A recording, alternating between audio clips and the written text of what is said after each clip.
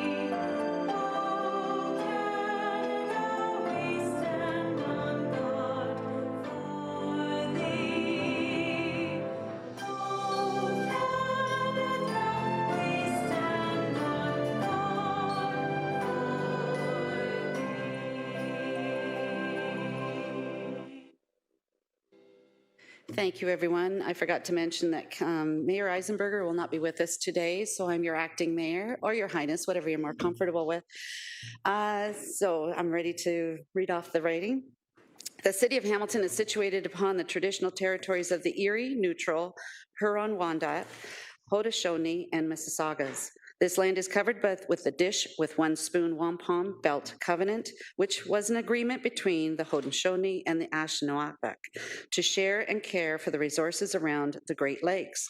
We further acknowledge that this land is covered by the Between the Lakes Purchase, 1792, between the Crown and the Mississaugas of the Credit First Nation.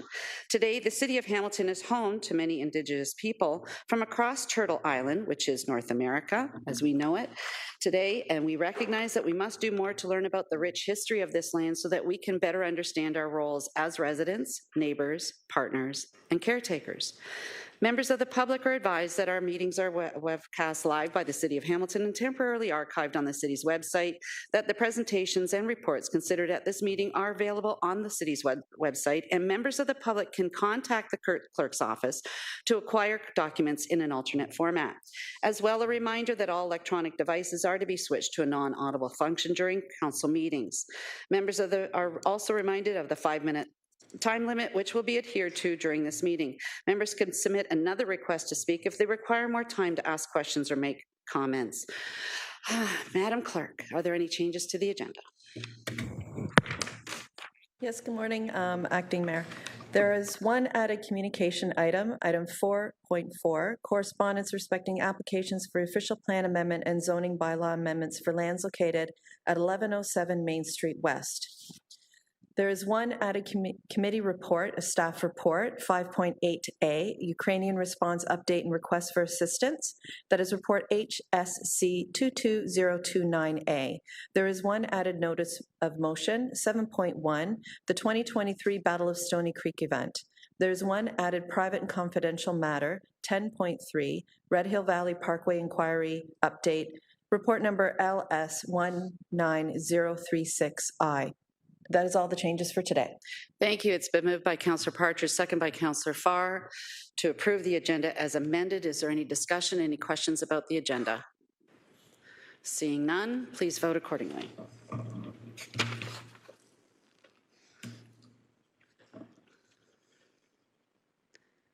And it's thumbs up for Councillor Powers.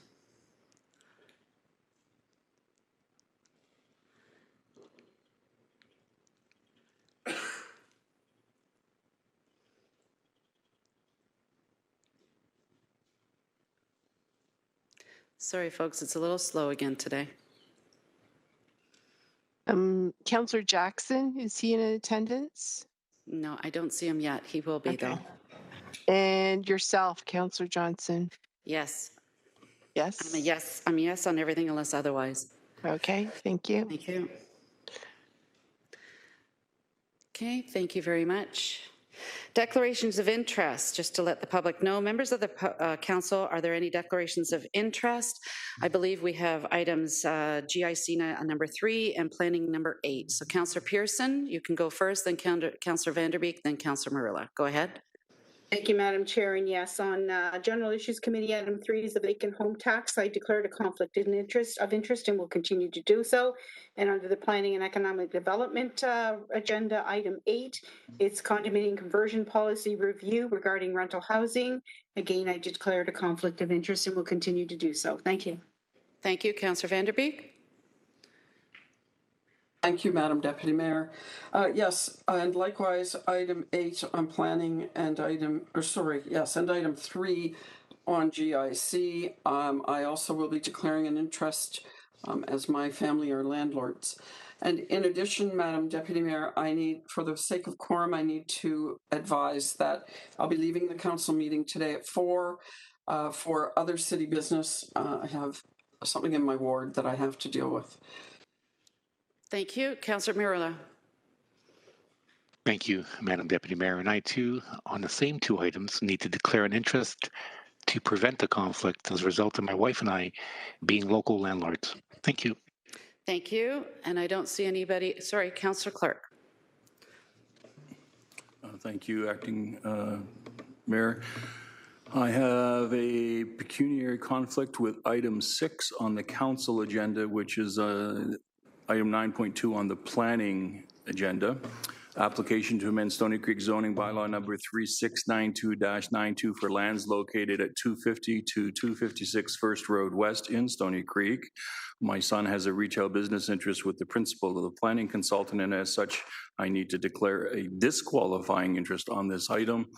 And I want to thank Councillor Pearson. I had delegated my authority to Councillor Pearson to handle any of the concerns and complaints that may have come from the residents regarding this file. I thank you very much, Councillor. What number is that, sir? That would be item 6 on your planning report. Thank you. I'll make sure. So for those who just declared a conflict, please ensure that you press abstain when those items come up, and we'll try to we will be voting on those items separately. Thank you. So now and we don't have any ceremonial events right at this point in time, but I would like to call on our city manager, Jeanette Smith, who would like to make an announcement on a new staff member. City manager. Good morning. Thank you, and through you, Acting Mayor. It's my pleasure this morning to introduce Carlyle Khan as the new General Manager of Public Works. It's his first council meeting with the City of Hamilton. Carlyle joins the city with over 30 years of experience with a focus on public works in both the public and private sectors in the areas of waste management, water and wastewater, infrastructure development, and asset management. Carlyle's experience in senior roles at the City of Toronto, as well as the private sector, his commitment to continuous learning, and his reputation of being a big picture thinker and an inclusive leader make him a great addition to the senior leadership team and to the city. Please join me in welcoming Carlyle Khan as the General Manager of Public Works for the City of Hamilton.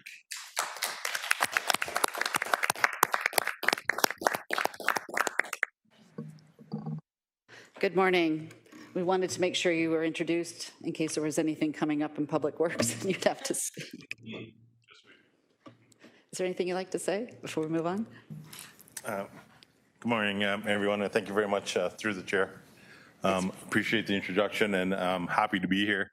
It is day 8 for me, and really excited with the professionalism and the team that I've inherited, and I look forward to working with each and every one of you as we move forward the important things of the city and we move forward the agenda. So thank you very much for the warm welcome, City Manager, and thank you very much. Thank you and welcome again. Thank you.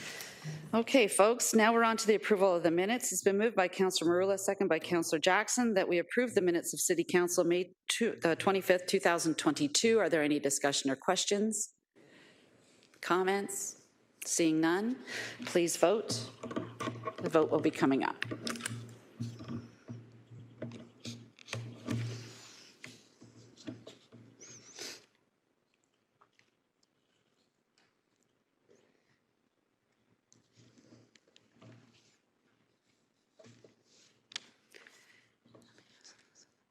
Is Councillor Powers a thumbs up? Yes, I'm sorry. It goes right into the vote in progress on the screen. I can't see, but I'm assuming yes. Okay, that's fine. Thank you. It's carried unanimously. Councillor Wilson, may I please have a motion on the communication items? Thank you. Yes, of course, that the June 8th, 2022 council communications be approved as presented. Thank you. So we're looking at 4.1, 4.2, 4.3, 4.4, 4.5, and 4.6. We can do them collectively or one at a time. I don't see anybody waving frantically. Councillor Partridge. I'm prepared to move them all, Madam Acting Mayor. Thank you. Thank you. And I have, all right, thank you. So I'll have Councillor Partridge seconded by Councillor Danko to second it. Councillor Danko, you had a question? Thank you, Acting Mayor. 4.5 is correspondence from the City of Kitchener requesting support for resolution of energy performance improvements to the Ontario Building Code. I believe the recommendation is this be received. I'd like to endorse this direction by the City of Kitchener. Okay, thank you. This has been moved to endorse. Councillor Wilson? Thank you, Deputy Mayor. On 4.2, there's correspondence from the local Chamber of Commerce, Flamborough, Hamilton, and Stony Creek, asking when the Open for Business subcommittee is meeting again. I would just like to draw that to the attention of my colleagues and staff, as the conditions of COVID on small business remain significant. Thank you. Thank you. So it is amended, 4.5 has been amended to endorse, so it has been moved again by Councillor Partridge, second by Councillor Danko to approve the communication items as amended. Please vote.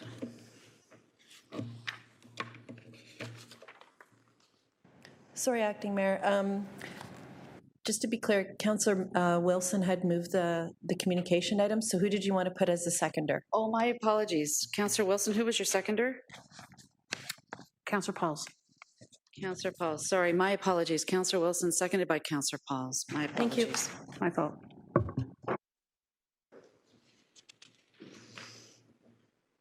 Thank you. Councillor Wilson, you all have a vote. You have a motion to move into the Committee of the Whole, please. Thank you. I do. That council move into Committee of the Whole to consider the committee reports. Moved by myself, seconded by Councillor Pauls. I'm getting some notations for people to ask you to speak up to, please, if that's okay. I think we understand this one. So please vote accordingly to move into the Committee of the Whole. Councillor Powers is thumbs up.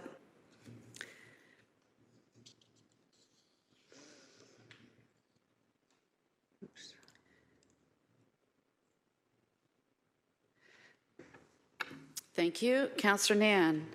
May I please have so now we're on to 5.1, Public Works Committee Report 22-009, May 30th, 2022.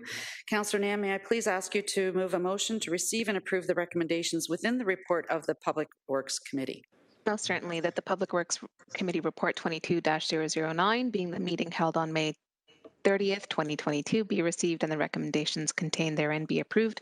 Moved by myself and seconded by Vice Chair Councillor Powers. Thank you. Any questions, any comments about the Public Works Committee meeting from May 30th, 2022? I'm not seeing any. Oh, Councillor Partridge. Yes, thank you, Acting Mayor. On item number 8, it's the Highway 5 Grindstone Creek Bridge Utility Relocation Class Environmental Assessment and Concept Design. And my understanding is that the environmental assessment that was done, it has been canceled. and there is a redesign for this bridge. And I'm just wondering if I can get an update for any of my residents who may be watching or listening on exactly what is going to happen going forward. Thank you. Thank you. We do have the former acting Public Works General Manager, Craig Murdoch, who is going to give us a short update. Go ahead. Through you, Madam Chair. So, Councillor, what we had to do in this case is previously we reported to Council on the approach we were taking to do the twinning of this bridge so that there would be a utility bridge only and then a pedestrian/traffic bridge. And what we have found is it's very difficult for us to appropriate adjacent property from a private landowner to do a twinned bridge. So in order to change the EA, the environmental assessment, we're recommending that we combine the two bridges into one so the utilities will be carried on the pedestrian and traffic bridge. Thank you, Councillor. Yes, thank you. And through you, Madam Chair. So Craig, does this mean that the bridge will not be as wide as what was originally planned with the twinning bridge? Thank you, Craig. Through you, Madam Deputy Mayor, I believe that the bridge will be the same size, but the utilities will be carried underneath the bridge, and so we won't need to adjust the size of the bridge. Right. Yeah, thank you very much. I appreciate the explanation. Thank you, Madam Chair. Thank you. Councillor Farr, you're up next, please. Madam Deputy Mayor, there's two items on Public Works, number 2 and number 6. I'm going to speak to 6, but quickly mention I understand and appreciate where a committee was coming from on 2, and that was the rerouting or the additional route for the Bayfront bus. I'll look forward to quarter 4 and working with staff and my colleagues between now and then to try to make it so. That was born, and so was 6, the electrical hookups for food trucks, out of a motion that I had that was the direct result of some citizen engagement about 6 months ago. So I appreciate the quick turnaround from staff. Some of the work to slow traffic in and out of Bayfront Park has already begun, and that was also part of the motion, not here today. But on 6, through you, and thanks for the preamble to the appropriate staff, the motion did request that we look at Bayfront Park and other parks. JP Danko, Councillor Danko's beautiful Mountain View park there was the one chosen, and I'm absolutely fully supportive of that. And it seems to make sense in that there's some construction happening there, and that likely is the impetus for making that our pilot. But my question is, through you, how was it that Bayfront wasn't also able to, act a little more quickly on providing, electricity and more sustainable power sources for food trucks, knowing that they get a lot of food truck action there as well? Thank you. Craig, do you have that answer, sir? Through you, Madam Deputy Mayor, we did look at Bayfront Park as the original direction. However, the length of the distance that we would have to run the utilities made it extremely expensive. And we are still in consultation with the food truck vendors because many of them have different power needs. So they have different connections, they have different electrical loads.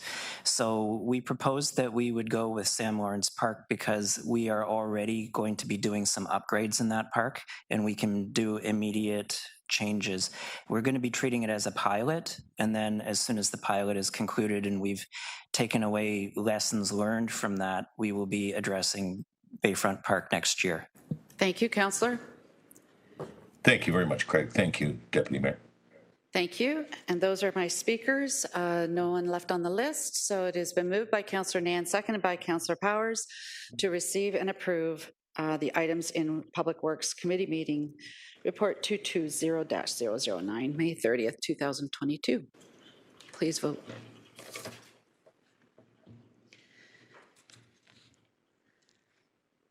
Councillor Powers, thumbs up. Thank you, sir.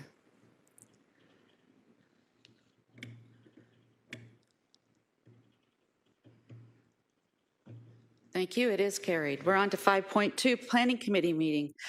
Report 22-009, May 31st, 2022. Vice Chair, Councillor Ferguson, in my stead as Chair of Planning, could you please have a motion to receive and approve the recommendations within the report of the Planning Committee? Thank you, Madam Chairman. I'm going to not let you totally off the hook. I'm going to move that the Planning Committee Report 22009, being the meeting held on Tuesday, May the 31st, 2022, be received, the recommendations contained there, and be approved. And that's seconded by Councillor Johnson.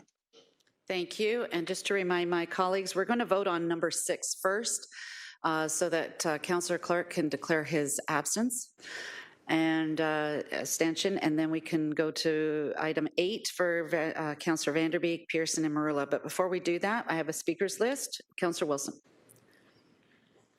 Thank you, Deputy Mayor. A request for you to separate out item 9 and its parse, and A, B, and C for separate votes, please, for me. Thank you. So item 9, A, B, and C, all 3 separate? Okay. Fair enough. Councillor Jackson, you're next. Good morning, Acting Mayor Johnson. Item 5, can I speak to item 5 about the modifications and updates to SDUs? Absolutely. Oh, thank you.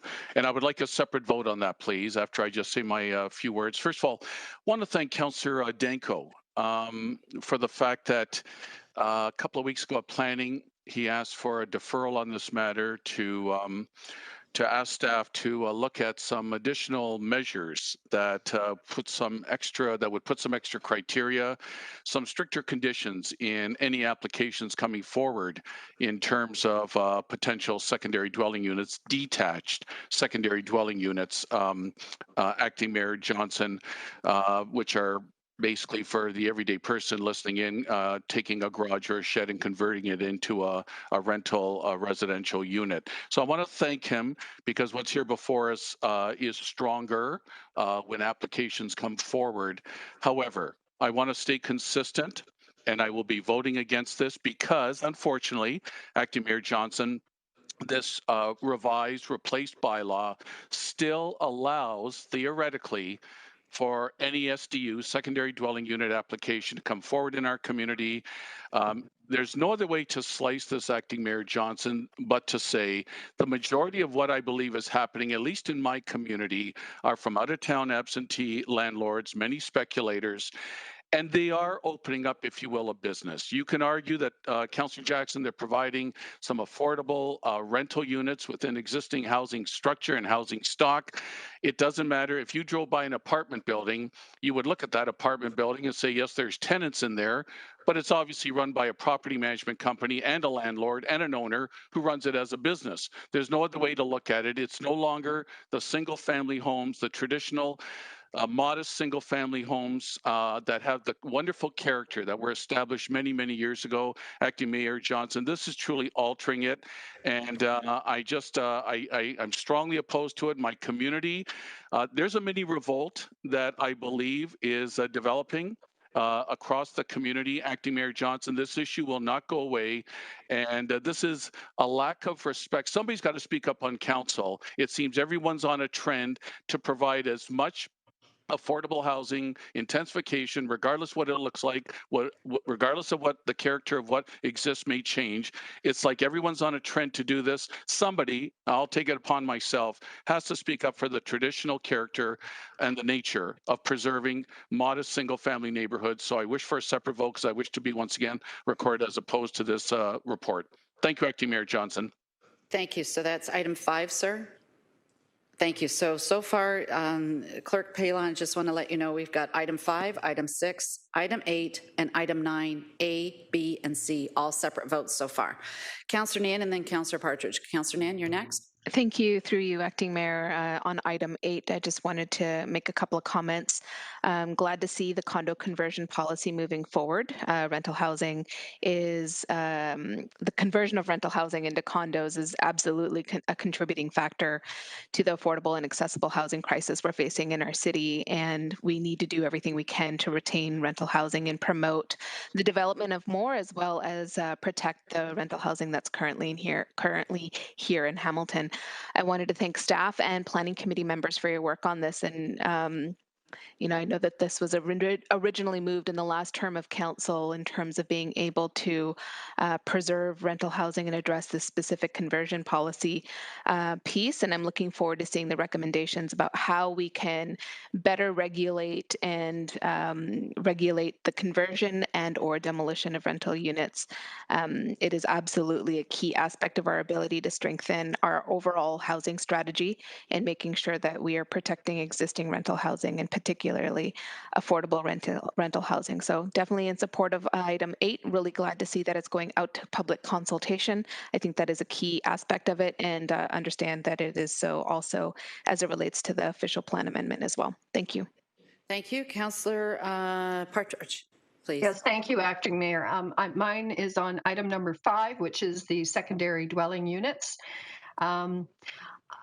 If I could just get some information from staff, please, for my residents in Ward 15, which is, Waterdown is the urban area and the rest of the ward is rural.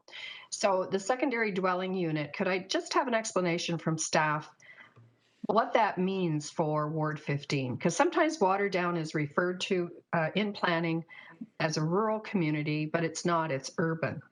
Through you, Madam Chair. Thank you. GM Thorne. Yes, through you, Madam Chair. So the changes that are in front of you relate to some of the policies as they relate to the secondary dwelling units in the urban area, whether they be detached secondary dwelling units or basement apartments.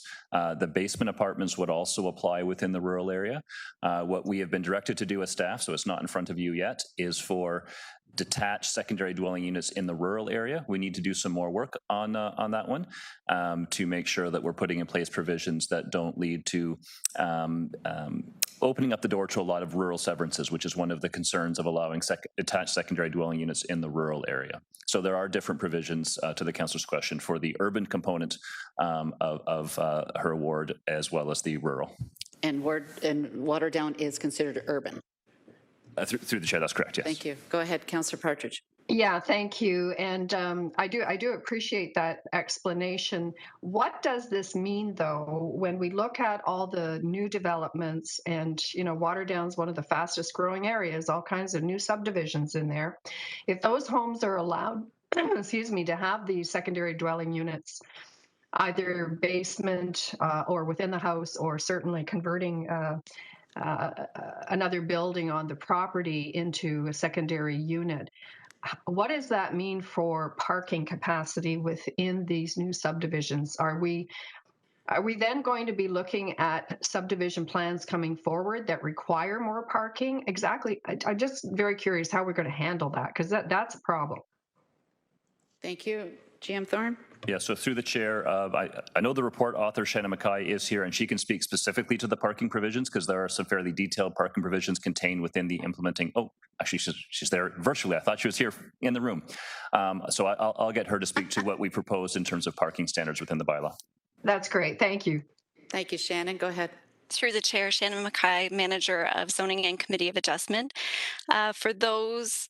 To your question, Councillor Partridge, for any new development that is occurring after the date of May 12, 2021, any secondary dwelling, whether it be within within a dwelling unit or detached, would require parking to be provided on site. There are exemptions built into the secondary dwelling unit regulations that exempts parking for existing dwellings that existed prior to May 12, 2021. Those parking regulations would be, SDUs would be exempt from parking in existing dwellings. So as it relates to your question again, any new development would be required to provide on-site parking for SDUs, and any existing dwellings prior to May 21st, 2021 would not require additional parking on site. Thank you, Councillor. Yeah, so thank you. And to be clear, though, what we're talking about is subdivisions that are not approved yet as of that date that you've given. So the subdivisions in Waterdown, for example, they've all been approved years ago. So it would not, the extra parking requirement on site would not be required. Is that correct? Through the Through the chair, it would have to be existing. The buildings would have to be built and existing for the exemption to apply. So if they are not built, then any SDUs proposed on site would have to provide parking. Okay, and last question. Yes, thank you, Madam Chair. And my last question is, when you say on site, you're not talking about including on-street parking. It needs to be on site with the driveway, garage, whatever. Is that correct? On property, Shannon? Through the chair, yes, it has to be on the property of the primary dwelling. Thank you, Councillor.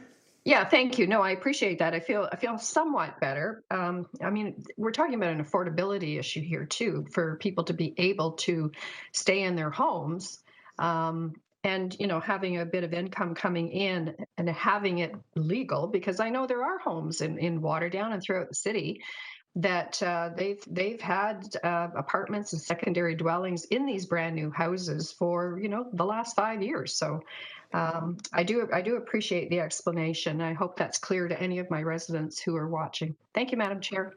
Thank you. First time speakers, Councillors Clark, Councillor Farr. Second time speaker, Councillor Jackson so far. So we'll go with Councillor Clark first, please. Thank you, Deputy Mayor.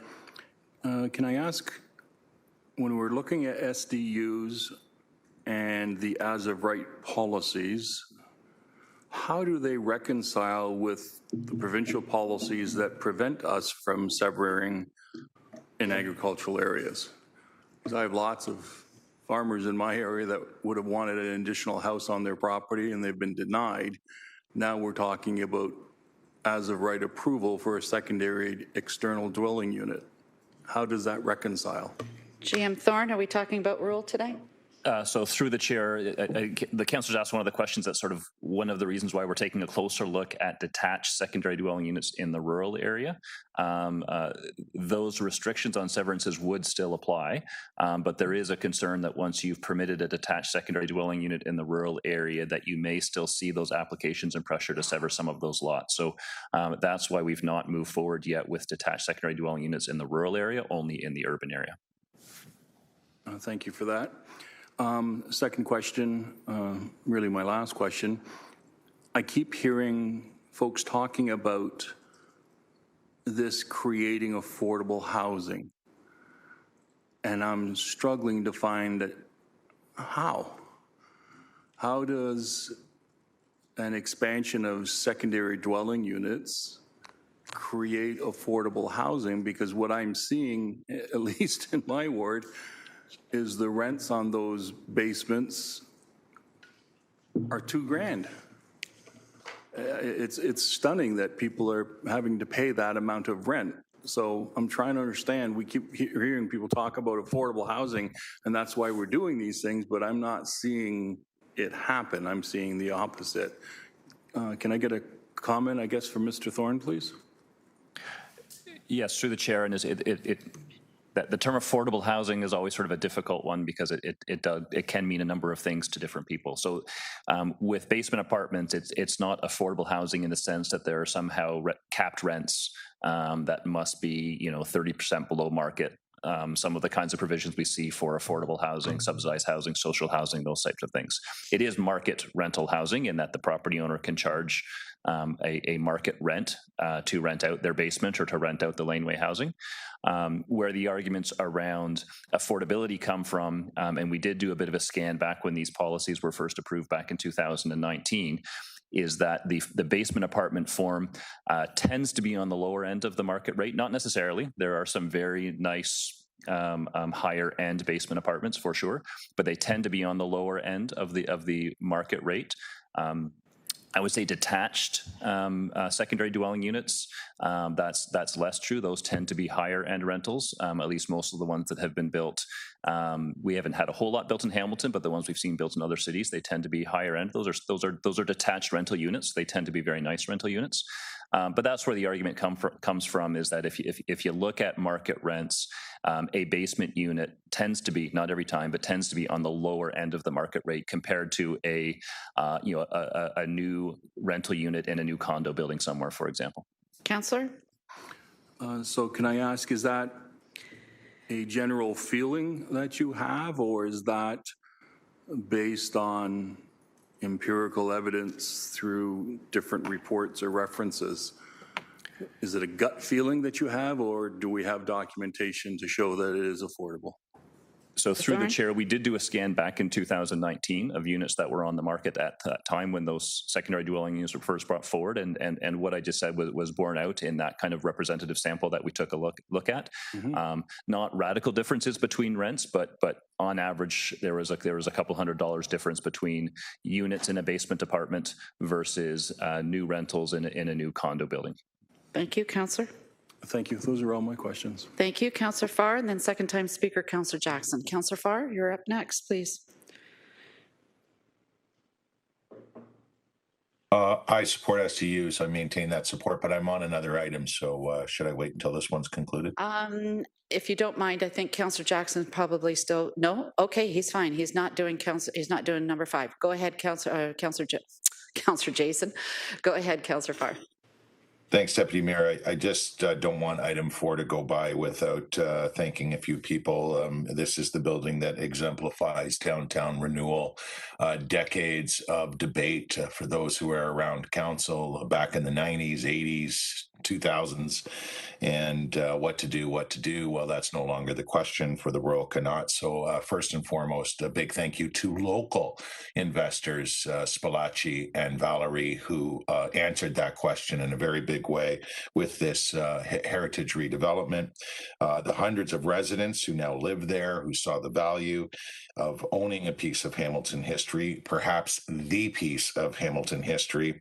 They're now living, working, enjoying their Starbucks on site at the Royal Connaught. And one final very special thanks to those members of heritage committees past, not only last term, the term before, as this was debated and oft supported, and ultimately in one of the last presentations by the proponents before they really got going on what we see now, which is a totally redeveloped and restored piece of Hamilton history.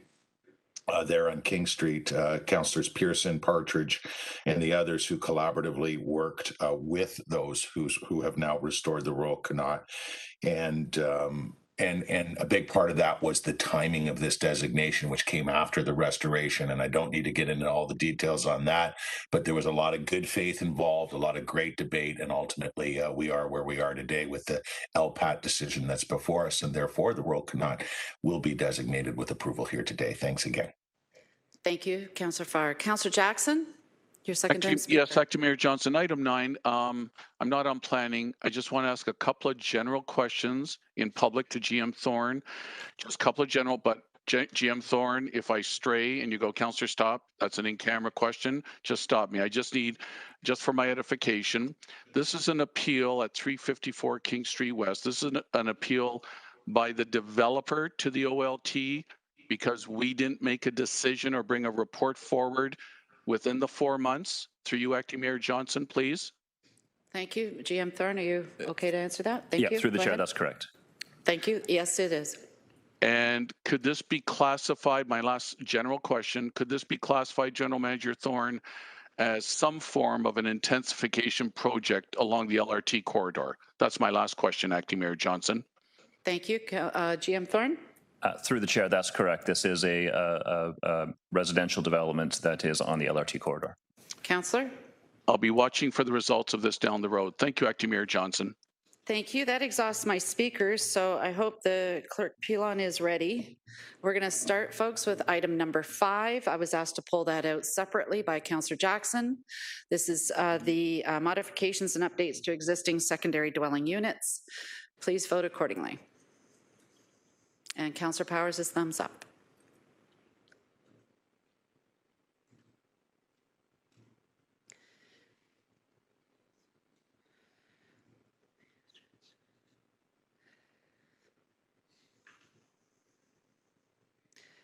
Thank you, and it is 12-2. It covers. Thank you, and we're on to item 6 as a request from Councillor Clark to separate out for conflict purposes. Please vote accordingly. This is the application to amend the Stony Creek zoning bylaw number 369292 for lands located at 250 to 256 First Road West. Councillor Powers is thumbs up.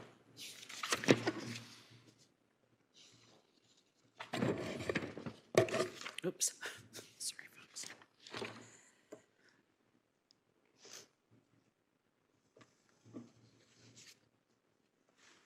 Just waiting on Councillor Paul's vote. I got it. It's okay. It's okay. I blame the internet all the time. Thank you. It passes 13-1. And now we're on to item 8. At the request of Councillors Marula, Vanderbeek, and Pearson, we are pulling this one out as it relates to some rentals. Please vote accordingly.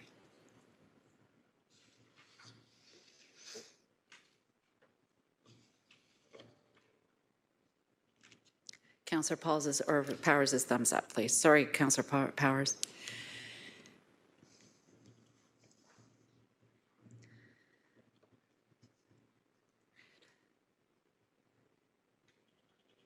And that's carried 11 to 3 abstentions.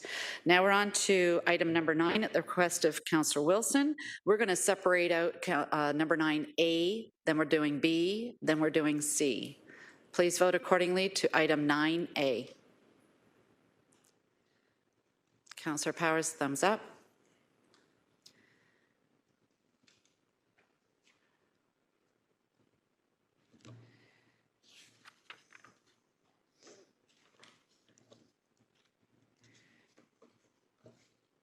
Thank you. It's 12-2. And now item B.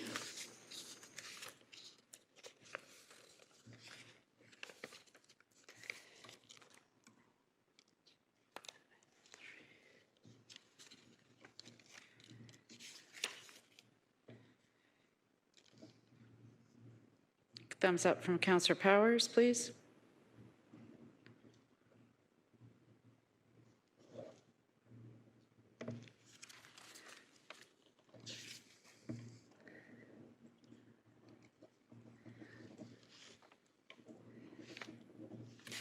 Just waiting on Councillor Marula's vote. Way to go.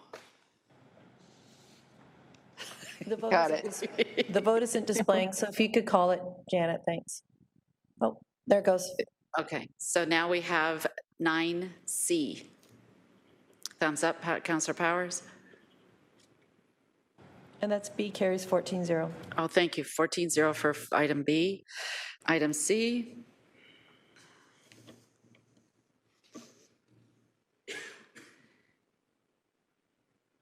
Thank you, and that went 14-0. So now we're going to go back to moved by Councillor Ferguson, seconded by myself, Councillor Johnson, to approve the Planning Committee Report 22009, May 31st, 2022, the rest of it, the balance of it. Councillor Powers is thumbs up.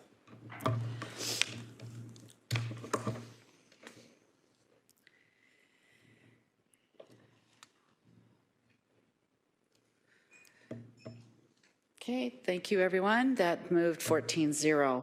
So now we're on to 5.3. This is the General Issues Committee Report 22011, June the 1st, 2022. And as requested, we will be pulling out number 3, as it's to do with rental. So are there any questions? Oh, sorry, Councillor Wilson, can I please have a motion to receive and approve the recommendations? That the General Issues Committee Report 22-011, being the meeting held Wednesday, June 1st, 2022, be received and the recommendations contained therein be approved. Moved by myself, seconded by Councillor Pauls. Thank you. Are there any questions Councillor Danko, first up. Thank you, Madam Deputy Mayor. I just have a couple questions on item 5. This is the proposal for the Red Hill Valley Joint Stewardship Board for the expansion of the Red Hill Valley Parkway. So at committee, we had some discussion and perhaps difficulty about defining specifically what is the proposal as it's written in the direction here. So my understanding now, and I really appreciate the discussion with staff on this, is that the proposal is strictly the proposal for widening, that it's not the entire EA, it's not alternatives, it's not any safety features. The proposal is strictly the work related to the expansion. Thank you. And who would like to answer that? City Manager? Through you, Acting Mayor, we have Brian Hollingworth on the line as well as Larry Tansley, and they can speak to that. Brian, please introduce yourself. Brian Hollingworth, Director of Transportation Planning and Parking. Yes, the proposal is really for the expansion. It would be the addition of up to 1 lane in each direction on the Red Hill Valley Parkway, which is the portion covered by the JSB agreement. For clarity, we think that it's good to make the proposal simple. That does not preclude other alternatives being evaluated thoroughly as part of the ongoing environmental assessment study. Thank you. Go ahead, Councillor Danko, you're now up. Thank you. So then in the therefore be it resolved, I'm a little confused of what is actually being paused. So in the first sentence, we're directing staff to suspend all further engineering and other work in connection with the proposed expansion. And then we're accepting the following: any in-progress technical work necessary to assemble, draft, deliver, and present the proposal, which is the expansion. So we're pausing all work related to the expansion, but then we're exempting the work related to the expansion. So through you, Madam Chairman, what is actually being paused? Thank you, Brian. Through the chair, the main thing that's being paused is the public consultation and engagement process with the EA. And included in that is, of course, all the evaluation of alternatives. We will also appropriately pause further work on the functional design aspect of the widening to be sure that we can consult with JSB before that work is finalized. Thank you. Thank you, Councillor Danko. Thank you. So we're consulting with the JSB prior to general public consultation is the main thing that's being paused, as well as some of the other technical work that Director Hollingworth mentioned. Next question is on item B. There is a commitment that there's other work required to fulfill the related obligations. So at this point, do we know what the other work is? How much is the cost? And what is the financing of that other work? Thank you, Brian. Are you able to answer? I think I'll direct that one to Mr. Tansley. Okay, thank you. Mr. Tansley, please introduce yourself if you're online. Yes, I am. Hello, Larry Tansley here. Good morning. That will be up to the board to determine what additional work is required. That is one of the functions of the board, of which we have 3 members, to determine what additional work will be required. And it's not possible to calculate the cost or the extent of that work at this time because, as I said, it will be up to the board to determine whether further work is required. Thank you, Councillor Danko. You have 1 minute left, please. Thank you. So at what point would the financial components of that extra work come back to council for review and approval? Thank you. Brian? It may still be a question for Larry.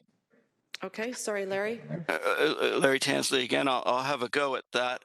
We have 3 members on the board. I think they have as much say in that as anyone. What would they're our liaison with the board, and perhaps that would be the mechanism through which the council would hear about that. Thank you, Councillor. Thank you. Last question. I just want to be sure that we're not, handing a blank check to a third-party special interest group here today.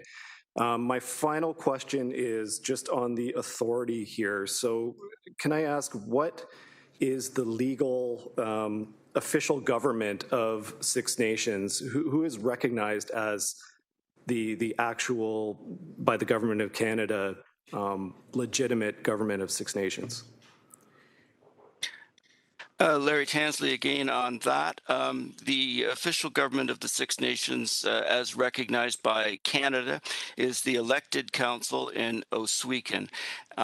just an interesting point on that. In August of 2003, the elected council asked the Confederacy to take the lead in the Red Hill Valley Parkway. So that is how we came to have an agreement with the Confederacy and not the elected council.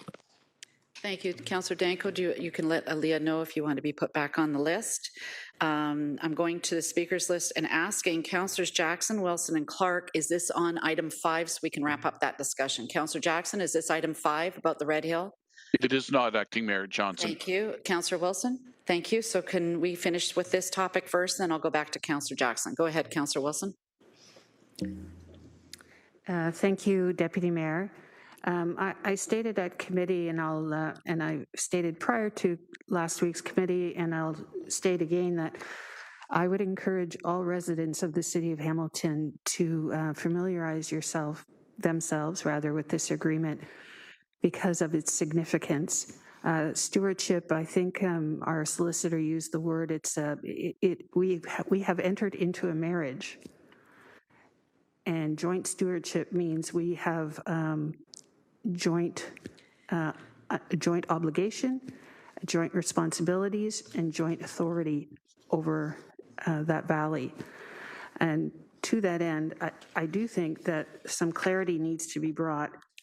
And I would like to begin, before I ask my questions, of reading the preamble to the general agreement, which sets out the Haudenosaunee perspectives of their responsibilities. Haudenosaunee lawmakers are obliged by the terms of the Kayanevan Kowa, the Great Law of Peace, to consider the impact of any decisions on the coming generations. And thereafter, it elaborates on what they mean by that. So just so that we are clear, it is the duty and obligation, Deputy Mayor, I'm seeking confirmation of this, it is the duty and obligation of this municipality to consult with the joint board on activity that is proposed, any activity that is proposed to go on within the valley. Could you, to Mr. Tainsley or Mr. Hollingworth, confirm that for me, please? I believe that would be a Mr. Tansley answer. Mr. Tansley, are you still on? Yes, Larry Tansley again. I can confirm that, except I probably don't like the use of the term consultation when dealing with the board.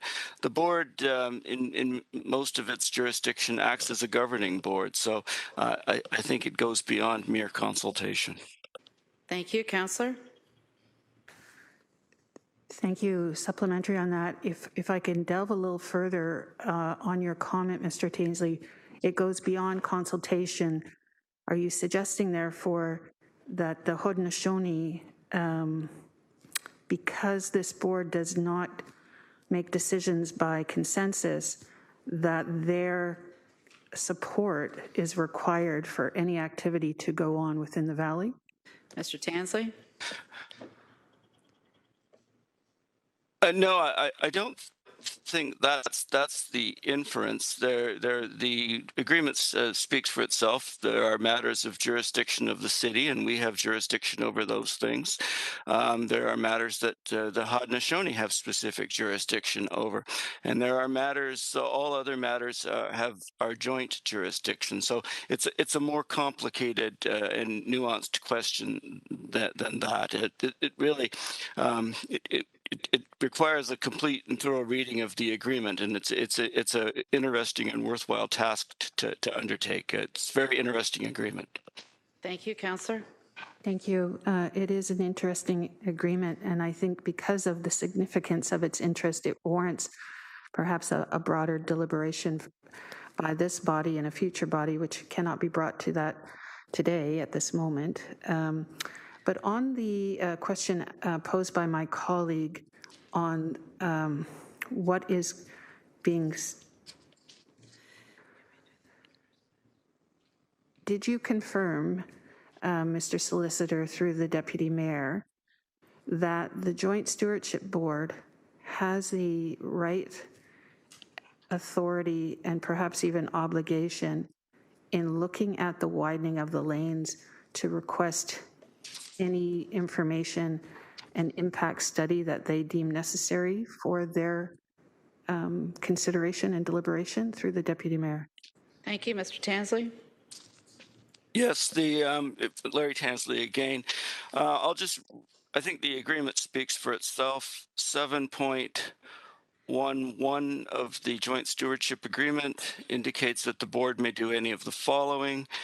On its own initiative, commission independent studies of the proposal and its effect on the valley and on areas around the valley. The studies would be to assist and inform the board about the proposed changes and their impact. On its own initiative, hold public hearings in Hamilton at the Six Nations Grand River Territory to educate the public about the proposal and to seek public input and advice. So these are actions that the board can take on its own initiative. Thank you, Councillor. I'm conscious of my time. Just on that then, Deputy Mayor, while those deliberations are ongoing, does this motion then suggest that the city's obligatory EA is paused until those studies are concluded and the board takes a position? I'm just trying to understand the sequence of the work. Mr. Tansley or Mr. Hollingworth? Go ahead, Larry, if you want. Oh, it's Larry Tansley. I'll just start. The purpose of the resolution was to pause further work on the expansion of the roadway until we've complied with the step of putting it before the Joint Stewardship Board. I don't know if there's any other way to describe it, but perhaps Mr. Hollingsworth has a different way. Yes, I just think a major component of the environmental assessment is public and stakeholder engagement, and I don't think we can proceed with those aspects properly until we make sure we're in alignment with the JSB agreement. Thank you. That's very... Councillor Wilson, I'm sorry, I didn't give you your 1 minute time. Have you gotten any more questions you'd like to be put on a second time? Yes, please. Thank you. Okay, thank you. We have Councillor Jackson, who's not speaking to item 5. Councillor Clark, I'm assuming you're on the GSB. You're going to be speaking to item 5. Councillor Pauls, will you be speaking to item 5? No. And Councillor Partridge, item 5? No, thank you. So Councillor Clark, am I assuming right? Go ahead. Thank you. Can I just get clarification from staff? I just heard from my colleague that the only thing that the JSB will be looking at is the widening of the road, whereas the actual agreement says any undertakings that are within the Red Hill Valley are subject to the JSB and our agreement. Mr. Tansley?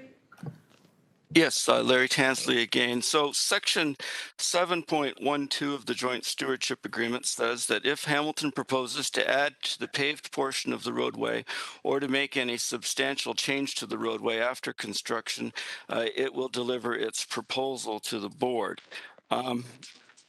Section 3.1 of the agreement, however, gives the city of Hamilton, the construction, maintenance, operation, and policing of the roadway and city streets in the valley will be part of Hamilton's special responsibility and authority pursuant to this agreement. So all matters of construction, maintenance, operation, and policing are Hamilton's sole jurisdiction, and the city is required to bring the matter to the board if it, however, proposes to add to the paved portion of the roadway or to make any substantial change in the roadway. So that's where the division on what goes to the board comes. Thank you. And can I get clarification as to what the Class EA was looking into? Mr. Hollingworth?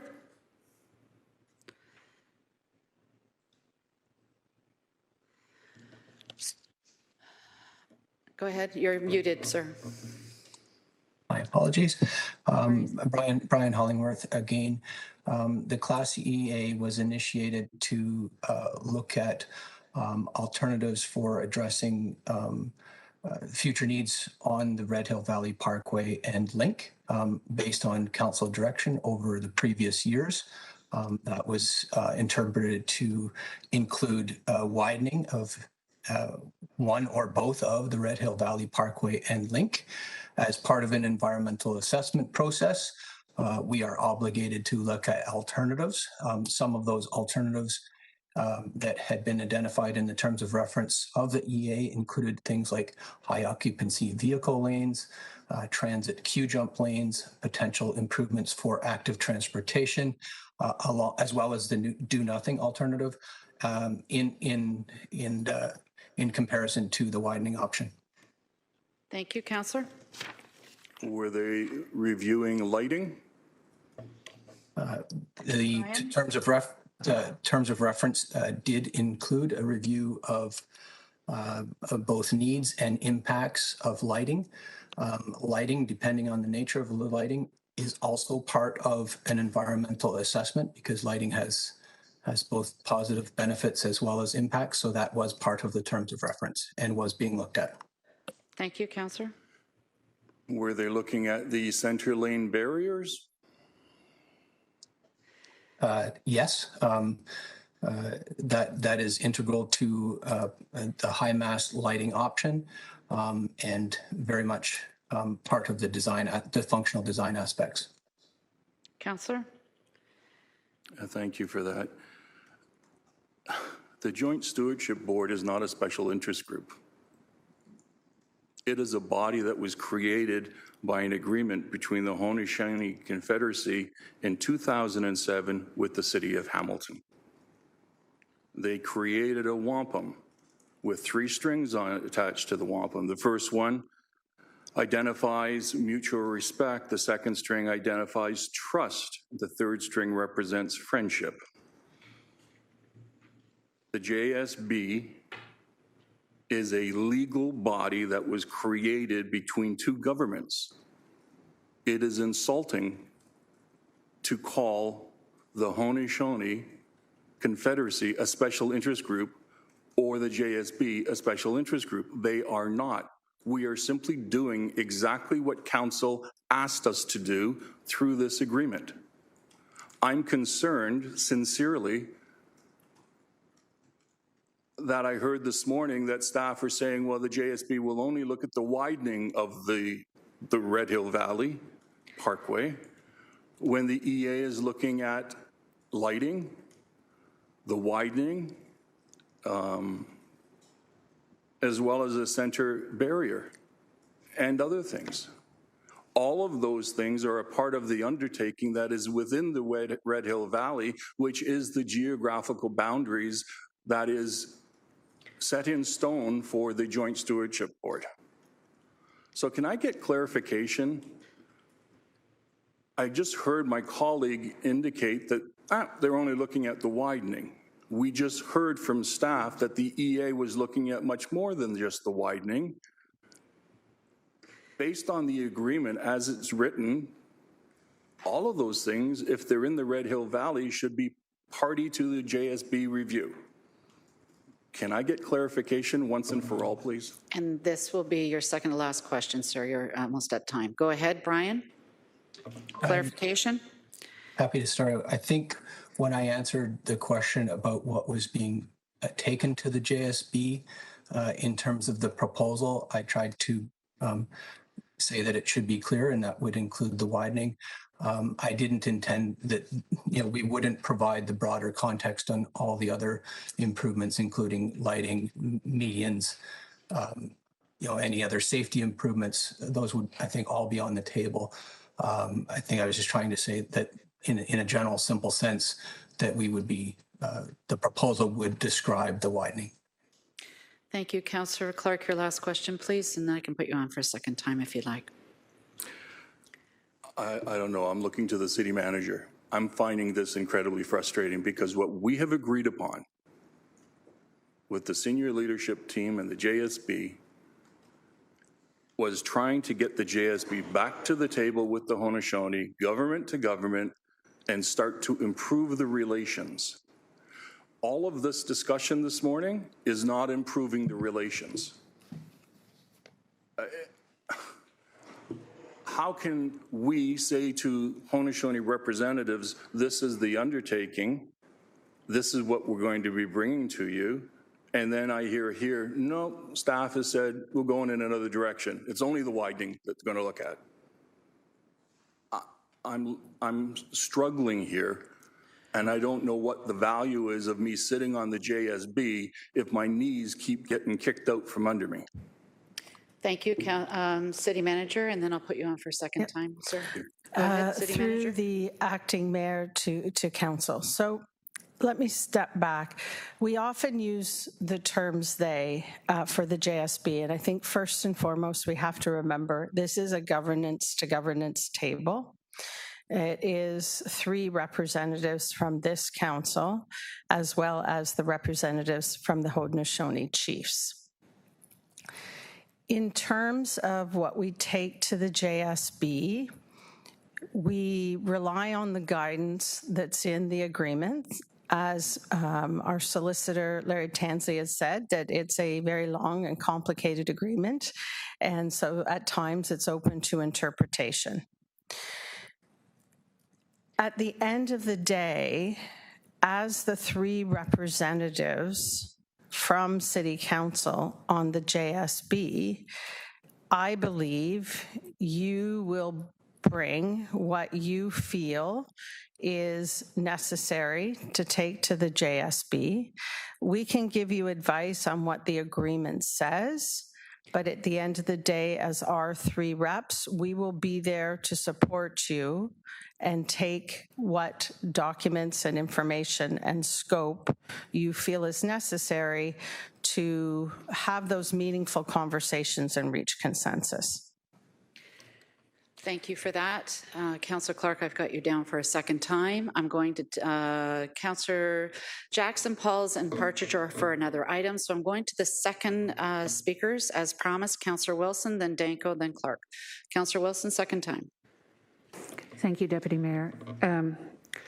I think part of the confusion for myself on this matter resides in the acknowledgement, which I'm just once again seeking confirmation or not on. The municipality, from the perspective of a government, from a nation-to-nation duty and obligation, under the Joint Stewardship Board and its various agreements, we are obliged, when it comes to any activity within the valley, including the consideration of widening the road, to consult and engage with and come to an agreement with that, or the Joint Stewardship Board has a right to rule on any activity within the parkway. And so when motions are brought to the table, it's, I think, seeking to affirm that, because that affirmation had been missing from the initial proposal to widen the valley. So my question, Deputy Mayor, is this motion, from the opinion of the solicitor, affirming our duty and obligation from a nation-to-nation basis to sit down as a joint stewardship board and have these deliberations? Thank you, Mr. Tansley. Yes, Larry Tansley again. Yeah, I can certainly confirm that the drafting of this resolution was intended to bring the on onside its obligations under the agreement. It would, however, be overly simplistic to say that everything that happens in the valley goes to the board.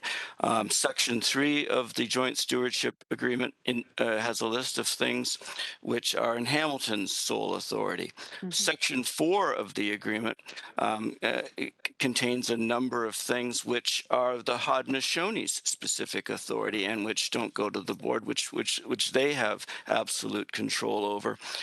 Section 5.1 of the agreement says that all aspects of the implementation and administration of the master plan that are not described above as specific responsibility or authorities of Hamilton or the Haudenosaunee are joint responsibilities of the parties and will be administered under the supervision and direction of the board. And with respect to the construction of the paved portion of the roadway, there is a special provision in section 7.12. We generally have sole authority over construction, but if we choose to make the roadway bigger or make substantial changes to the roadway, then there is a process for taking that to the board where it will consider the matter and make a recommendation to Hamilton, which we must receive, but you are not obliged to follow. So it's a very complicated process, and that's what the agreement prescribes in this case. Thank you, Councillor Wilson. Thank you. And if you could confirm through the Deputy Mayor to staff that with the conclusion of those deliberations, however lengthy they may be, the municipality is obliged to conduct an environmental assessment should it seek to widen the road. And so that's my first question. I'm just seeking confirmation on that. And my second question is that EA is paused until the board's deliberations are exhausted. Okay, so let's do with the deal. First one, Mr. Tansley, please. I think the first one is more of a question for Mr. Hollingsworth about where an EA is required. But certainly that we also have a section in the agreement, section 9.9. If any work in the valley requires an environmental assessment pursuant to the laws of Ontario or Canada, the board will, with the support of the parties, prepare any necessary documents for the parties and may take part in the assessment process on their behalf. So to the extent that an EA process is required, the board has an involvement with it. But I think Mr. Hollingsworth will tell you that not all activities that the city will undertake with respect to construction or safety or minor modifications would require an EA, because some of those, depending on which category they fall into, they're automatically approved. So once again, it's a more nuanced question. Thank you. Yes, I think the EA, the Brian Hollingworth here, the EA process still applies. There's schedules in the EA that outlines the various levels of EAs for different activities, including safety improvements, lighting, widening, adding transit lanes, and that would still apply. Any widening would certainly be covered by an environmental assessment, or we use the term widening, better use capacity expansion. Councillor Wilson, last question. No, thank you. I guess I don't have a question. I suppose it's just a comment and a suggestion through you, Deputy Mayor, to the City Manager.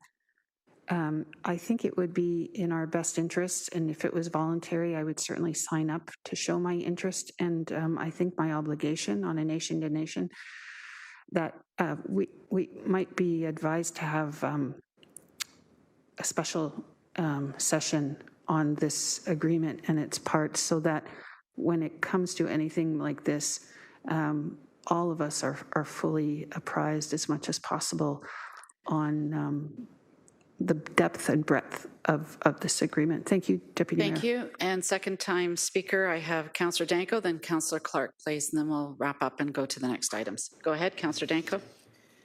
Thank you, Madam Deputy Mayor. And I'm sorry to belabor it, but I mean, the motion that is written before us talks about the proposal, references back to the April 13th, 2022 Council authorized staff direction to deliver a proposal, which is specifically the expansion, the widening of the Red Hill Valley Parkway, not anything else. So that is what is written in the motion that is before us today. Through you, Madam Deputy Mayor, I do have an amendment, and I apologize to put this on the floor of Council, but just to report back on the financial implications of B. And I sent that that text in to the clerk. So at the appropriate time, I'd appreciate being able to put that on the table. I'll come back to you if you have a seconder. Thank you, Councillor Clark. Okay, so we need to clear this up. What's the proposal? If the three of us are going to be meeting with the JSB and the Haudenosaunee members, I need to be able to say, this is what the proposal is. Prior to this meeting, I understood the proposal was the EA, which was looking at widening, looking at lighting, looking at center barriers. Now I'm being told, nope, the proposal is only the widening as directed by staff. So respectfully, through you, Deputy Mayor, to the City Manager, what is the proposal? What am I taking to the JSB? Thank you. City Manager. Through the Deputy Mayor, and I will ask Larry and Brian Hollingworth, if we go back to the April 13th motion that talked about the expansion of the Red Hill, and that should go to the JSB. And then we had the motion this past week that has more clarity on that. You heard from Brian Hollingworth that the proposal is going to talk about what the options would be. And Brian, I hate putting words in your mouth, so correct me, around the different options for expansion, which could be for cars, it could be, as we said, for transit, active transportation, or as in all EAs, an option always is to do nothing, and the implications of that. So I would ask Brian, when you're doing that, is it feasible to do that separately from the other things that are being looked at, or does it automatically encompass the broader perspectives of the roadway, like lighting? Brian, clarity, please. Through the chair, if I may take another crack at this, the April 13th motion.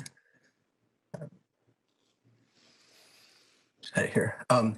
That council authorizes staff to make a proposal to the Red Hill Valley Joint Stewardship Board for the expansion of the Red Hill Creek Expressway. So I'd say that's the minimum that we have to take. Per Councillor Clark's concerns, that would be the only thing we can take. I don't think any of this precludes us from presenting all aspects of the EA and the terms of reference that was approved by council, and outlining the EA process and the fact that the do nothing alternative is part of the EA process. So I don't know that we need direction from council to do that, but we were simply responding to that April 13th motion as a minimum. Thank you. Councillor Clark, you still have the floor.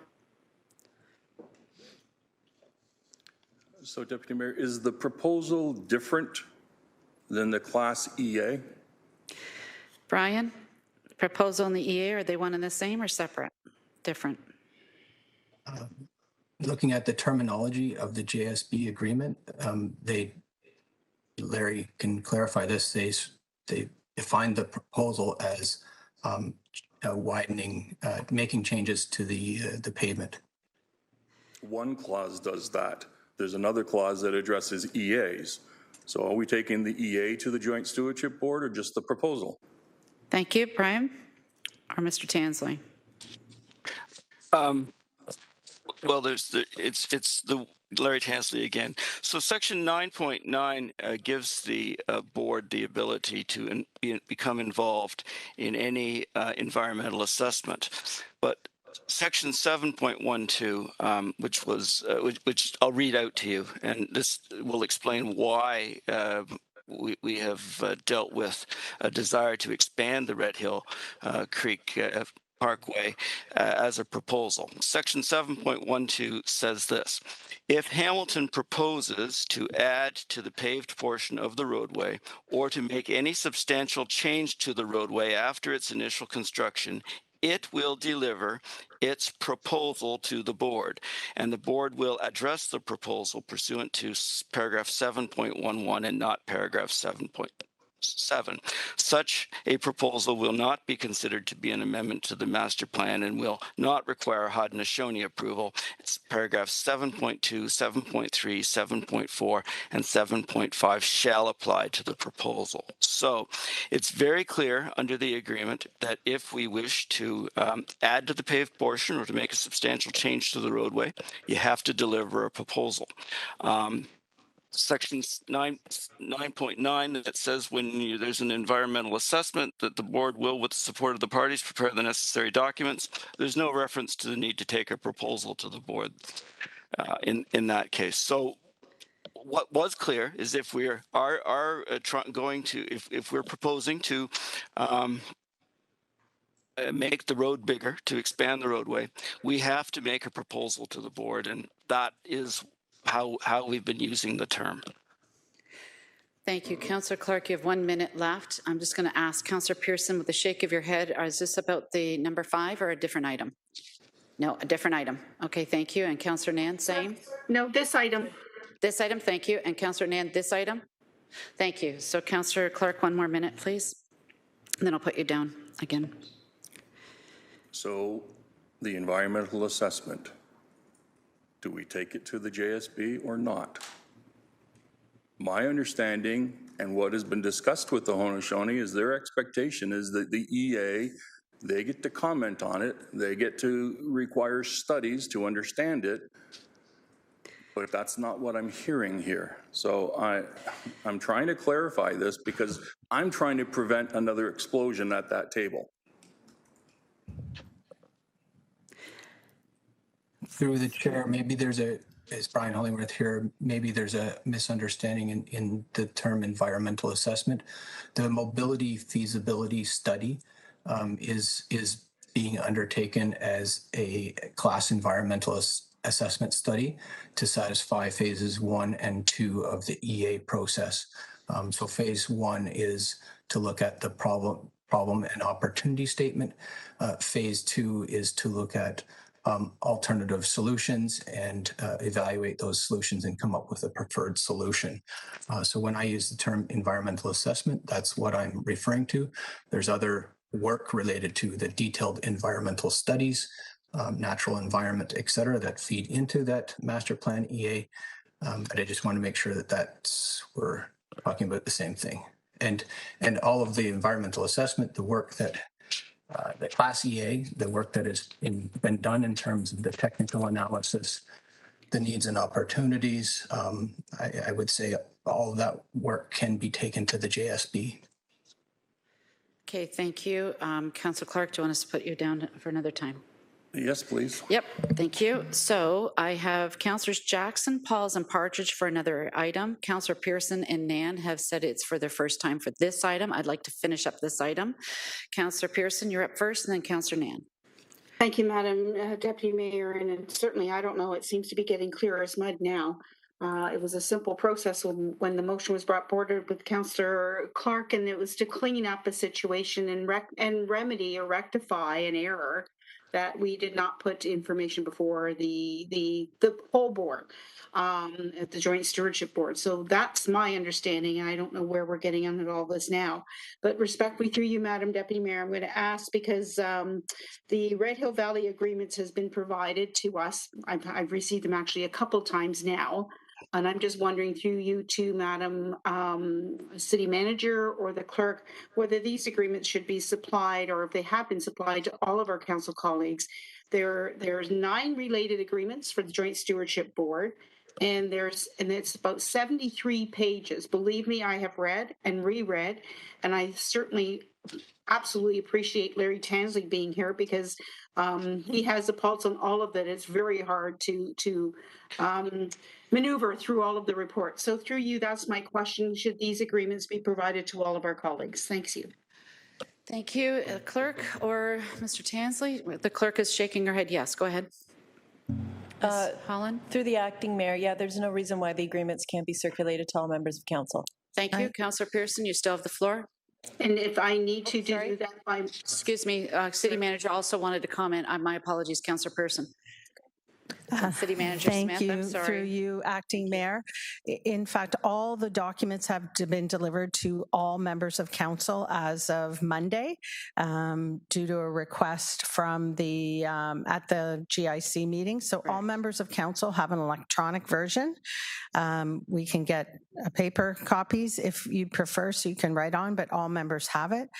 New members of council, as part of the orientation, we will be doing an orientation session on the JSB agreement, but should this sitting council direct us, we can do a education session on the JSB before the end of this term as well.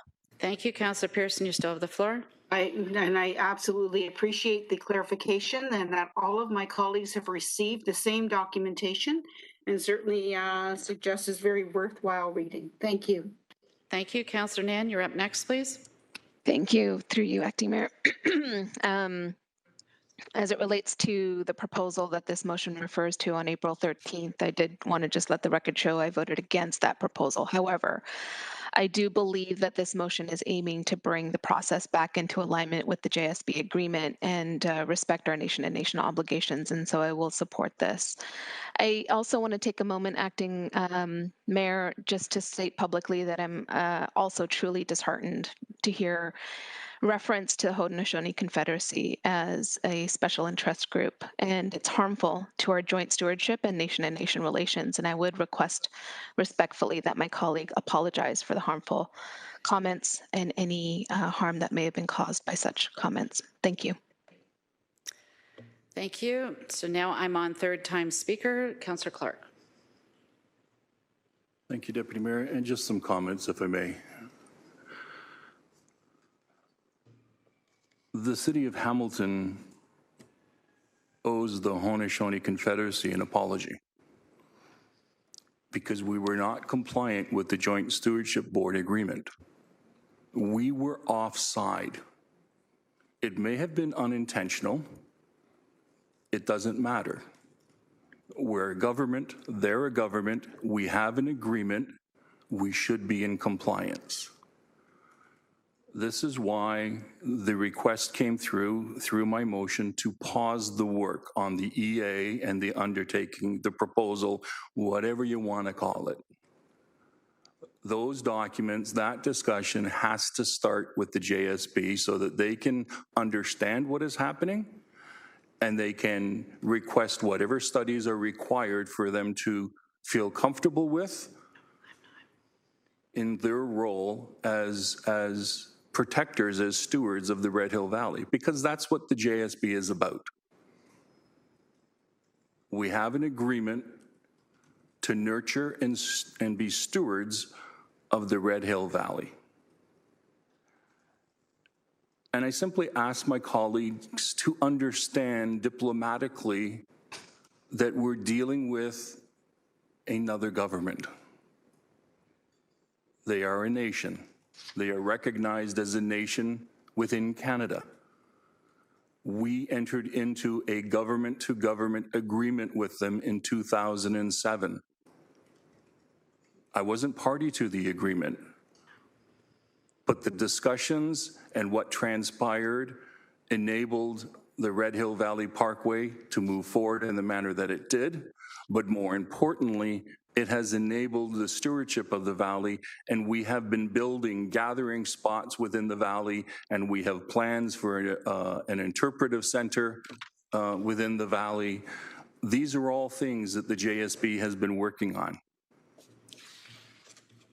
We found ourselves at an impasse at the JSB because we were struggling with what is our core responsibilities and what the Haudenosaunee were asking us to do as a JSB. We have been able to clarify that our responsibilities as members to this board is what happens within the Red Hill Valley as per the agreement. I simply ask my colleagues that we live up to the wampum, that we respect, that we trust, and that we honor them as friends to the City of Hamilton. If we do that, then we can get back to the table at the JSB. They can do their work and they can make their recommendations back to the city so that the city can begin their process again. We can't do that if we do not have unanimity around this table. Any voices that speak against the JSB or speak against the process creates impasses, creates impediments, creates problems for the 3 appointed councillors on the JSB who are working earnestly to develop consensus, because that's how they govern, consensus on items that are coming before them. The 3 of us on that JSB cannot do that alone. We need the foundation and support of council. We need the foundation and support of staff. We have pledged and we have kept council and staff aware of everything that happens at the JSB so that we as 2 governments can move forward and find the right strategies to make things right with our partners at the JSB. So those are all my comments. I thank you for the time. Thank you. I'd like to turn the chair over to Councillor Wilson, being past Deputy Mayor, and I'd like to inform the clerk actually that I'd like to do the vote right after I finish speaking so that we can finish off this item. I'm in full agreement with this resolution, and I'll explain why. When we voted on looking at the expansion of the Red Hill, I was absolutely ignorant of the agreement that we have made. So for that, I apologize. And I am so grateful for Councillor Clark, Councillor Pearson, and Councillor Powers for bringing that to the table to rectify that slip up. We read this in front of every single council meeting, and I really would like you to listen again. Today, the city of Hamilton is home to many Indigenous people from across Turtle Island, which is now North America, and we recognize we must do more to learn about the rich history of this land so that we can better understand our roles as residents, neighbors, partners, and caretakers. In this situation, we are partners with their government, and let's respect that. Thank you. I'll take the chair back. Thank you. So if you don't mind, I'd like to do an item 5. I'm requesting that be held out separately, and then we'll go to the rest of the, amendment. Oh, my apologies. So I'm going to Councillor Danko. There is an amendment onto the resolution. Thank you, Madam Deputy Mayor. And first, I'd just like to apologize for my earlier comments. I understand how that could be harmful. My point was that the Confederacy chiefs don't have legal authority except for what is under this agreement, but I did not intend to disparage their history or connection to the city of Hamilton in any way. So I sincerely apologize for that characterization. So moving on to the amendment, I circulated that to clerks and to staff, to council, and it's simply that staff report back to the GIC committee on any financial impacts of ongoing assistance and support requested by the Red Hill Valley Joint Stewardship Board in its consideration of the proposal, so that we have oversight of any financial impacts that might come out of what's before us. And do you have a seconder for that, sir?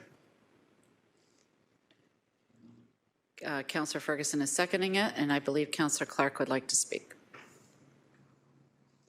To be clear, that is the process already.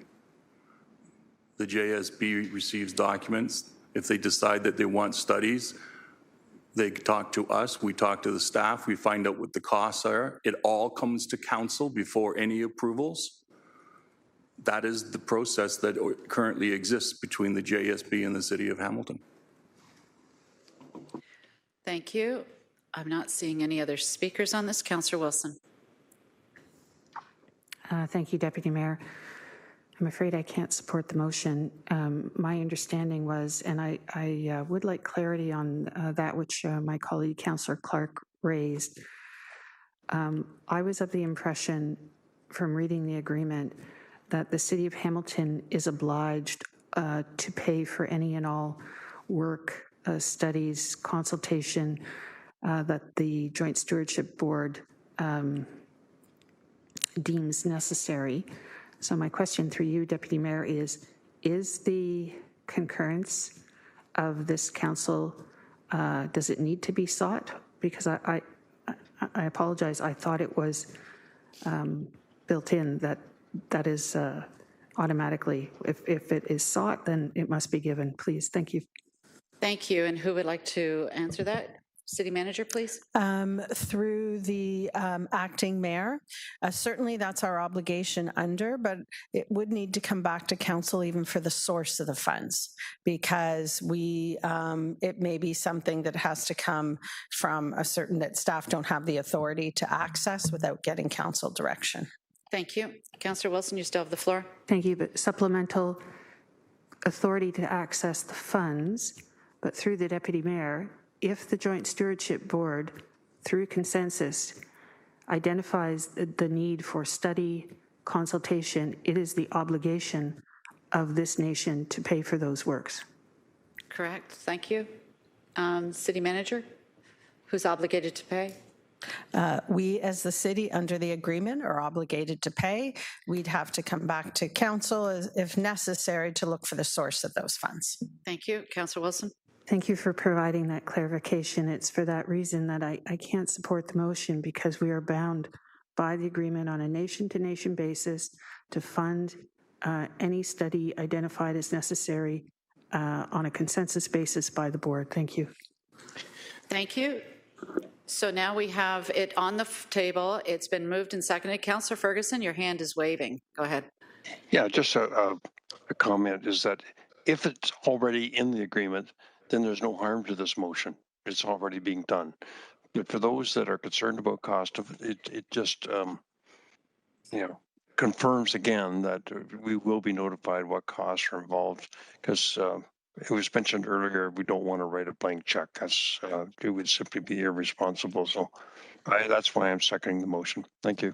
Yep, thank you. So it's been moved and seconded. I don't see any other speakers. Please vote accordingly. Janet, my vote is no. And Councillor Powers' vote is no. Thank you. I'm not used to seeing your thumb do that.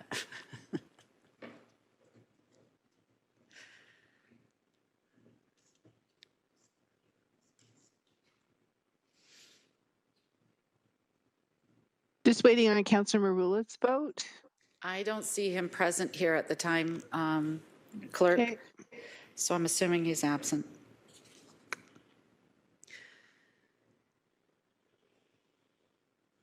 Thank you. It's been defeated. 9 opposed. Thank you. So now we're on to the rest of the agreement. And as promised, Councillor Jackson, Pauls, and Partridge, thank you for your patience. Councillor Jackson, you're up first. Different item. Acting Mayor Johnson, patience is a virtue. You're welcome. Acting Mayor Johnson, I wish to speak to both item 2 and 3, just commentary, no questions. So can I start with 2, please? My apologies, Councillor Jackson, if you can just be patient a little bit longer. We voted on the amendment. We did not vote on item 5 as a whole. So can we please, patience again, virtuous as always. Thank you. Underline virtuous. Thank you. I will. Sorry about that, Clerk. Thank you, Councillor Clark and Danko, for pointing that out. I have too many papers up here. That's my excuse.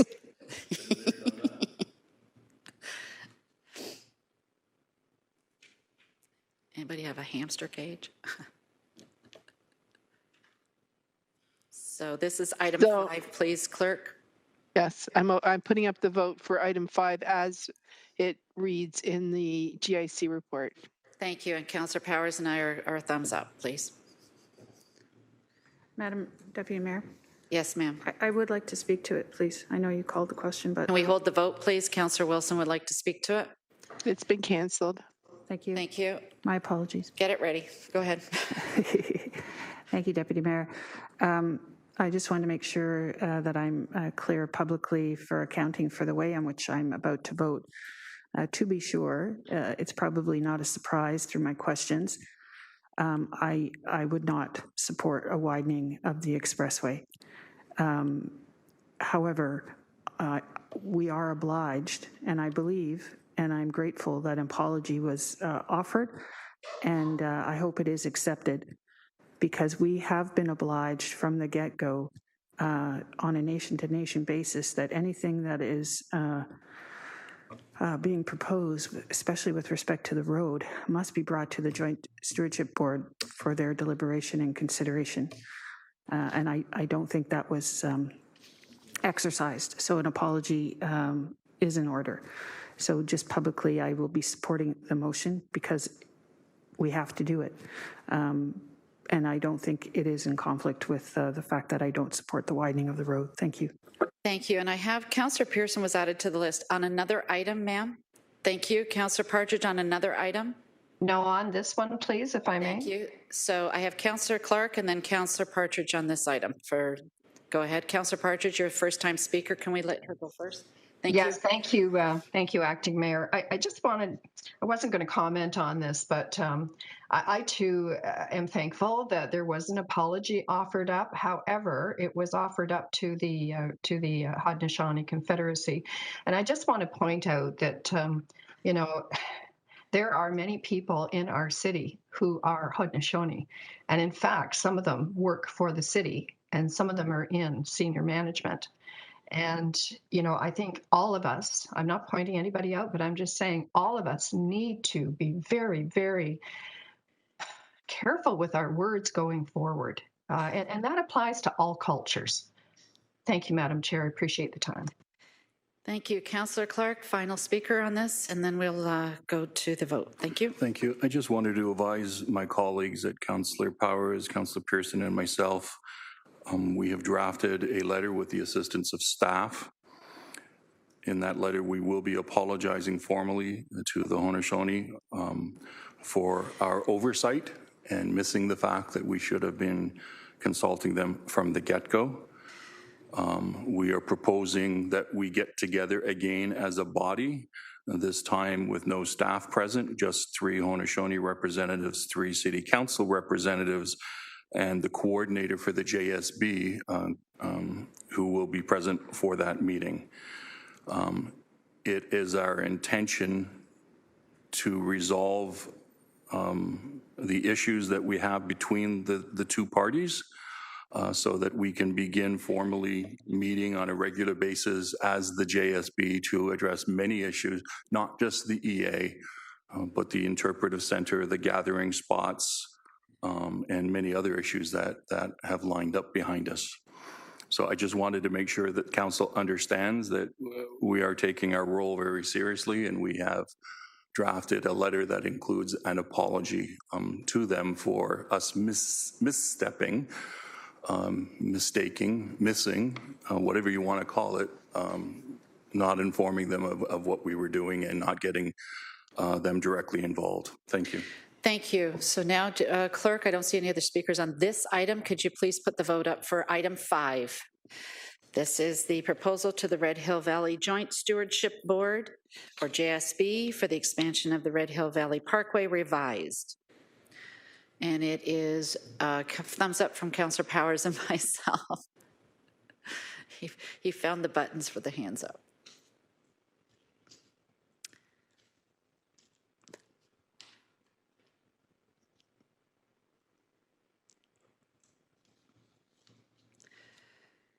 Thank you, everyone. It's 12-1.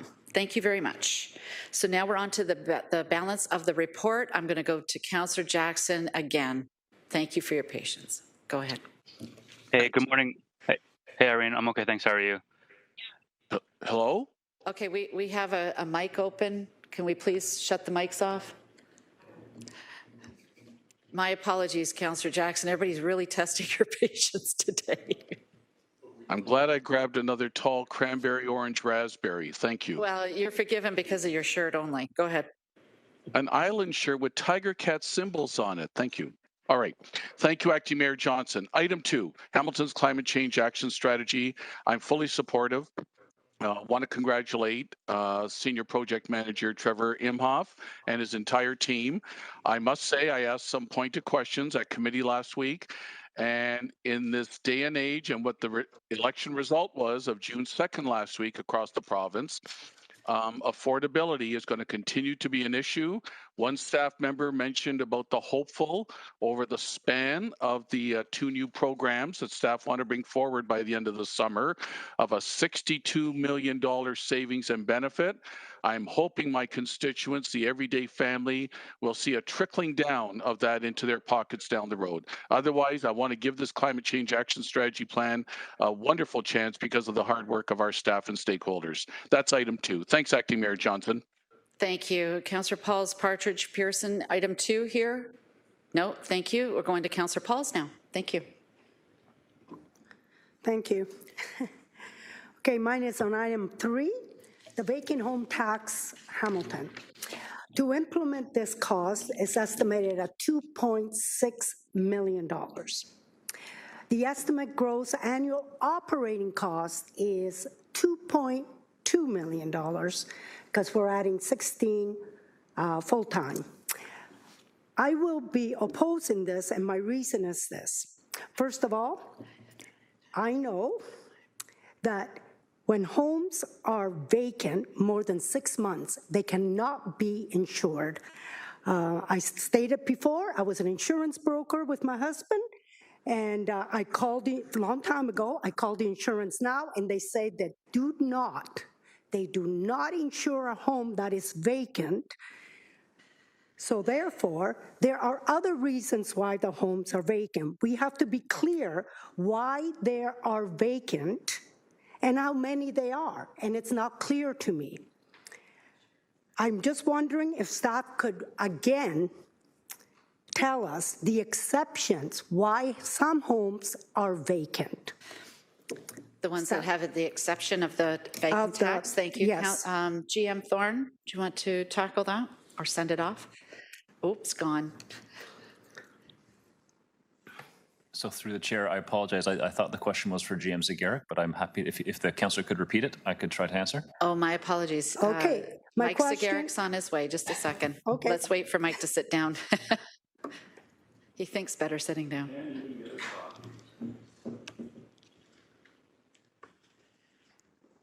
Hello, Mike. I'm going to have Councillor Pauls repeat her question. We can start her 5 minutes, please, now. Go ahead. Okay, my question is, can you tell us the exceptions why homes are vacant for up to 6 months? The exceptions to the vacant tax. Yeah, the vacant tax. What are the exceptions, What are please? the exceptions, please? So through you, Madam Deputy Mayor, and I apologize for the disruption. I don't have the bylaw in front of me, so I'll try to recall from memory. It could be a home that is undergoing renovations, a home that is vacant because of a deceased owner or family member. It could be a home that is a home that is, there are restrictions with respect to the disposition of the home because of provincial, federal.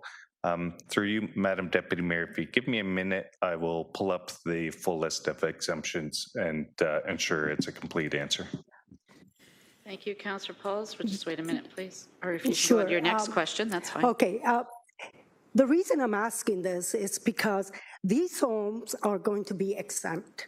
So I'm not clear how many homes we really have that are vacant more than 6 months. We want to do this because we want to provide affordable housing. I cannot understand how we can do that by penalizing some of the homeowners that for some reason they're vacant, and they will get taxed, and then they will put it on to the renters who are going to be renting their homes. This does not provide affordable homes for me because it's not clear why these homes are empty. Like I said, when someone buys a home, they do not leave it empty and sit on it for years so it goes up in price and that sells it. The reason is this: they cannot take the risk of sitting there empty without insurance. If there was a fire or somebody got injured because the home was empty, they would not be insured. So there must be reasons why it's empty for those months, and I believe there's not that many homes, and I'm not clear how many homes that are vacant. Therefore, I will not support this. My question, I had another question. People are saying property standard. You know, these vacant homes, the grass is not cut, the snow is not removed, and we all know that we have a policy on property standard that if a house is vacant and it's not looked after, we call bylaw. Bylaw charges them. So I'm not clear. Because of those, I'm not clear. I will not vote for it. I'm also concerned about that spending $2.2 million every year for 16 full-time, we will probably have a deficit in the 5th year. So I'm not for it, and that's why I'm against it. Councillor, can I ask Mike now? Yes, Mike, do you have the answer, please? Through you, Madam Deputy Mayor, and I apologize for the delay. No worries. Again, this pertains to homes that are vacant for a 6-month period, and staff are recommending a 6-month period in alignment with restrictions that Ontario residents have with respect to Ontario healthcare and those residents who may be traveling abroad. And with respect to the exemptions, a residential property that is undergoing renovation and has appropriate building permits would be exempt. A residential property that is vacant due to the death of an owner or owners would be exempt. A residential property that is vacant because the occupant was residing in a healthcare facility for medical care would be exempt. A residential property that is vacant because it is under a court order prohibiting the owner from selling, occupying, or renting the property would be exempt. A residential property that has been listed for sale and unoccupied during this period would be exempt. A property transferred under an arm's length sale in the previous calendar year would be exempt. A residential property that is being listed for rent and unoccupied during this period would be exempt. And finally, a federal provincial court order prohibiting occupancy, sale, or rental of a property would be exempt. And through you, Madam Deputy Mayor, with respect to the forecasts, with respect to the number of vacant properties, staff have been conservative in the forecast. We relied on 2016 census data with respect to unoccupied vacant properties. We've assumed a relatively low 10% rate, which is similar to the City of Vancouver, which is the only jurisdiction to date that has the authority and has implemented a vacant home tax. So with respect to the assumptions, staff have been conservative with respect to the assumptions of number of properties. We've used a declining scale in terms of those properties that would be in compliance with this policy, showing a 20% reduction in the first year, 5% dropping each and every year thereafter. And so through you, Madam Deputy Mayor, to Councillor Pauls, is as it relates to the number of properties, again, we haven't perfect information, but we've relied on Statistics Canada and City of Vancouver to assist us with our assessment. Thank you. Councillor Pauls, your time. Okay, and so would you like to go on a second time? No, I'm just clarifying the reasons why I'm not going to vote. Thank you. So I have a separate vote for that. Thank you. Okay, thank you. And I have any others on this item? Is it Councillor Nan? You were on this item as well? Item 3? Okay. Sorry, it took a moment to untoggle myself. No, that's okay. So I've got Councillor Partridge, Pearson, Nan, and Clark. So and Councillor Jackson for this, but you've got down for the second time. Is this about item 3? Thank you. So anybody else on item 3, thumb up, please, and I can call on you and we can get this item finished. Thank you. So Councillor Nan, go ahead. Then we have Councillor Clark, Councillor Jackson. Thank you. And thank you, Acting Mayor, and looking forward to the vacant homes tax being supported as it was at GIC and us being able to move forward as a municipality to use this municipal lever that has been authorized by the provincial government for us to proceed with.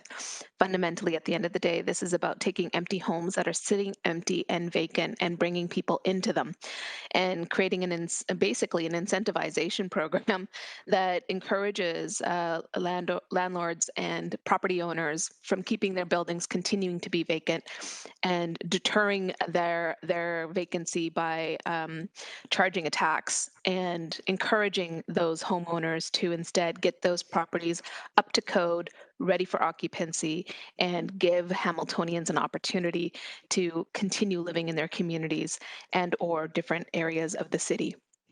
Fundamentally, at the end of the day, this is a housing policy. It is within the tax policy, and the projections from staff see a $4.3 million revenue. In terms of the items that were itemized by a previous speaker, in terms of the costs, it's a cost recovery program in terms of how staff have put it together. And again, I just want to reiterate my thanks and gratitude to staff for all their work and diligence in putting together this framework. I'm looking forward to the review, should this pass today, as well as the evaluative framework for us to hear back in a year to two's time in terms of what the performance measures are of this vacant homes tax in terms of costs, but more importantly, how many units have gone from being vacant to being occupied. Again, folks, this is in the spectrum of our housing initiatives in order to address the crisis that exists in our municipality, but that is not unique to our municipality. Thank you so much.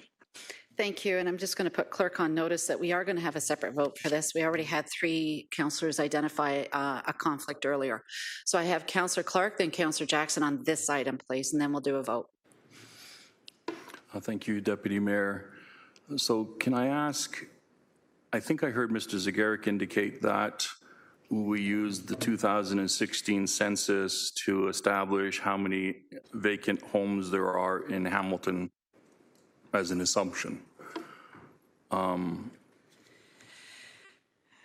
How did StatsCan do that? Because if people aren't living in the home, surely the house isn't going to say, oh, by the way, I'm vacant. So I'm trying to figure out how they came up with that number. Do we know? Through you, Madam Deputy Mayor, I don't know. I apologize. I don't know. If I know Brian McMullen is participating virtually, I'm not sure if Brian has that information. If not, we can take that question away and try to provide a response to that. Yeah, it's Brian McMullen online. Would you like the answer? Here he is. Brian, Mr. McMullen, would you please identify yourself, and then we can see if you know the answer. Yeah, so through the Deputy Mayor, Brian McMullen, Director of Financial Planning, Administration and Policy with the Corporate Services Department. So what Stats Canada has done is they provided, and they did part of their research would have been in the census data would have been around the unoccupied homes. So what they found in the case of Vancouver was about 10% of the homes were vacant, so were unoccupied. So we've done a similar analysis to what Vancouver did to equate that to Hamilton, and then we've taken that down to the 1,135 is what our estimate is going to be. And like we've mentioned in previous meetings, we don't know how many properties are vacant. We don't know that until we get these get the declarations back from all of the residents of Hamilton. Thank you, Councillor. So what is the penalty if a resident chooses not to complete the declaration? So through the Deputy Mayor, I can answer that question. That particular fee has not been determined yet. We'll be determining that during the course of the next year of what that fee might be to be non-compliant with the policy. Thank you, and I acknowledge that this is only part of the policy. But can I ask, are we going to get annual reports? This is a 5-year plan, so are we going to get an annual report on the outcome of the program? I believe you answered that earlier, Mr. McMullen. Go ahead. Yeah, so through the deputy mayor, yeah, so that is the intention, is that we're going to be reporting back, give an indication of how much money was earned from the program, how many actual vacant homes there are, and then as we progress through the years, that's what we'll show a progress on the number of homes that were vacant in a particular year, and how many then are no longer vacant as we move forward in the program. And as Mike Zagaric indicated in his earlier comments, we're using some of the estimates that were provided by Vancouver's actual data to sort of indicate that the number of vacant homes is going to be decreasing in the future years. That is the plan for the program. The last question. So the penalty that would be allotted to residents who, for whatever reason, don't file the declaration, is that penalty or that process going to be coming back to council for approval? Through the deputy mayor. So yeah, that has to be determined, because it's going to be a user fee. So we'll have to have that come back through either a user fee schedule or a separate report. Thank you, Councillor. Thank you. I'm worried about the declarations, candidly, Deputy Mayor, because as we've learned over the years, and more recently, we had this big mailed out survey, and while we had a significant response, there was an awful lot of residents that didn't respond. Mm-hmm. And I can tell you that when I send out my annual reports, which have the City of Hamilton logo right on the top right-hand corner, I hear from many residents that they didn't see that. They didn't get that. And so whether or not it gets lost in the mail, whether or not it goes in the recycling bin and they didn't notice it was there with all of the Walmart ads and all of the other retailers, I don't know. But I am concerned that we're underestimating the number of people who will not be paying attention to this and simply not file the declaration. So I'm just putting that on the record. Thank you. Thank you. Councillor Jackson, on item 3, please. Yes, Acting Mayor Johnson. I've been to Vancouver a couple of times. Beautiful province of British Columbia, but I don't necessarily want to mimic them all the time. I think we're the only city that may be wanting to mimic them on this vacant home tax proposal. I want to commend some of my colleagues on council who have passionately, sincerely, genuinely advocated for this. They truly believe in their heart of hearts this is another right way to go. That would provide some more affordable units and not keep properties vacant. But I'm just going to stay consistent, vote against this. Look, I've heard before, Acting Mayor Johnson, when we talk about cost neutral, when new programs are started within governments, and I'll speak to our municipal government, I get a little skeptical and suspicious when I hear the term cost neutral, and that the program will eventually pay for itself. In the B part, it talks about an annual operating cost of $2.2 million, 16 new FTEs. So we're setting up a new department of the city, $2.2 million on top of our taxpayers who are already struggling, many of them, trying to get by, come through an awful pandemic of 2 years, put food on the table. We saw the provincial election result of June 2nd. A government got in speaking directly to the people about affordability. This is not the right way to go at this time, adding an extra burden onto the everyday taxpayer. I'll be recorded as opposed to item 3. Thanks, Acting Mayor Johnson. Thank you. And no further speakers on item 3. We do need to have a separate vote. We have 3 councillors who have declared a conflict. I see 1 in attendance, but we still need to do a separate vote, as requested by another councillor as well. Oh, Councillor Van Der Beek's there. So Councillor Powers, I mean. Thumbs up.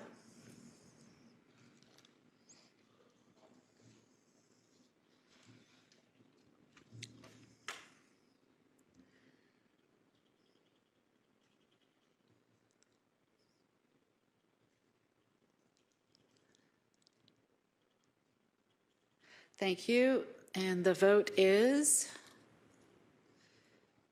it's carried 8-3, 2 abstaining. Thank you.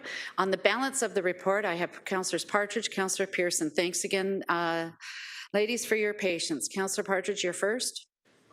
Yes, thank you, Madam Acting Mayor, and I appreciate all the conversation and the questions that have gone on before, and I commend the councillors for their actions.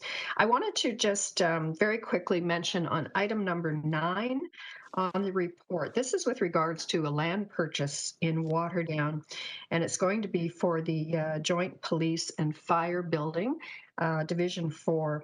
It's the first of its kind, really, when we look at a new Division 4 that will serve the urban and rural areas of Flamborough, right across all three wards. And I want to thank Councillor Powers for standing in for me that day. I had representing council on other committees and board meetings, and I very much appreciate council's support of this initiative. It just, with Waterdown growing so fast, and with the challenges we have serving the rural area, particularly for police and fire, just being able to get out there and regardless of what the emergencies are, and they're increasing. They're getting more and more so. So I sincerely appreciate the police, and we did approve this at the Police Services Board meeting previously. And I know Chief Bergen and Chief Cunliffe and myself and staff, we've all been working for many, many years on this. So it's nice to see it come through to fruition. And I commend staff as well, Rom D'Angelo and his team. And I look forward to the groundbreaking, which I hope is within the next couple of months. Thanks very much, Madam Chair. Thank you very much. Councillor Pearson, you're up now. Thank you again for your patience. Yeah, this is on item 6, so Madam Chair, if that's okay. I too want to commend staff. This is the acquisition of land in the city of Hamilton, which is the Cherry Beach lands. I commend staff, Madam Deputy Mayor, for my colleagues' information and the viewing public. This has been a long-standing process. As a Stony Creek councillor back in the 90s, the city of Stony Creek was in the process of acquiring lands along the waterfront. It's a very convoluted, long story as to why this was being initiated. But my goodness, 2022, we're finally achieving having all of the lands east of First Private Road. And you can imagine the tasks that staff have had over the years with the increase in values of the land moving forward. I can tell you, in Stony Creek days, we probably looked at a lot in the range of maybe $30,000, $40,000, $50,000, and you can see the amount today, which is technically a double lot, it's only about 40 feet wide by I can't remember how many feet long. And I certainly commend staff. They stood strong. They continued on the vision that that Saltfleet Township had, then the city of Stony Creek, and hopefully coming forward there'll be some direction of where we will go with these particular lands, and having some of it being a waterfront access for the public. Thank you, Madam Deputy Mayor. I just want to be sure that's on the record, and thank all of staff involved. Thank you. Thank you, Councillor Pearson. So it has been duly moved and seconded by Councillor Wilson. Who was your seconder again, just as a reminder? Councillor Wilson, Councillor Pauls, to approve the balance of the GIC report. Thumbs up from Councillor Powers and myself. I should get one of those ones they have in baseball games.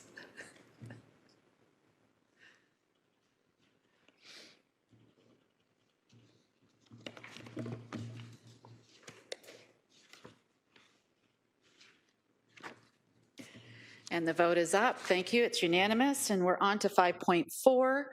Councillor Nan, could you please present your motion as being Vice Chair of the Selection Committee?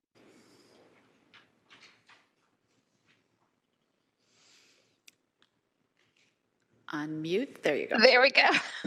Stop me a moment. Sorry.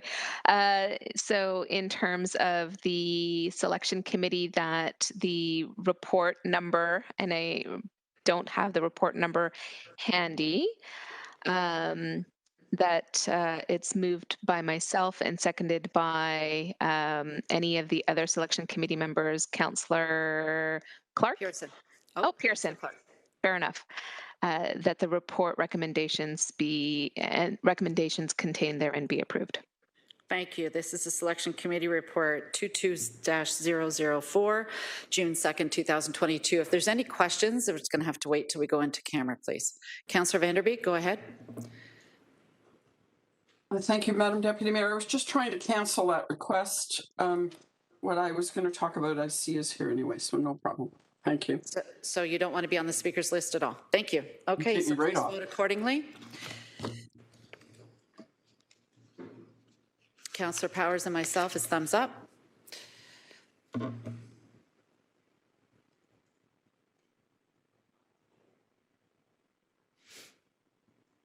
Thank you, everyone. It's unanimous, and we're on to Audit and Finance.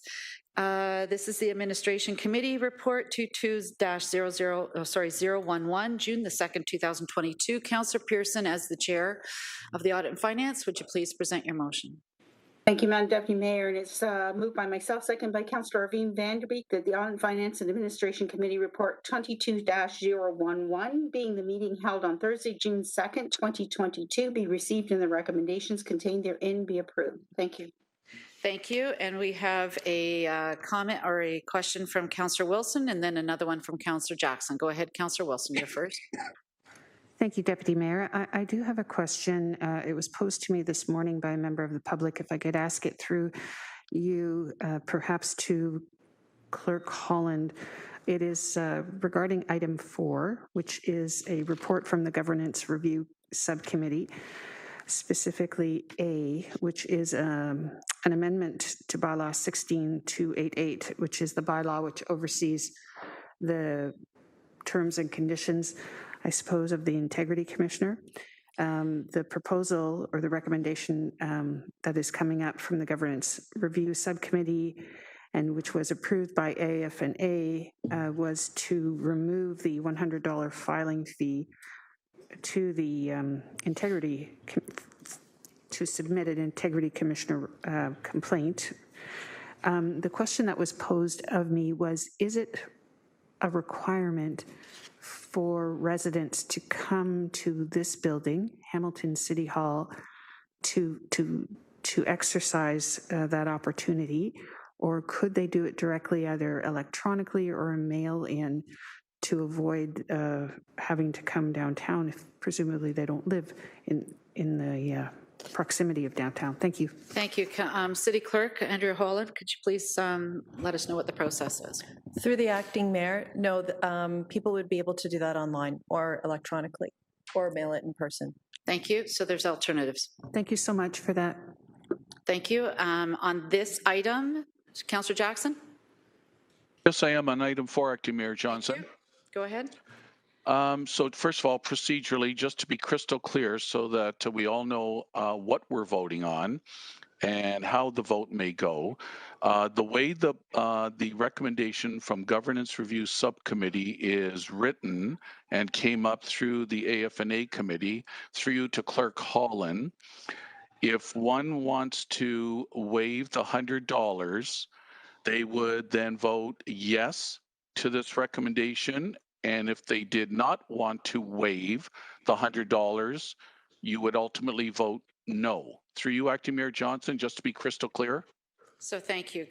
Church. It's better than counselor, trust me. City Clerk, could you please respond? Yeah, through the acting mayor, that is correct. The motion before you is to strike the fee. So if you are in favor of striking the fee, you would vote to approve the motion in front of you. Thank you, City Clerk. Look, Acting Mayor Johnson, I'm going to stay consistent as I have for 14 years, supporting retaining the $100. So I will be voting against this recommendation to waive the $100 fee. I think I've told my story from the first time in 2008 when our current mayor,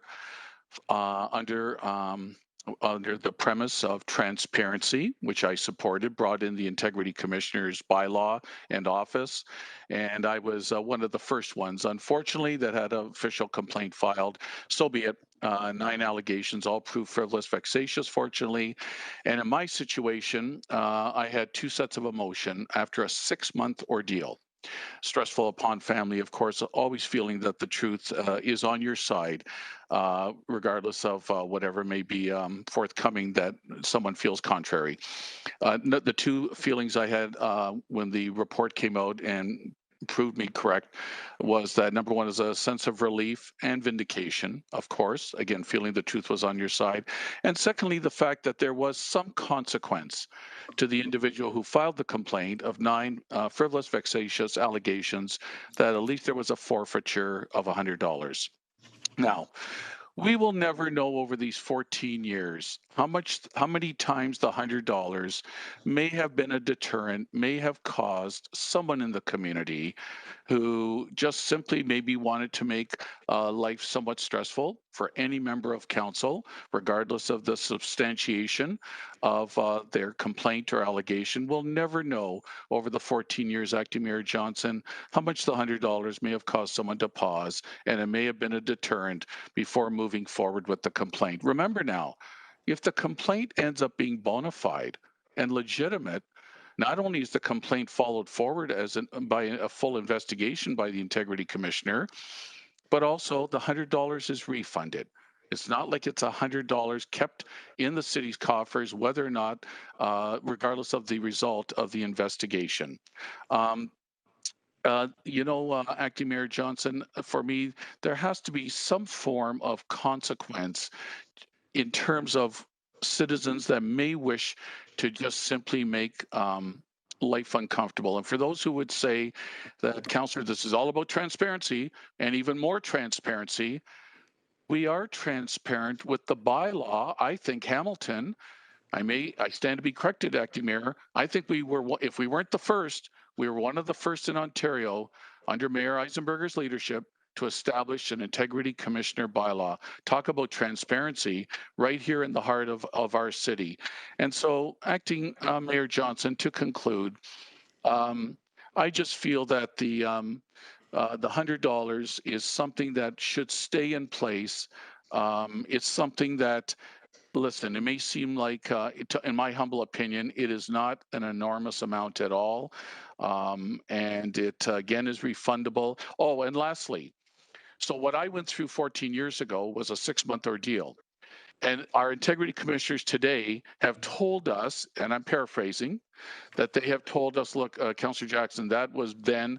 Now we'll know right away if it's a frivolous, vexatious complaint. However, I believe they would still would need to officially open up a file and hence put the member of council, regardless of any evidence substantiation of the complaint, put them under the microscope until hopefully it is determined they have done nothing wrong whatsoever. Anyways, Acting Mayor Johnson, I just feel that this is the wrong way to go, and I'll be voting against the recommendation. Thank you.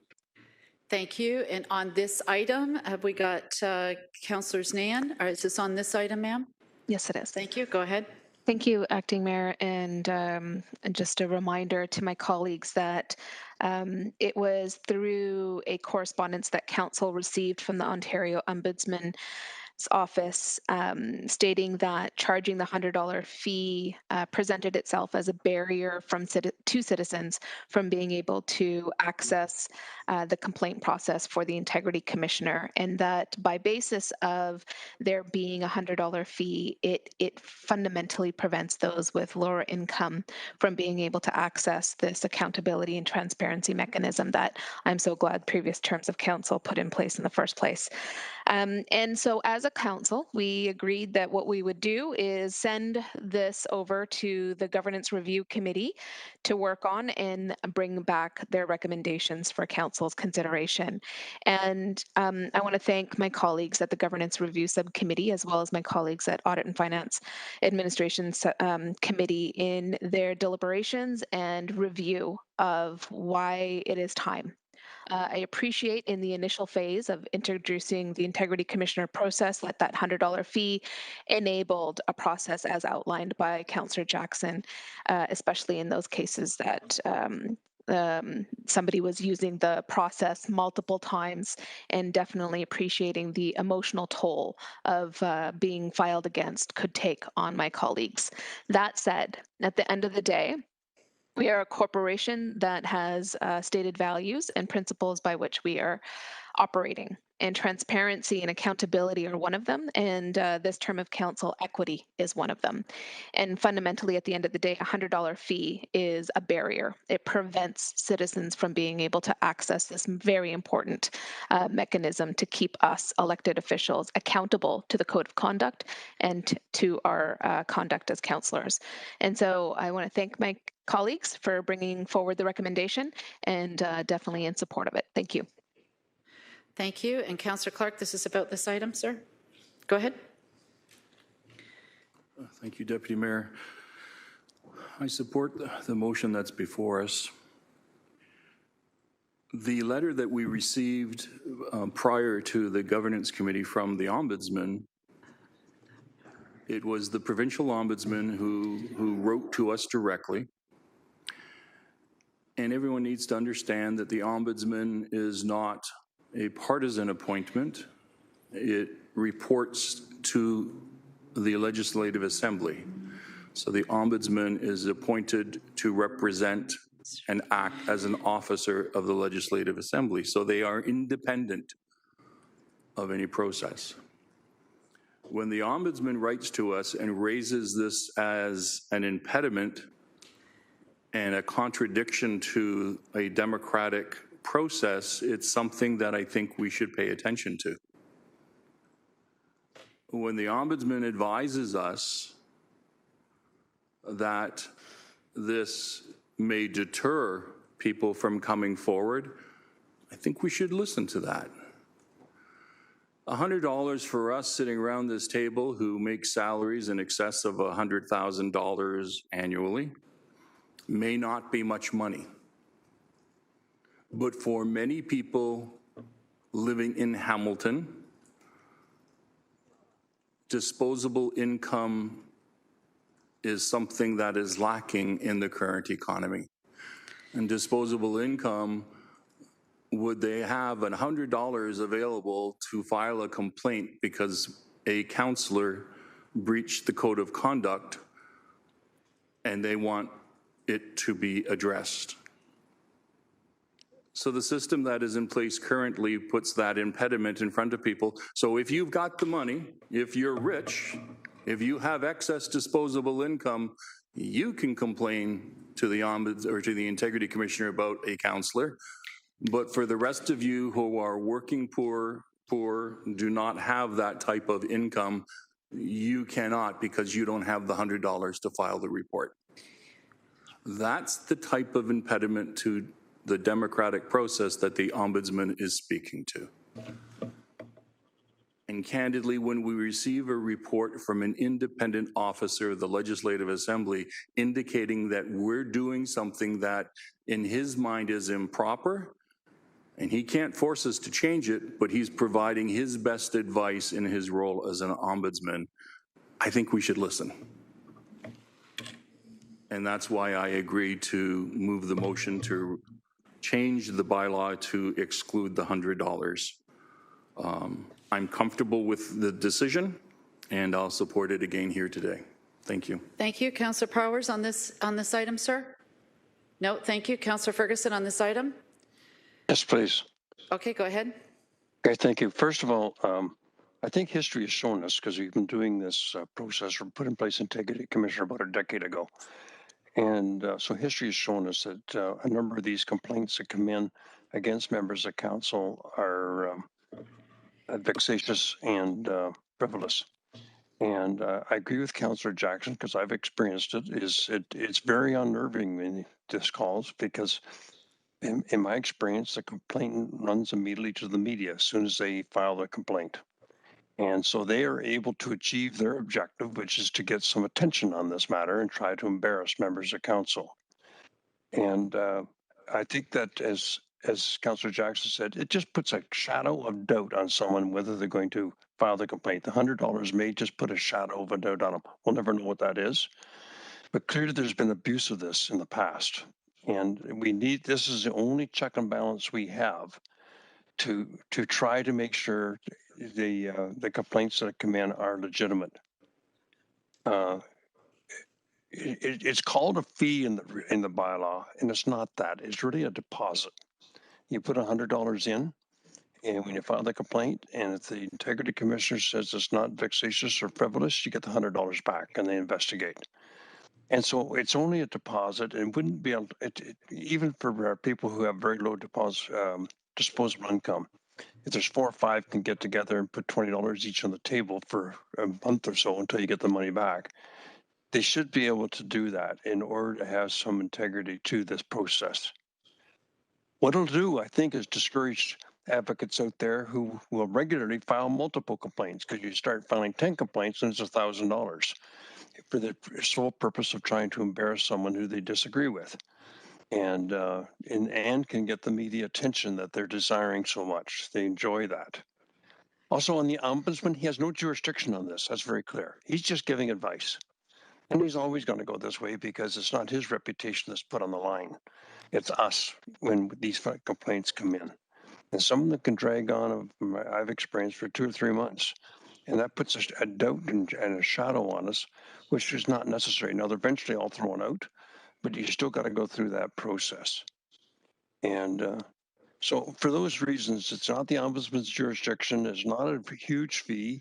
It is a deterrent. History has shown us that people have abused this. And the ombudsman, once again, has no jurisdiction on it. I, too, cannot support this. Thank you. Thank you. And I don't see any other speakers on this item. We're going to have the vote now, please. Clerk Pelon.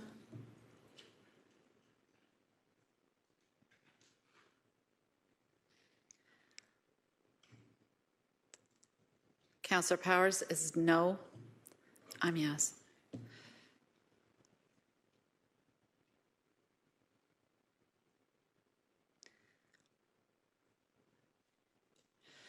And the results are? Just waiting for Councillor Vanderbeek's vote to come through. I believe that's who seconded the report, so. I don't see her. Is she still Yep, there? there she is. Councillor Vanderbeek, can you please vote? Okay, got it. Thank you. Thank you. And it carried 9-4. Thank you very much, everyone. On the balance of the report, Councillor Powers, as promised, thank you for your patience. Thank you, Madam Chair. I'm just on item 1. It was interesting.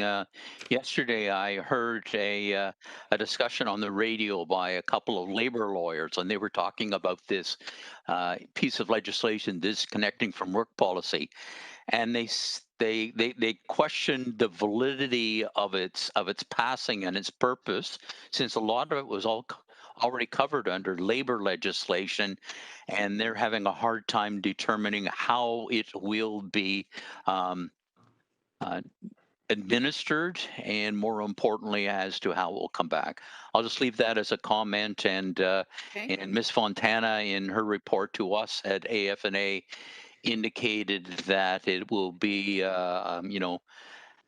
something that will have to be reviewed on an ongoing basis and finally interpreted. Thank you. Thank you. I'm seeing no other further speakers, folks. I've got it moved by Councillor Pearson, seconded by Councillor Vanderbeek. For the balance of the report, please. Thumbs up for me, please. And Councillor Powers.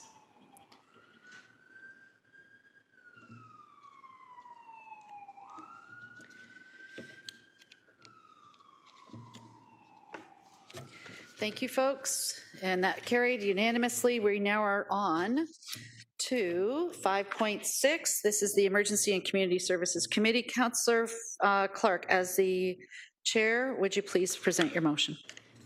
Thank you, Deputy Mayor. It's moved by myself and seconded by Councillor Nan that the Emergency and Community Services Committee Report 22-009, being the meeting held on Thursday, June 2nd, 2022, be received and the recommendations contained therein be approved. Thank you. Are there any comments or questions before we approve or we vote? Not seeing any. Can we please put the vote up, Clerk?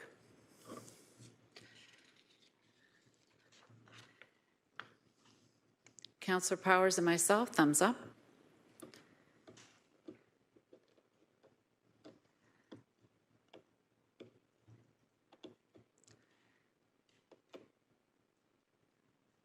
I see that Councillor Nan's video is off, so I'll mark her as absent. Thank you. Anybody whose video is off, we are going to mark you as absent, so you might as well leave it on.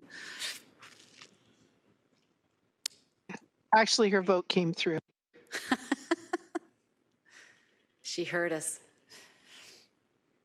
Thank you. It's unanimous, and away we go. We're now on to City Housing Hamilton Corporation Shareholder Annual General Meeting, which was held, I believe, yesterday. Councillor Wilson, may I please have a motion? Do we need to do the 48-hour? If this was a yesterday's meeting? It was in addition to the agenda. I'm sorry? I'm just clarifying, folks. I thought we needed to waive the rules because it's within 48 hours. Aha! Thank you. We didn't have that in the robot. Thank you. So, Councillor Wilson, would you please move a motion to waive the 48-hour rule for to present the City Housing Hamilton Corporation Shareholder Annual General Meeting Report 22001, June 7th, 2022. And it's seconded by Councillor Clark. Oh, Councillor Farr, sorry, the President of the City Housing would like to second that. So we're doing the 48-hour rule waiving, please. Councillor Powers, thumbs up. And you're waving. Councillor Clark is getting a little punchy now. I know.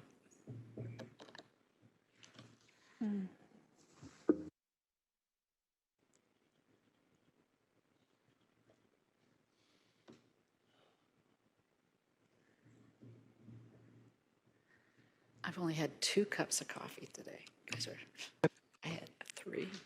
Just waiting for Councillor Ferguson's vote to come through. Councillor Ferguson, please. Got it. Good, thank you. He's got it. It's unanimous. Thank you very much. Councillor Wilson, I'm coming back to you now for your motion on the City Housing Hamilton. Go ahead. Thank you, Deputy Mayor. It is moved by myself, seconded by Councillor Farr, that the report 22001, I believe, is that it? I don't have the language in front of me, be moved and approved by Council. Okay, thank you. This is for the meeting held yesterday, June 7th, 2022. I have Councillor Vanderbeek speaking. Oh, I do have it, sorry. Or did you not turn it down again? No, I did want to speak, Madam Deputy. Okay, go ahead. Thank you. I would just like to point out that the report needs to be amended. My absence yesterday was city business, not personal. Thank you. Clerk is making a note of that. Councillor Powers, please. I saw you. Oh, no. Okay, thank you. Anyone else speaking to the minutes and the committee report? Seeing none, please vote accordingly. I believe there's an amendment required. Councillor Farr has it by email. Okay. Sorry, Councillor Farr. It was just sent to you by Tamara. Okay, so just wait a second, please. So we're going to hold back that vote. I don't think you even had it up. So Councillor Farr, do you have the amendment in front of you, or we can get Clerk Pilon to read it off? I have it. I just received it. Go ahead. Thank you. I'll give you a few minutes to digest it. It's housekeeping, it appears anyway. Okay. Moved by myself, seconded by Councillor Wilson, that item 2C of City Hamilton Corporation Shareholder Report 22-001 be amended to read as follows. Number 2, Shareholder Resolutions, Part C, COVID Deficit. It has Roman numeral I, and that stays the same. Roman numeral 2, or double I, is erased. So what will be erased is the wording that the COVID deficit letter be forthwith referred to the City of Hamilton's GM of Corporate Services for further action. And instead of that, which was approved yesterday at the shareholder meeting, it will become that the City of Hamilton provide funding to CHH for 2021 COVID-19 expenses of $530,887.08 from the HSC operating budget, and as discussed and approved, I believe unanimously yesterday. So thank you for that, catching that, clerks. I just caught it in my email, and that again, I've picked Councillor Wilson, but if anyone else wants to second, I didn't see. Is that okay, Councillor? Thank you. Yep. Thank you, Mr. President. I just want to hear that number again, please. 600. It was the number identified yesterday that was part of our ask and approved in our shareholder meeting. $530,887.08. Perfect. Any questions, comments on the amendment? We'll do that one first, please. I'm not seeing any. Please put the vote up, Clerk Pilon. Thumbs up from Councillor Powers and myself.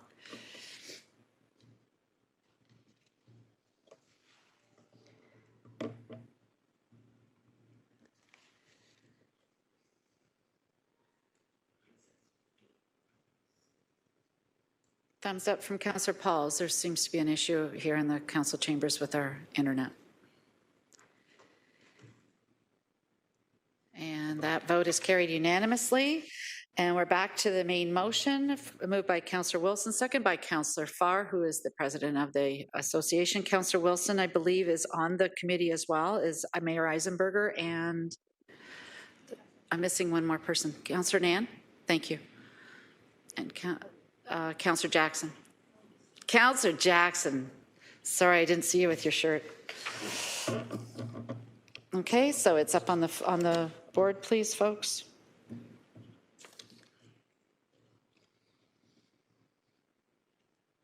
Councillor Powers and myself, thumbs up.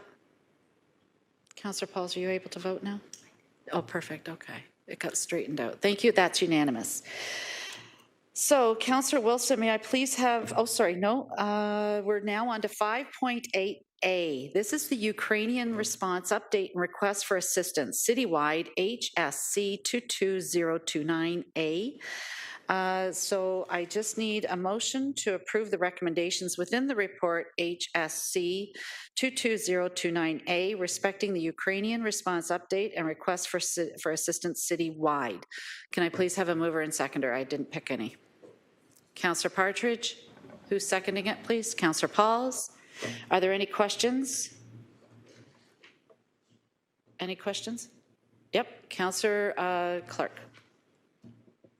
Thank you, Deputy Mayor. So I'm trying to understand the financial process. So we're looking at $670,000 per month, which exceeds $8 million. But then we're going to be asking senior levels of government for full recovery. So immigration is a federal responsibility. Generally, they provide block funding. Have they not provided any funding to the city to cover this? Or to any city to cover this? It seems backwards that we'd be paying out of our pockets and we'll wait for the feds to come back and give us the money. Thank you. I believe that Acting GM Grace Mader is going to be helping us here. Good morning, Grace Mader, General Manager, City Manager's Office. Through the chair to the councillor, you're absolutely correct. We are challenged with this. We've been in planning and led by GM Burden and Director Elder. They have been working diligently with our partners in the GTHA to try and work with the federal government to access those funds to cover the costs. The reality we have before us, though, is the families will be coming and have already started to come to our community and are in need of support. And that's why we've brought this report today, to have the approval for us to authorize the payment for some of the expenses that they're starting to incur. Thank you, Councillor. You still have the floor. So has there been any indication from the minister that they are going to, don't worry, Hamilton, we got your back, look after these folks who are in distress, and we'll get the money to you? Have we received any indication from a minister that we have the okay to spend this kind of money? Through the chair to Councillor Clark, unfortunately, no. The federal government has not given us any kind of assurance on that. In actual fact, they're starting to have the discussion about whether it is in fact a provincial responsibility. So unfortunately, it feels like we're, to be honest, caught in between that discussion. Councillor? So to Mr. Zagaric, This is over $8 million. That isn't budgeted.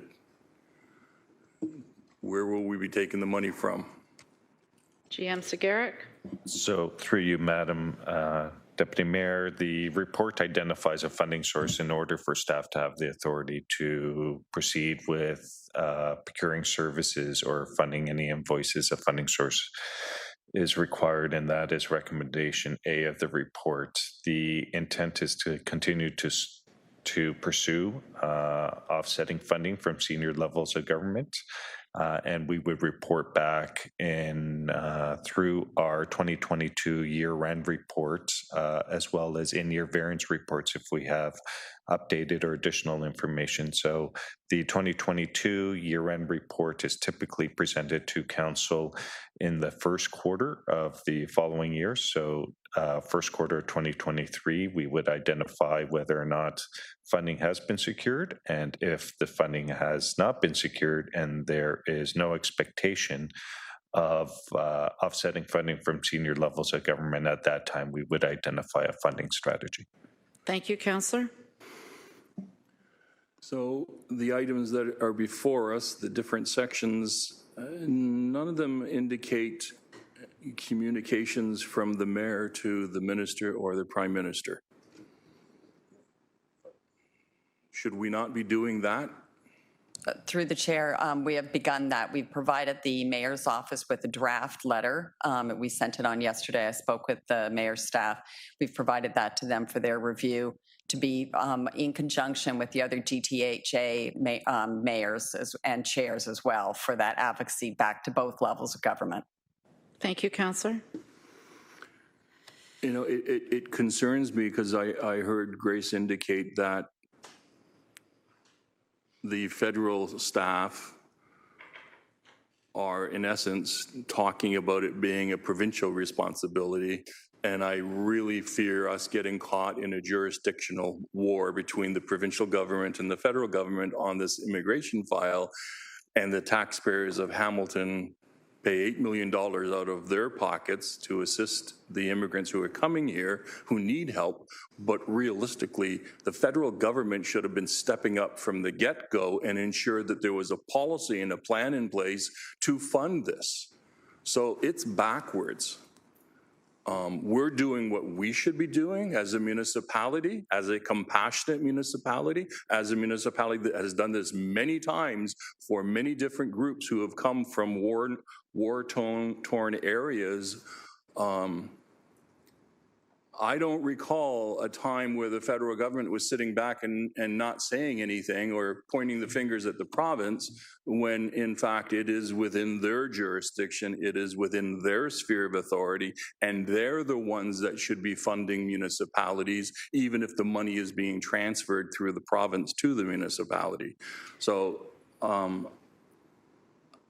think there should be an endorsement to support the mayor from council, indicating that we've asked him to go to the Prime Minister and the Minister to seek the funding that is required for us to provide the services that are needed so desperately by these poor individuals who are really coming from a gutted country to Canada, basically as refugees.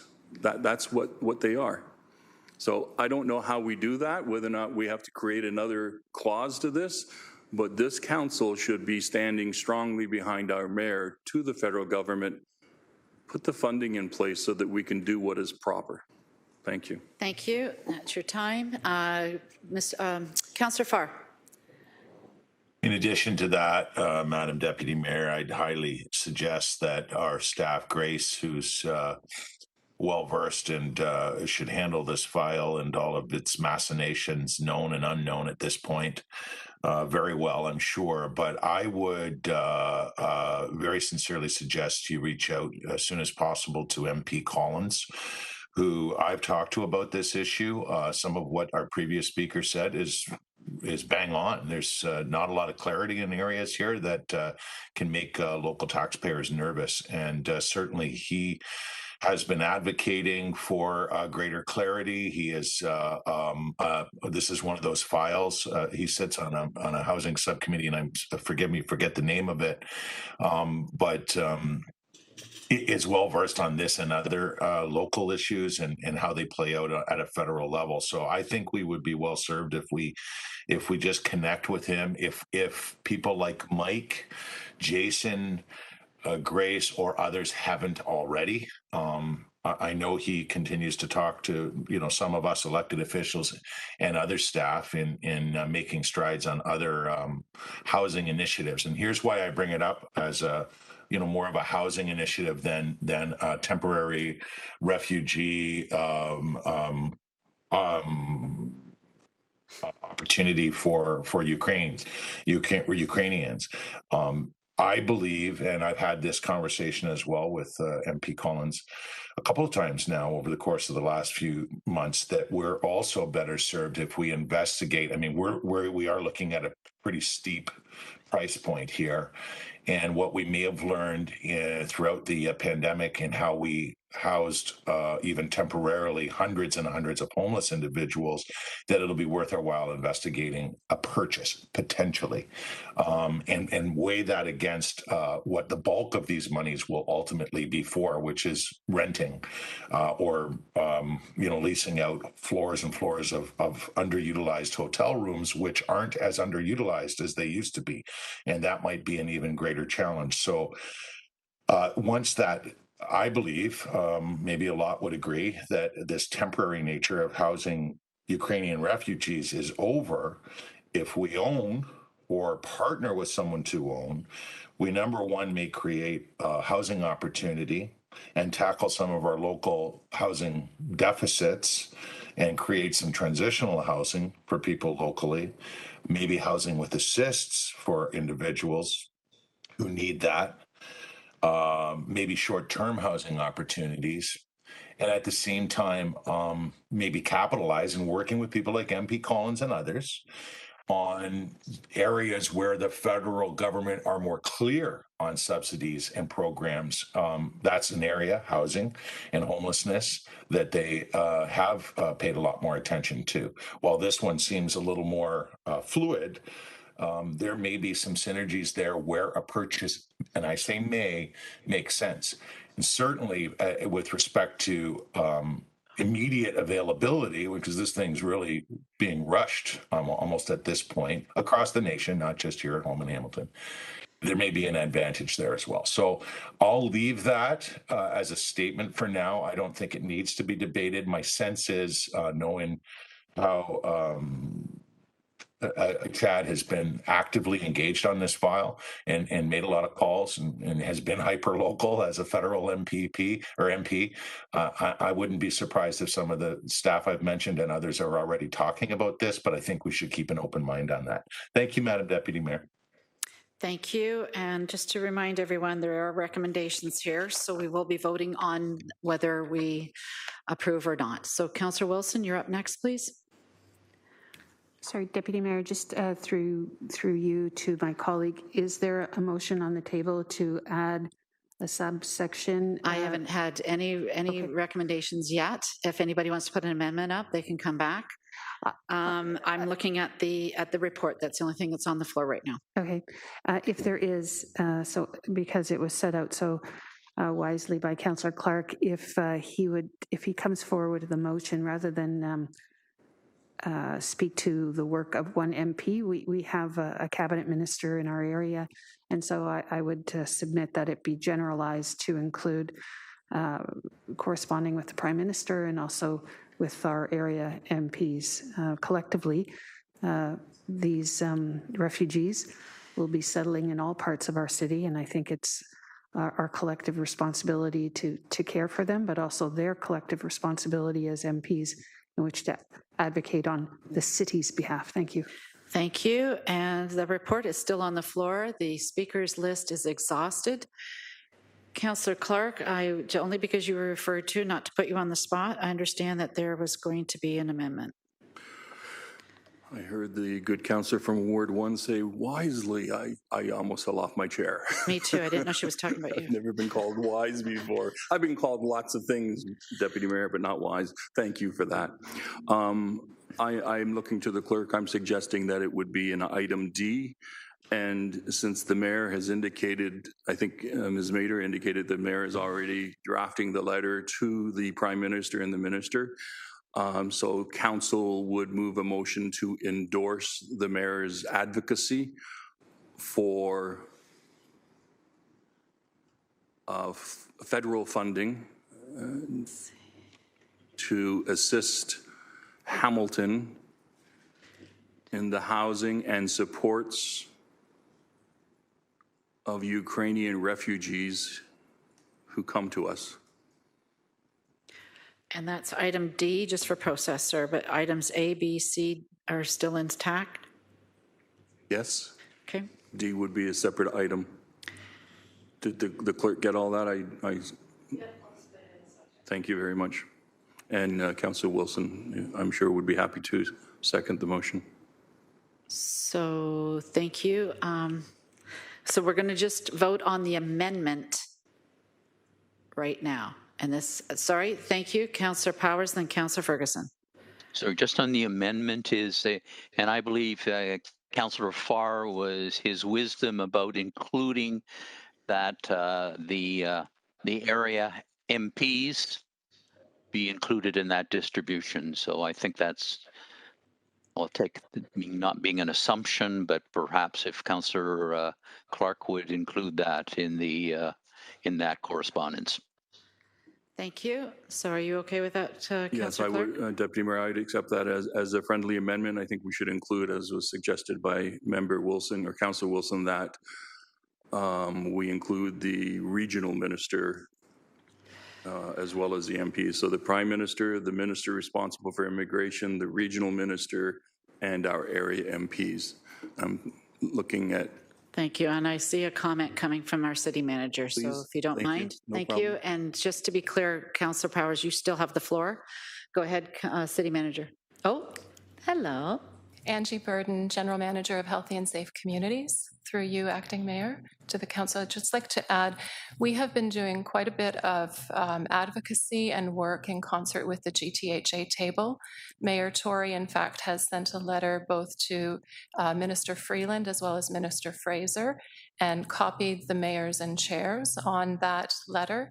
And so if I might suggest that we add that this is in concert with the efforts around the big city mayors as well as the mayors and chairs, acknowledging that we are looking at our local efforts, but also part of that larger GTHA piece as well. Thank you. I'd so accept that as a friendly amendment you. Also. Councillor Powers, you still have the floor. Certainly, I support that. Thank you. Thank you. Councillor Ferguson.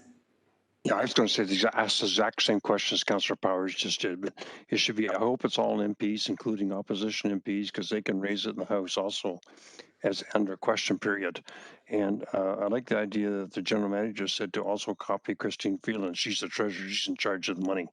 And so if you could put that in the amendment too, I'd appreciate it. Thank you. Thank you. And Councillor Wilson, can you take the chair for me for just a minute? So, of course, through you to Grace, when I read all the recommendations, this is still giving you authority to take $670,000 out every month to help with this crisis without having any money coming from the federal government, correct? Who's really in charge of immigration? Through the chair, yes, that's correct, Councillor.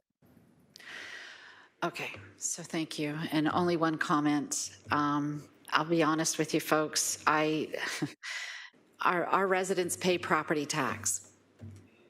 We seem to want to be in the business to do everything, including taking away jobs that are specific to the federal government. Before you know it, why aren't we just supporting the Army? Or why aren't we supporting our hospitals? We already are doing the downloading or the offloading. We're even taking that job on when we shouldn't be. That should be provincial. I think we're trying to do too much for too many. And I believe that we need to pull back to our mandate, and that's property tax for property owners. I I really believe that once we start going down this road, once we start setting this precedence, the next crisis, we won't have an excuse. We're just going to have to continue on because we did it for one crisis. We have to keep doing it. So I can't support the recommendations. I can support the amendment to send all these letters off, absolutely, asking the rightful authoritarians who have this jurisdiction and have the file, but I can't support the rest of this report. So thank you very much. I'll take the chair back.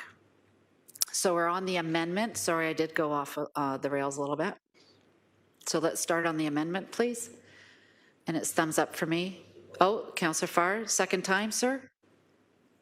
Yeah, I just remembered I didn't see it in the report through you to Chair, Deputy Mayor, to staff.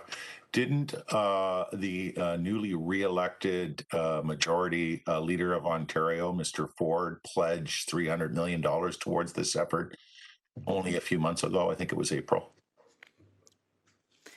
So I don't know who can comment on that. Grace, do you remember the $300 million? Anybody? The big promise? Through the chair to the councillor, unfortunately, I don't recall that, Councillor Farr, but we certainly will follow up on that and to determine.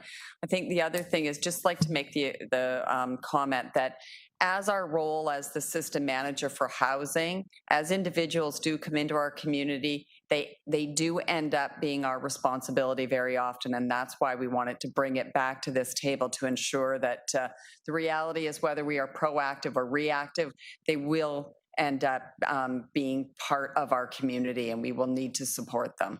Thank you. Thank you. Councillor Farr, just to remind you, this is on the amendment. Even though I went off the rails, I'm really sorry. I was just going to do the amendment, then I'll come back to the report if you don't mind, and we can ask The reason why I bring it up with respect to the amendment is I don't know if there was any provincial reps that we wanted to add to that, given that on April 6th, CTV did report $300 million pledged by Doug Ford toward this effort. So I can send that and other notes on that to staff as well. So if we're amending by including MPs, perhaps MPP Skelly would be good to add to the list as well. That's all I have. Thank you. Yep, thank you. So MPPs to that list, sir? Councillor Clark? Yes, I have that, and I have the amendment that the clerk has provided me that I can read out, and I can speak to that very quickly. Okay, so hang on a second. Councillor Farr, you still have the floor. Is it okay if we read out the amendment? I'm sure. Okay, go ahead. We'll tackle that. Thank you. Councillor Clark, go ahead. Thank you, Deputy Mayor. So the amendment would be a D, that Council endorse Mayor Eisenberger in concert with area mayors, send correspondence to the Prime Minister, Deputy Prime Minister, Provincial Premier, local MPPs and MPs to assist Hamilton with the housing and support to Hamilton for Ukrainian refugees. So that really covers everything off. And I have a question to staff. So how many Ukrainian refugees have we received already? And what is the expectation on a monthly basis? Can we just hold that off until we get your amendment done, and then we'll go to the report? Are you okay with that? Because it's really talking about the report, correct? Yes, it is. Yes. I know I went off the rails. My apologies. I started that. So can we do the amendment, please, as it was read out? Can we start with that first? It's thumbs up for me. Thumbs up from Councillor Powers, please. And we'll get that out of the way, and then we'll go back to Councillor Clark, who's got the floor. I believe, Councillor Farr, you were finished, correct? Thank you.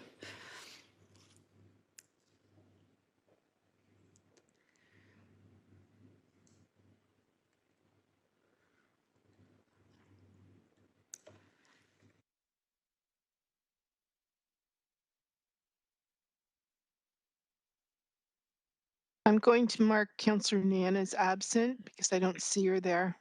Okay, thank you.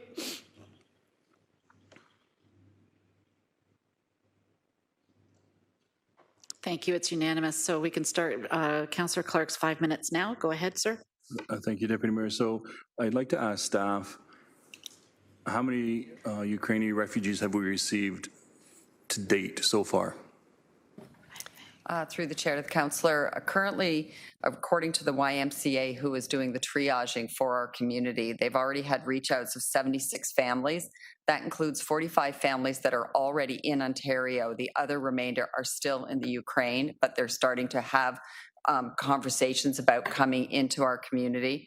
We have 30 that are currently in Hamilton. Many of them have come through a variety of ways. There have been Facebook posts, there have been reach outs through relatives, so they have started to come into the community.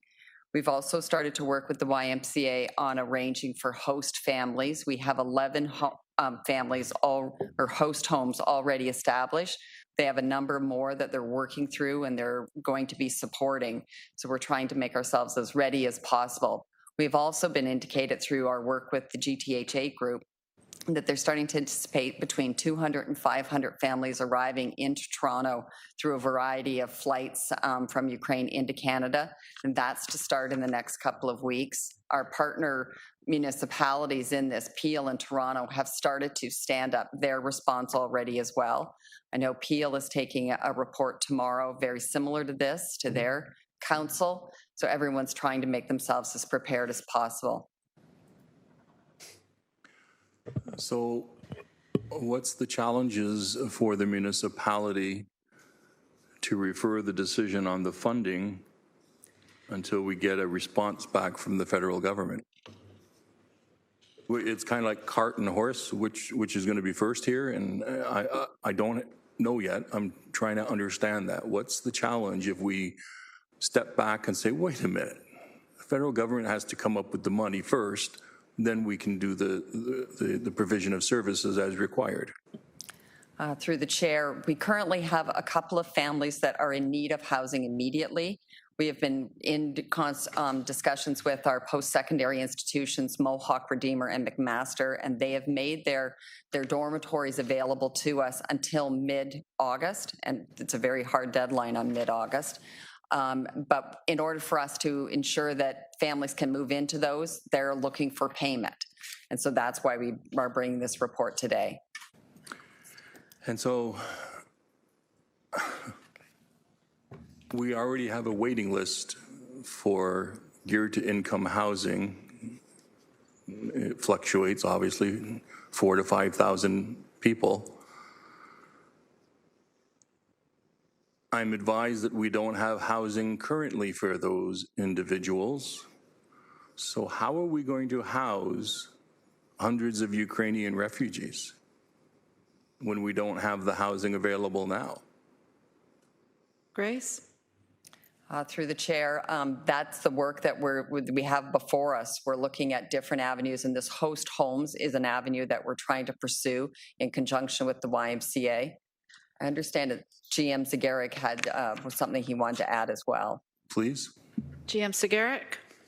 Through you, Madam Deputy Mayor, just on the funding issue, just wanting to point out for the benefit of Council, the recommendations that are before you today, the recommendation A speaks to tracking of costs. What is before Council today is not a financing strategy. We purposely have not included a financing strategy as it relates to the city's commitment, in that we see it as a responsibility of senior levels of government, nor do we want to message to senior levels of government that we have the financial means to address these costs. And I will also add in over and above the response as it relates to the Ukraine crisis, we continue to advocate to senior levels of government with respect to our COVID shelter-related costs and the shortfall we continue to have as it relates to our COVID shelter-related costs for 2022.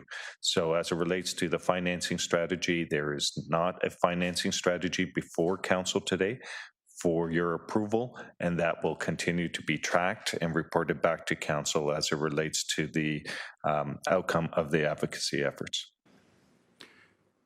Councillor? Maybe it's me, but I read paragraph A slightly different, Madam Deputy Mayor, than Mr. Zagaric.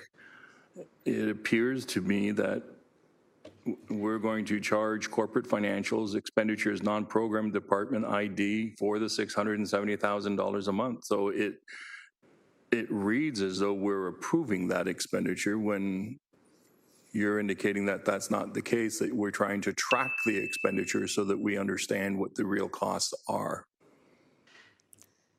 Councillor Clark, I have no other speakers on the list, so you can continue until another speaker comes forward. Thank you, Deputy Mayor. Thank you. Go ahead, GM Zagarek.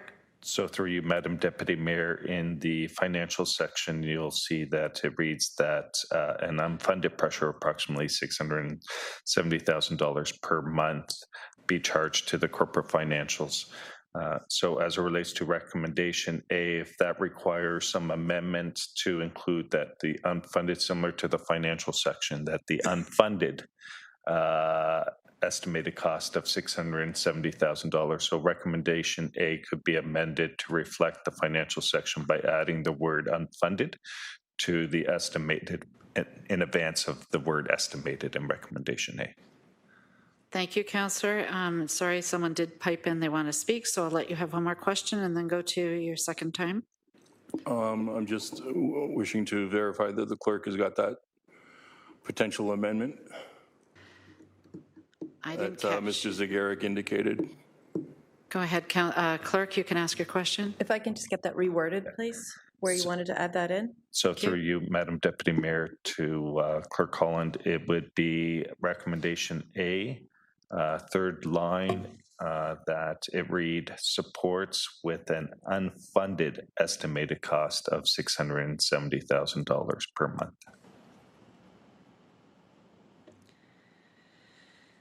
And that's seen as a friendly amendment, or did you want to vote on that separately? Acting Mayor? Yeah, we'll have to, I think, because it changed the meaning of the, thank you. So before we go to that amendment, if it's okay, Councillor Clark, I'll come back to you to propose that. Councillor Powers, you're on the list, please. Thank you. My question is not with regards to the motions on the floor or the amendments on the floor. What's the urgency to this? I mean, if we were to put this off, I'm finding as the discussion evolves, there's more and more questions and less certainty as to what we're doing and where it's coming from. If we were to set this aside for 2 weeks till the next council meeting and bring this back again for consideration, what's lost exclusive of 2 weeks? I know Grace has indicated to us that there's drop dead dates as it relates to MAC and Mohawk and Redeemer and that from the, I'm going to call it the dormitory accommodations in order to do it. But I'm just thinking, realistically, this thing needs to be thought out a lot more, and answers to all the questions that have been posed by my council colleagues are answered so that we can deal with this. That's just a suggestion. I'm not moving a tabling unless there's a desire to do so, but that's just my thoughts, Madam Chair. Thank you. I do have more first-time speakers, Councillor Vanderbeek, and then I'll come back to Councillor Clark for a second time. Councillor Vanderbeek, you're on, please. Thank you, Madam Deputy Mayor. Through you to GM Zagarek, I think. I understand the addition of the word unfunded, but when I read this, unfunded or not, it's still going to be charged to corporate financials, expenditures, non-program department ID, DEPT ID. And so we're still going to be spending it. We just haven't allocated a spot where we're going to bury it. No, that's the wrong word.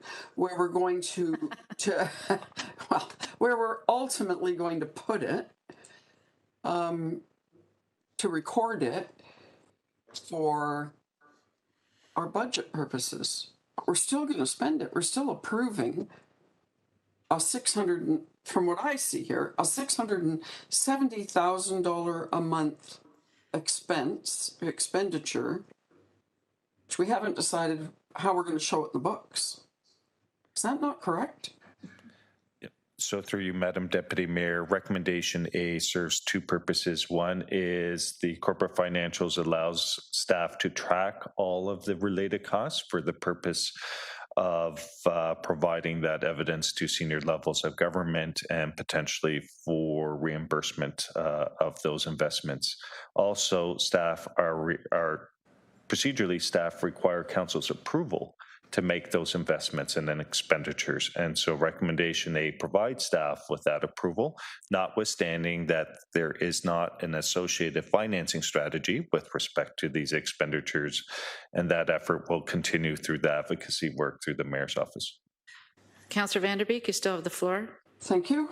And so through you, Madam Deputy Mayor, so we're still approving the spending of $670,000 a month if we approve recommendation A.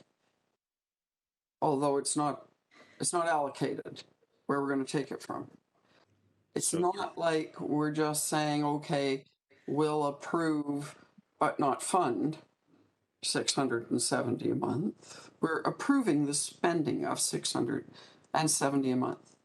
I am of a mind similar to the former speaker, delaying this for a couple of weeks until we have hopefully a better understanding of what kind of a response we might get from upper levels of government, because an earlier speaker is quite correct. We have people in this city who live here, who are waiting for somewhere to live, and we can't give it to them. On the other hand, we have an emergency, and I think we all want to help with the emergency. But I would like to have some reassurance that there's at least some dialogue about some upper level support for us in putting this very large expense on our residential tax base, because we know in Hamilton that it's the residential tax base that is generally footing the bill. Those are my thoughts. Thank you, Madam Deputy Mayor. And I'm going to go back to Councillor Clark, second time speaker. Councillor Clark? So, oh, sorry. My apologies. I didn't see Councillor Partridge has been waving frantically. Councillor Clark. Councillor Partridge waving frantically. It's your turn. Yes, thank you, Madam Chair, and I have been putting it in the chat. I can't get the speaker to work, so I'm going to be waving frantically at you when I need to speak.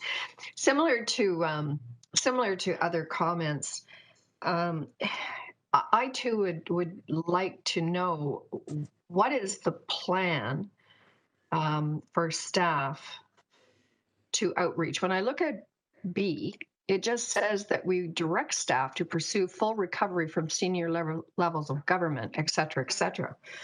But I want to know what the plan is, because we do have very strong, dedicated MPs representing our city and different areas of our city. And so what is the plan to engage those folks? Some of them from the opposition, most of them from the sitting federal government. So what is the plan? So Grace, do you want to reiterate, please? Oh, sorry, City Manager Smith. Through you, Acting Mayor, to Council. In terms of the plan, besides having the Mayor write a letter that Council's endorsing, we do have Director Stahl, who looks after our government relations, on the line, and she could get on to talk about other opportunities, such as, bringing the Hamilton caucus together, etc. So if I could ask Director Stahl to come online to give any additional advice she have to Council on what further actions we should take. Through the chair to members of council, I'll add on perhaps to some of General Manager Mader and General Manager Burden's comments. So as they both stated, we've been working through the GTHA mayors and chairs table. A letter did go from Mayor John Tory on May the 25th to the upper levels of government, particularly to the minister responsible for immigration, refugees, and citizenship, Minister Fraser. From what I understand, Mayor Tory has been in discussions with upper levels of government on behalf of all the GTHA mayors. in our draft letter that we provided to the mayor's office, all of the local MPs, including opposition, were referenced in that letter. As City Manager Smith stated, we could certainly gather the Hamilton caucus, so all of the local 5 MPs, which we're in regular contact with. I would also just like to build on some of Councillor Farr's comments with respect to Premier Ford and the commitment made. He is correct. There was a commitment made on April 6th to allocate an additional $300 million for Ukrainian families who plan to relocate to Ontario. It has not been publicly stated how those funds will be allocated as of yet, so we can certainly use some of those government relations tactics to interact with our local MPPs in addition to MPs. Councillor, you have the floor still. Yeah, thank you, Madam Chair, and I appreciate the answer, but I just, similar to previous speakers, it's a federal issue, and knowing that the actions the federal government has been taking over the past, since February, since the invasion of Ukraine, I don't think there's any question that they see this as an urgent situation. But I'm very hesitant to, for what's been said. I mean, we have our own list of, I think, 5,000 or 6,000 people who are waiting for suitable, affordable, geared to income options in housing. And I know in my own community, Madam Chair, there are several people and organizations. The Dairy Queen is certainly one of them, the churches. They're gathering clothing and all kinds of funding, and people are opening up their homes. And there's already been quite a few that have moved into the Waterdown area.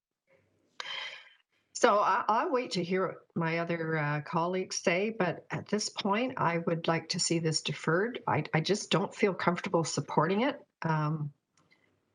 without some assurances from the federal and the provincial government, quite frankly. And I thank Councillor Farr for his comments on that. Thank you, Madam Chair. Thank you, Councillor Ferguson, and then we're going to go to Councillor Wilson, then Councillor Ferguson, then to Councillor Clark for I believe, a tabling motion. Go ahead, Councillor Wilson. Thank you. I appreciate all the deliberations. It is a predicament. It's not an unusual predicament, but it is a predicament. Yes, immigration is clearly within the jurisdiction of the federal government, but as we know, the costs are locally felt. If I could ask through the Deputy Mayor to either GM Burden or Director Stahl, is it fair to suggest that part of the political strategy here locally with Mayor Tory, and I think there was reference that Peel will be having this deliberation, is for regions and municipalities to make these formal expressions to underscore the urgency of the federal government and the provincial government to act, and also to put a real price tag on the costs of, which I believe GM Burden, or it was acting Deputy City Manager Mater suggested the costs are being felt now. The costs are being generated now. So if I could, is that, do you surmise, part of the strategy as part of our trying to A, create a sense of urgency, B, to put a cost to it, so that, and C, to collectively act in unison? Through you, Deputy Mayor. Thank you. Through you, Madam Chair.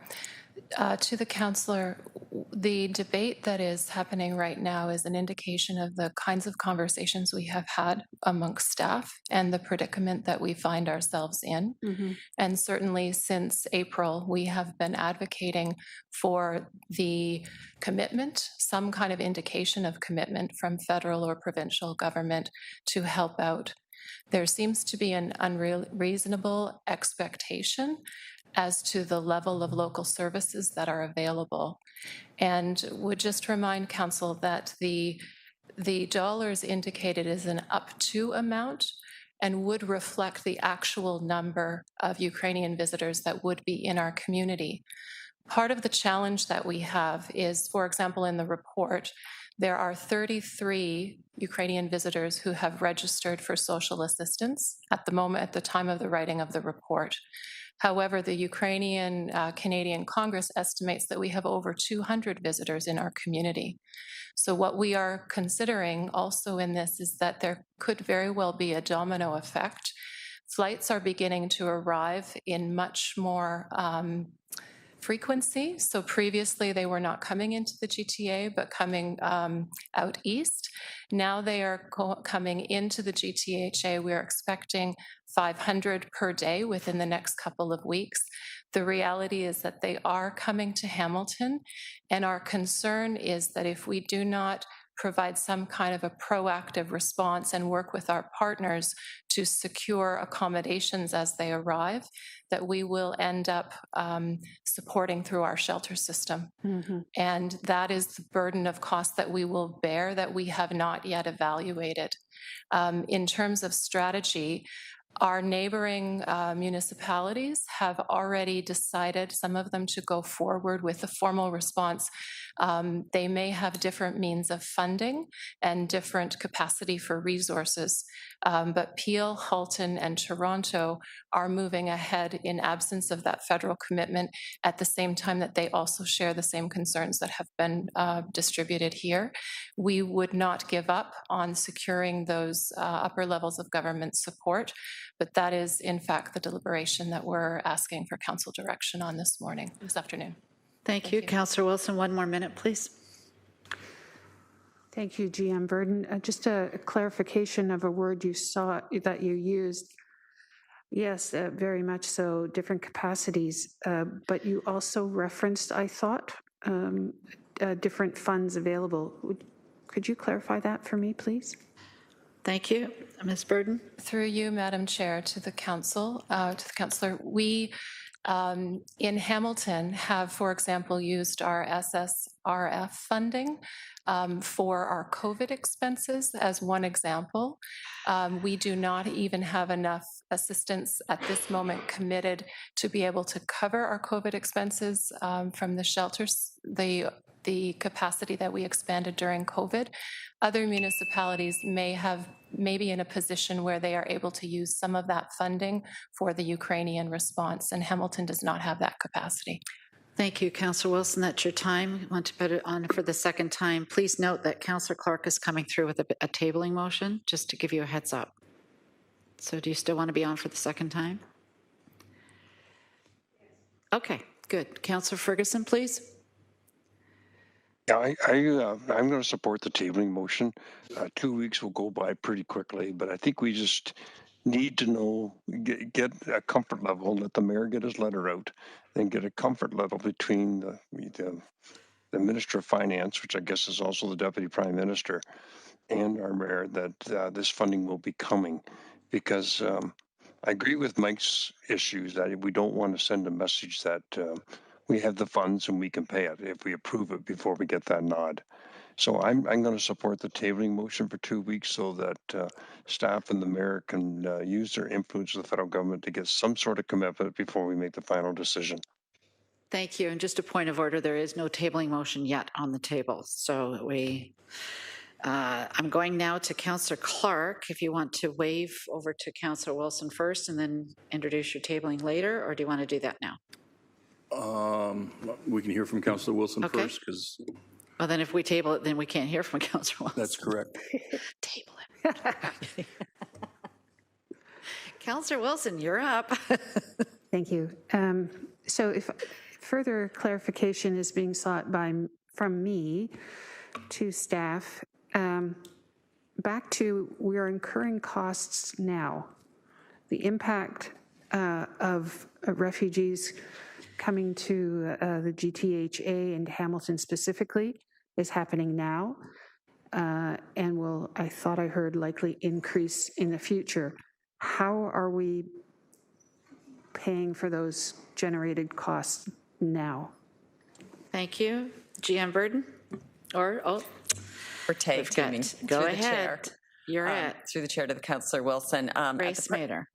At the present time, we have not incurred any additional accommodation costs. We've had no individual show up yet in our shelter system. We're tracking that as well. But as indicated by GM Burden, that we have had a number of families that have started to apply for Ontario Works, and that's been covered under that budget. Thank you. Councillor Wilson? Okay. I think it's a fair question. I'll ask it. In the absence of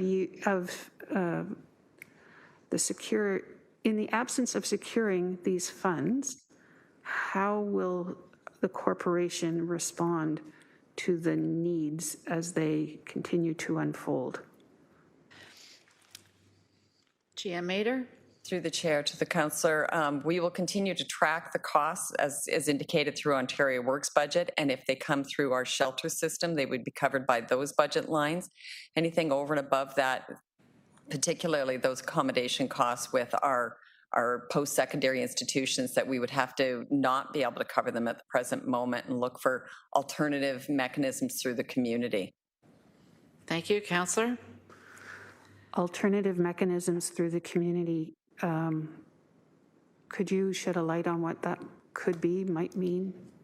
Through the chair, we have had a couple of community-based groups that have come forward that have collected funds that are prepared to cover some costs for one of the families that we know that have come through the system. So there are some community groups that are looking for donations that will help to offset some of those costs. Thank you, Councillor. Thank you. Those are my questions. Thank you. Now I'm going to Councillor Clark, please. Thank you, Deputy Mayor. I'm going to move that we table item A and item C for 2 weeks, and we proceed with item B and item D today. I think we voted on item D already. So can I just ask the clerk just to clarify the process, please? Go ahead. So that, to the acting mayor, that was just a motion, that was an amendment motion. So you would still have to vote on B and D approval, and then it's a motion to defer A and C to the next council, which is June 22nd. Okay, Councillor Clark. Thank you. And the intention is that we get things in the right order. We're advocating to the senior level of government. We're advocating to the ministry staff to staff. So we're doing all the proper things. We need the federal government not to hand over money to us, but to give us an indication, whether verbally or in writing, that they are going to support the city of Hamilton with their expenditures. And we're not alone. We have many other municipalities that are in the same boat, but I think we're putting it in the right order. We're doing the advocacy first. Let's get a response back from the feds, and then in 2 weeks' time, we can address this issue. Thank you. Thank you. Any questions or comments on the deferral? And no, sir. First, we're going to approve B and D. We're asking for your vote on B and D. D as amended. So please put the vote up for B and D as amended. Councillor Powers and I are thumbs up.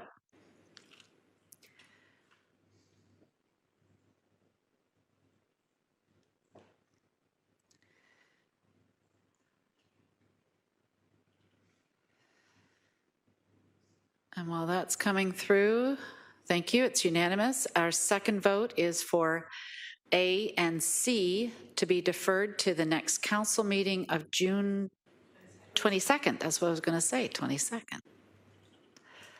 Please vote accordingly. Do we have a seconder for that? Oh, sorry, Councillor Danko, I believe, right? Thank you. Councillor Powers and I are a thumbs up. Thank you.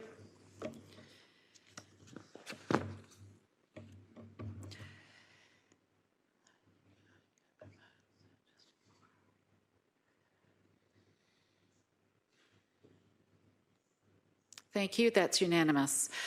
We're on to motions, and just to let everybody know what the roadmap is, we're going to be going to motions, then we're going to go statements by members, and then we have to go in camera. So can we do the 6.1, please? This is Councillor Wilson. I don't expect you to read it in its entirety for those folks at home. It is a housekeeping for voting quorum. Oh, what? Oh, we have to come out of the committee of the whole. Thank you. My Madam apologies. Chair, would it be possible to have a 15-minute bio break as soon as we come out of the committee? 7.1. Just a second, please. Yes, after we do 7.1. Yes. So I'm sorry, Councillor Wilson, can I please have a motion to come out of committee of whole? Certainly, that committee of the whole rise and report moved by myself, seconded by Councillor Pauls. Please vote to come out of committee of the whole. Thumbs up. Would the from Councillor Powers and myself, would you prefer to have a break now before we go into the motions? Everybody's thumb went up quickly. So it has been moved by Councillor Ferguson, seconded by Councillor Big Thumb Partridge, that we reconvene at 1:30. That will give the clerk some time to get something to eat. Did you want somebody to kiss? I heard some tinking of glasses up there. Thank you. So please vote accordingly for the break, please. Oh, 2 thumbs up from Councillor Powers. He gets an hour. Don't leave. Please vote. Vote often, vote early, vote often. Okay, and then we're going to come back to motions, folks, when we come back. Thank you very much.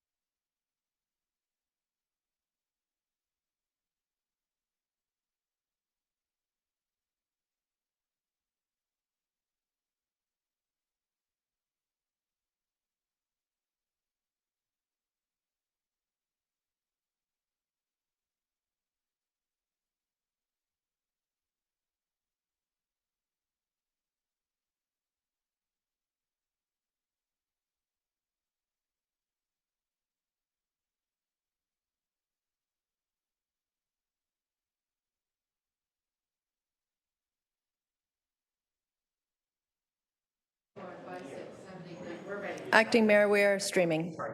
Hello, everyone. We're back now from our break. Thank you, everyone, for turning on your videos so we know we have quorum. So we were left off now at Councillor Wilson to introduce your motion 6.1, please.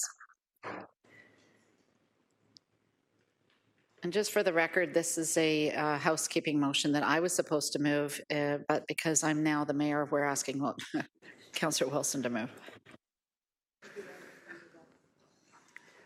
Pardon me? I do not. I've been informed, colleagues and members of the public, that I do not have to read it all, and there's joy across the land. Therefore, it is a housekeeping motion. I'll speak to its intent after I read it. Therefore, be it resolved. It is for amendments to various committee terms of reference due to conflicts with the procedural bylaw. Therefore, be it resolved that the terms of reference for the following committees of council be amended by deleting the following sections of their terms of reference. Oh, I don't want to read all of that. I beg your pardon. Oh my goodness, I do not read it. So it is there for your review. And in my simplistic way, I call the procedural bylaw the grand poobah of bylaws. And what we found out was that some of the other soldier bylaws are not do not heed the instruction of the grand poobah bylaw. So we have to amend the terms of reference for the other subcommittees and committees and things that have been struck over the years to ensure that they are consistent with the grand poobah of bylaws, which is the procedural bylaw. And I would ask through you, Deputy Mayor, that whether I've accurately described the grand poobah of bylaws appropriately to the clerk. Thank you for that very technical explanation. City Clerk, are we in total agreement of this? Absolutely. Absolutely. And I think we just have to rewrite the bylaws now to include all that wording. So, folks, it's been duly moved by Councillor Wilson, seconded by Councillor Pauls. Please vote accordingly, unless there's any questions or comments. My buddy today. Councillor Powers and I are thumbs up.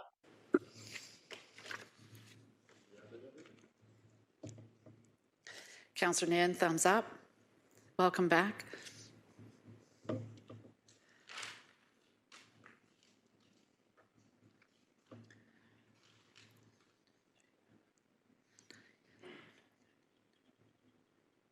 How are we doing, Clerk?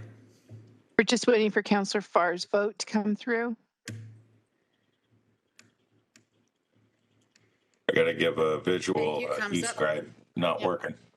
Okay. Everybody, let's F5 and see what happens. Thank you. It's unanimous. So now we're on to notice of motions. And Councillor Powers, may I please have a motion to waive the notice of motion for the 2023 Battle of Stony Creek event?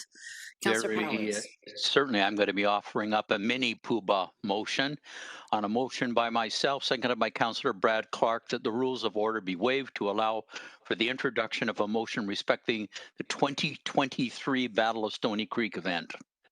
Are there any questions or comments about this? I'm sorry, everybody just turned off your video at the same time. I don't know if it's a broadband issue, but...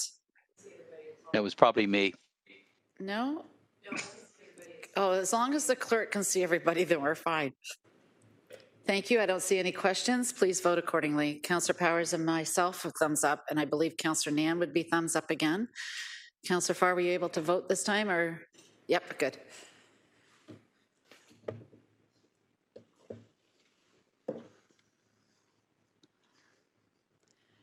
Good, thank you. It's unanimous. Councillor Powers, please read off your motion. Thank you, Madam Deputy Mayor. This motion is being moved by myself and seconded by Councillor Maria Pearson. And I think it's best that I read it in its entirety. It's not extensive, but it certainly sets the stage. I agree. Whereas the City of Hamilton is the owner and steward of Battlefield House Museum and Park National Historic Site, whereas the site was the location of the Battle of Stony Creek on the night of 5th to 6th of June, 1813, whereas there is a long-standing tradition of an annual event commemorating the site, Whereas as a result of COVID uncertainty during the planning period, the 2022 Battle of Stony Creek event will not be held in person. Whereas a 30-minute video titled Born in the Creek, a Battlefield House Museum and Park Retrospective, is being produced for broadcast in summer of 2022 that highlights Battlefield House Museum and Park and the reenactment of the Battle of Stony Creek. Whereas the City of Hamilton desires that such events be aligned with the city policies concerning equity, diversity, and inclusion, inclusive of multiple perspectives and voices, educational in nature, respectful of varying perspectives on the historical events portrayed, and provide economic impact for the enjoyment and benefit of the community. Therefore, be it resolved, A, that staff be directed to plan for the delivery of an in-person Battle of Stony Creek themed event in 2023 that includes reenactment activities. Let me repeat that. That includes reenactment activities, and that the event portray in a respectful and historically accurate manner all communities involved with and impacted by the battle, including Indigenous peoples, settlers, military forces, and ordinary citizens. Part B, that in preparation for this event, staff be directed to consult with the public and key stakeholders on the scope, approach, and programming of the event. C, that staff conduct an environmental scan of the current best practice approaches to similar commemorative events and sites and share the results with participants in the consultation. And D, that staff be directed to report back to GIC with options for the 2023 event for direction. Madam Chair, can I make a few opening comments? Absolutely. Certainly. This motion is offered as clarification and direction on a recent issue that has prompted a significant reaction by multiples of hundreds of Stony Creek and Greater Hamilton residents.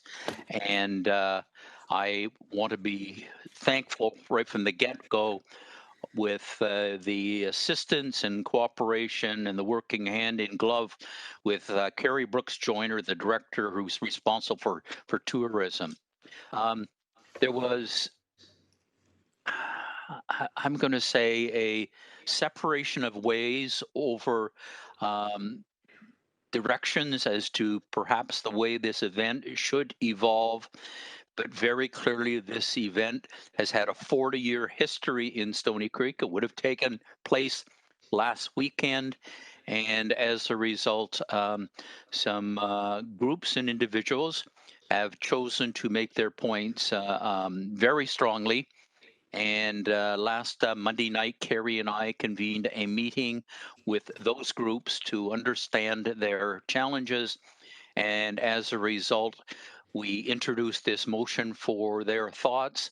And as a result, we have conditional support that they would like to be involved in not only the planning, but consultation as things play out, as is laid out in this motion.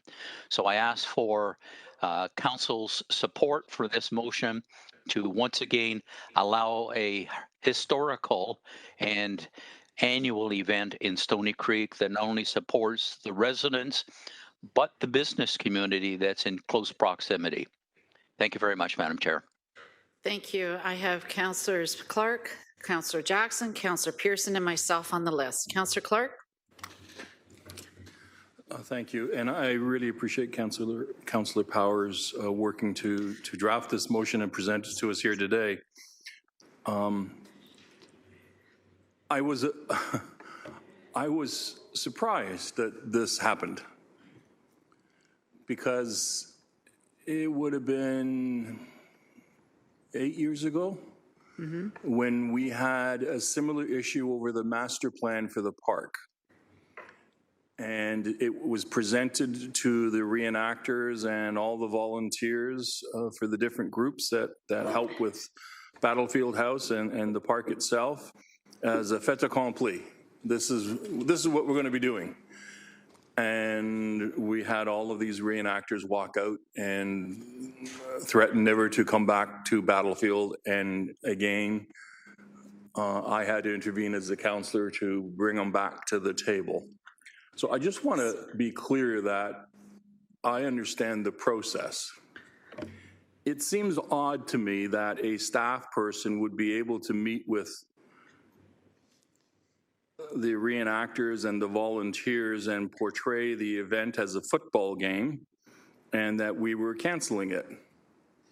And that's the way it was described to me by the reenactors. So can I just ask, was that a position of the senior leadership team, or was that a position of one individual who was perhaps a little bit more zealous and offside in their authority? I'm Carrie Brooks-Joyner. I'm the Director of Tourism and Culture, and through the chair, thank you for your question. I can confirm that there was confusion between the decision for the 2022 event, which was to cancel that event, and the 2023 event, of which no decision had been made on its scope, other than the fact that it was going to happen. The meeting in question was an early engagement about ideas for the future. Unfortunately, those ideas were misconstrued as decisions, where in fact decisions had not been made on the 2023 event, and that was to be the start of a conversation. Thank you, and I'm glad to hear that, especially coming from yourself, Carrie, because I know you watch these files very carefully.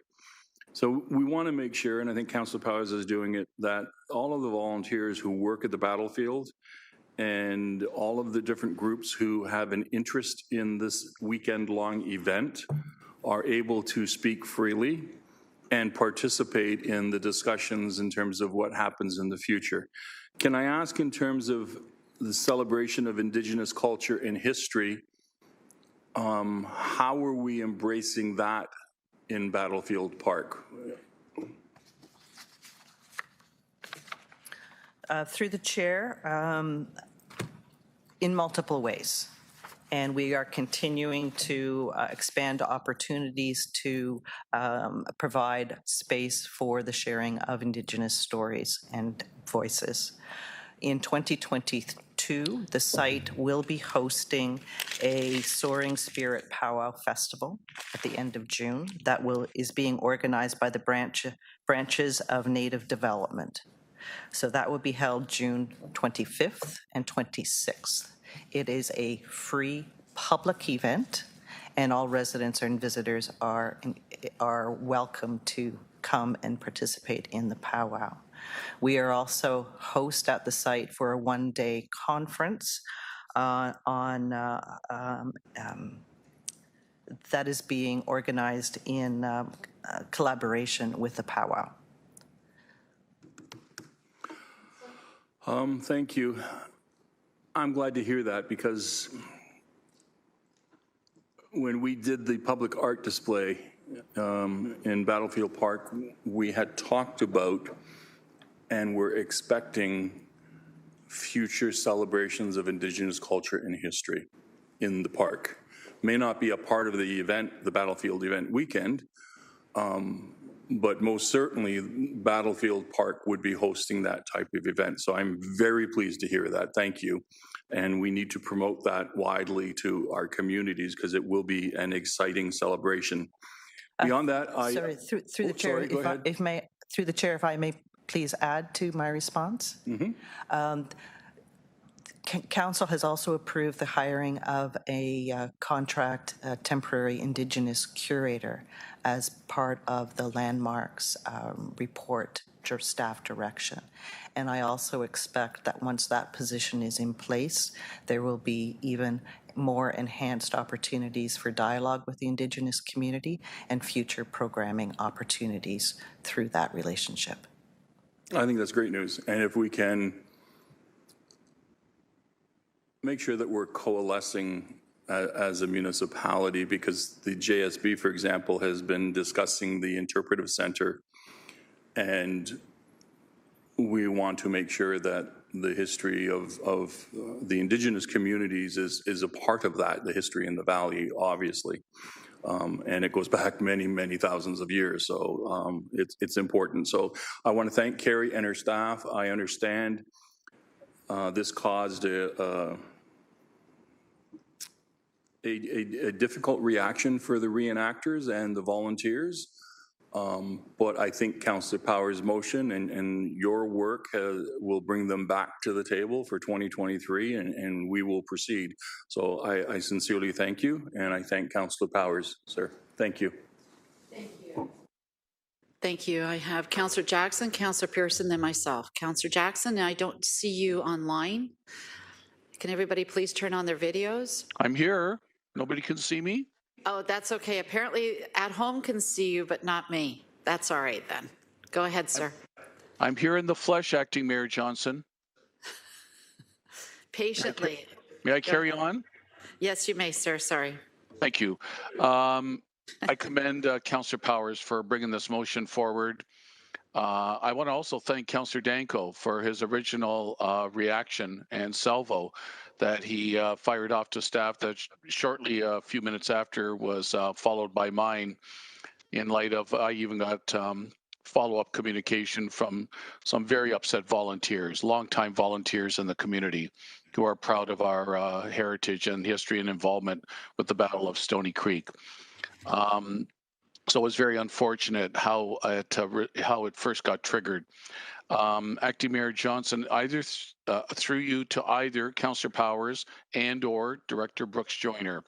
I read D, and the D part of the motion says that staff will bring back options, and yet in the A part, Councillor Powers has gone out of his way to strongly state that there will be in-person reenactment of the Battle of Stony Creek. And yet D part says staff can come back with options. And I guess I'll put it on the table. My concern is that if a particular individual or group has an issue with resurrecting the reenactment of the Battle of Stony Creek next year in person, is one of the options staff could bring back, saying that, I'm sorry, we recommend no in-person reenactment of the Battle of Stony Creek. So Acting Mayor Johnson, through you to either or both, Councillor Powers as the mover and the director as well, how D reconciles with A, please. Am I okay to go to the mover first, please? So Councillor Powers? Thank you, Madam Chair. Certainly from my perspective and I enunciated it not once but twice, it will include a reenactment activities. I think clearly in the details in the motion, it indicates that how we work that out as to, when, I mean, the devil's always with every event, the devil's in the details, but very clearly it will happen. It's just a matter of how this, the whole festivities, festivities is a wrong thing. How the commemoration of that particular event, dating back to 1813 is not only interpreted, but played out. And that's the genesis of D that allows that information to come back to us. And if indeed there are options in delivering the program that we support, hopefully collectively support today, then that's only what will come back in Section D. Thank you, Councillor Powers. Can I also have the director possibly provide a confirming comment, please, Acting Mayor, through you? Yes, thank you. Through Brooks Joyner? Through the chair, I can confirm that the intention is that the 2023 event does include reenactment. If council wishes additional options to that, I'm happy to provide it. If council's direction is to maintain the event in largely the scope that it has been, I'm also happy to take that direction and not provide additional options. So nope, thank you, Director. Much appreciated. Yep, no, thank you, Director. I'm not here to amend what Councillor Powers has put forward in consultation with yourself. I just wanted to reconcile D with A as well. And last closing comment, of course, Acting Mayor Johnson, without the successful Battle of Stony Creek, we could have potentially, this great land of Canada, been the 51st state of the U.S. Thanks, Acting Mayor Johnson. Thank you, sir. Councillor Pearson, as a seconder to the motion, please. Sure. Thank you, Madam Deputy Mayor, and certainly great comments before me. I want to thank Councillor Powers for jumping on this. And certainly Carrie Brooks Joyner. We had a conversation immediately when this came to fruition, and our knowledge. And I too had concerns and discussed with Carrie, what was the issue, and she's explained it, and I understand it. I do believe that we need to broadcast this to the residents, especially the ones in Stony Creek, who this is a monumental event. Excuse the pun, but it is a monumental event in Stony Creek. And mentioning today that it's 40 years that this event has gone on in Stony Creek. Ironically, I celebrated my 40th wedding anniversary on Sunday, so it started the same year I was married. And these are a tremendous amount of volunteers, not only from the area, but all over, from the states, from all over, that come to participate in, and it's an education.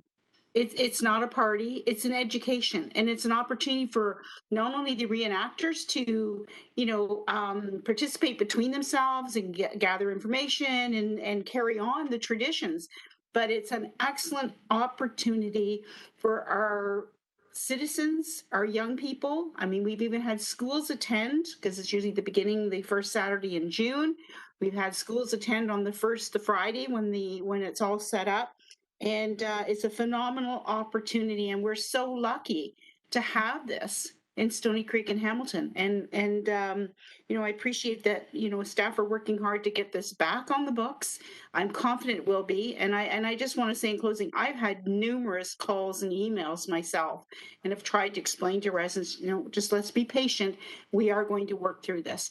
And you know what? I think, certainly with the guidance of Carrie Brooks Joyner and all of the staff and the new museum curator, I think, I think we're going to have a better representation of the battle reenactment. So I appreciate certainly being able to second this today, and whatever I can assist going through the process, by all means, my emails and my phone's always open. Thank you. Thank you. And I've had myself down as the last speaker. Councillor Wilson, can you take the chair, please? Thank you.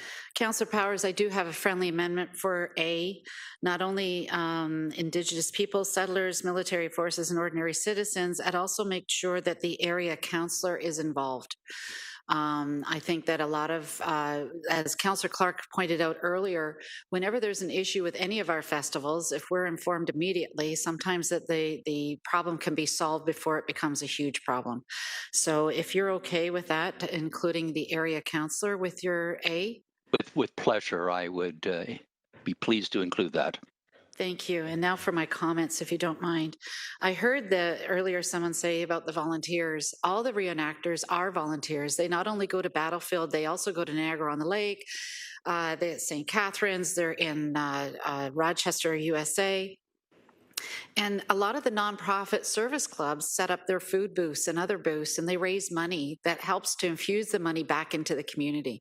So this not only affected people who just wanted to see the reenactment and talk to the reenactors, this affected a huge proportion of the community, local and far.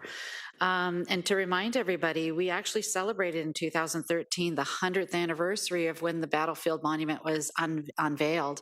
Thanks to Sarah Calder and her group of women, they're the ones that raised the money for that monument. And it was actually unveiled by Queen Mary, who was in England and pressed a button. It was so state of the art and very electronic back then.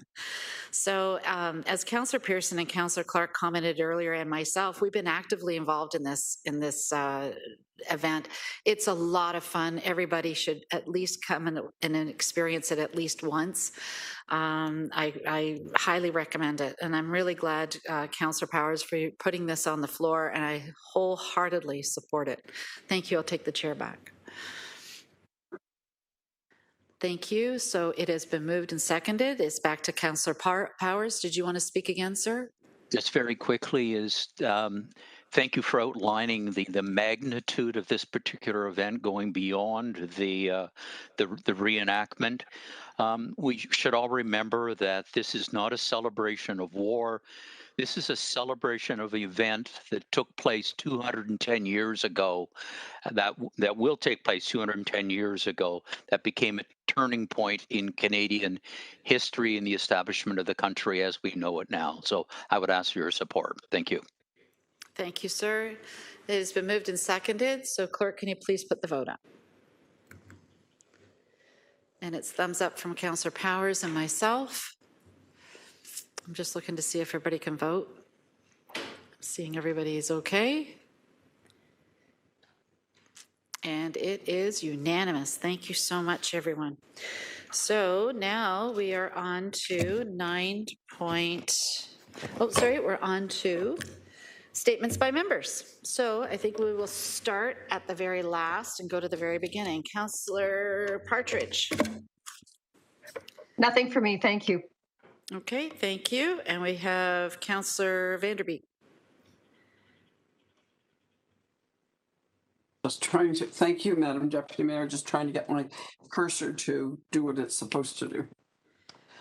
Just one announcement. Next Thursday, both of my markets in my ward will be open. The market in Rockton at the Rockton Fairgrounds and the market in Dundas in the parking lot behind the library. They are generally open in the afternoon until early evening, and everyone is welcome. And this year will not involve all of the restrictions that last year and the year before involved. So I hope that you will come out, and while you're in Dundas, if you venture over one block, you can do a lot of local shopping. Thank you. Thank you. Councillor Ferguson. Thanks, Madam Chairman. This is a big weekend in Ancaster. It's our annual Heritage Day celebration. Ancaster was founded in 1793, the oldest municipality, third oldest municipality in the province of Ontario.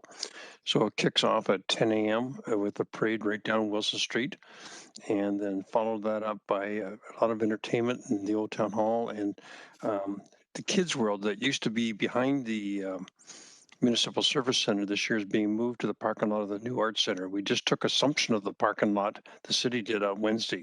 The Arts Center is not assumed yet, but the parking lot is. So to get the Kids World and all the bouncy jump things and all the entertainment off of Wilson Street so that we open the street quicker, it's going to occur at the rear of the new Arts Center. There's access, so we'll have a walkway set up through the construction area that the public get access to the rear of the facility, and they can take a good look at this amazing new facility that's going to be opening very shortly. So and then it finishes up at night with a big fireworks display. So I encourage everybody in Ancaster to come out, as they always do, and celebrate our heritage. And that's all I have. Thank you. Thank you. Councillor Pearson. Sorry, Madam Deputy Mayor, my apologies. Just a few things if I can. I think it's worthwhile that I want to give a shout out to all of our staff at Waste Management and Public Works. This year we held the 2022 Spring Community Compost Giveaway event again. It was a 3-day event. It was up at Turner Park, and Madam Deputy Mayor, there was a total of 554 tons of materials that residents picked up over the 3 days. The residents had to provide their own containers, and they had to shovel the material themselves. So what a monumental task that was pursued by residents. They know how good our compost is. There was over 4,600 vehicles that came, and out of that event, our staff do ask for contributions or donations, monetary or food, towards the food banks, and they received about $220 in cash donations and about 750 pounds of non-perishable food items. So kudos to our staff, and we all know that have been involved in waste management. We have an excellent product in our compost that goes through our plant and is processed on a monthly basis. My second quick one is just a note, because I'm sure everyone around the table is dealing with residents screaming, why can't I get my building permits? What's taking so long? So we did get an update recently from the building division. In the month of May, it's saying that the city of Hamilton issued 796 building permits, valued at over $376 million. This represents a single largest activity since October 2012. So our staff are stretched to the leanest, but they're doing their very, very best. And I advise this to residents or business owners or builders who call me saying, why is it taking so long? Well, we only have so much staff, and they're working their darndest to get things through. So I just want to put that on the table. And just a friendly reminder to residents that the tax bills have gone out, the final tax bills, so they should be receiving them in the 2 installments. So it will be June 30th and September 30th. That'll finalize the tax bills for this year. Thank you, Madam Deputy Mayor. Thank you. And now we're on to Councillor Clark. I'll pass. Thank you. Thank you. And now on to Councillor Danko. Thank you, Madam Deputy Mayor. Just for the public record, I just want to set the record straight that Limeridge Mall is in Ward 7. As the next door councillor, I really appreciate the ability to comment on this really important development for the mountain and for the city. Through our work at Planning Committee as a past chair, it's been a topic of numerous discussions, but please send the fan mail to Councillor Pauls. Thank you. Well said. Thank you. Well, Councillor, hang on a second. I got a call. So can you, thank you. Councillor Pauls. Well, thank you for that, because I've had many conversations with planners at Limeridge Mall, which is Cadillac Fairview, and I've seen the plan, which is great. And I was interviewed by Scott Radley about it, but I was taken back when some people were calling me and saying, did the line change from Ward 7 to Ward 8? So I appreciate you clarifying that. And I want to tell you, the mall has a vision, and it's not only, it's just starting. This is the starting conversation of what is to come. And when I saw the plans, I mean, they look beautiful on paper.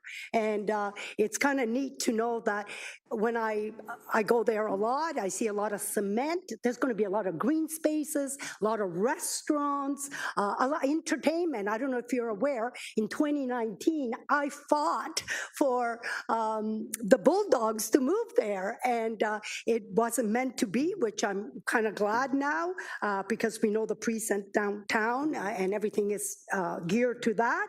But I want to tell you, this is exciting for Ward 7. It's exciting for me to know what Limeridge is going to look like within 4 years. And then they have visions. They told me the vision is when McQuestion Park, we're going to put a bridge over to connect Limeridge, and they're going to build more housing. So this is great. It's 2 stories. 2 towers, 12 stories, 160 apartments, and I'm looking forward to having more conversation with them. On Thursday at 2:45, there's going to be a design review panel. So I'm looking forward. I already seen the buildings, but anybody that wants to join in, you're welcome at Thursday at 2:45. So thank you.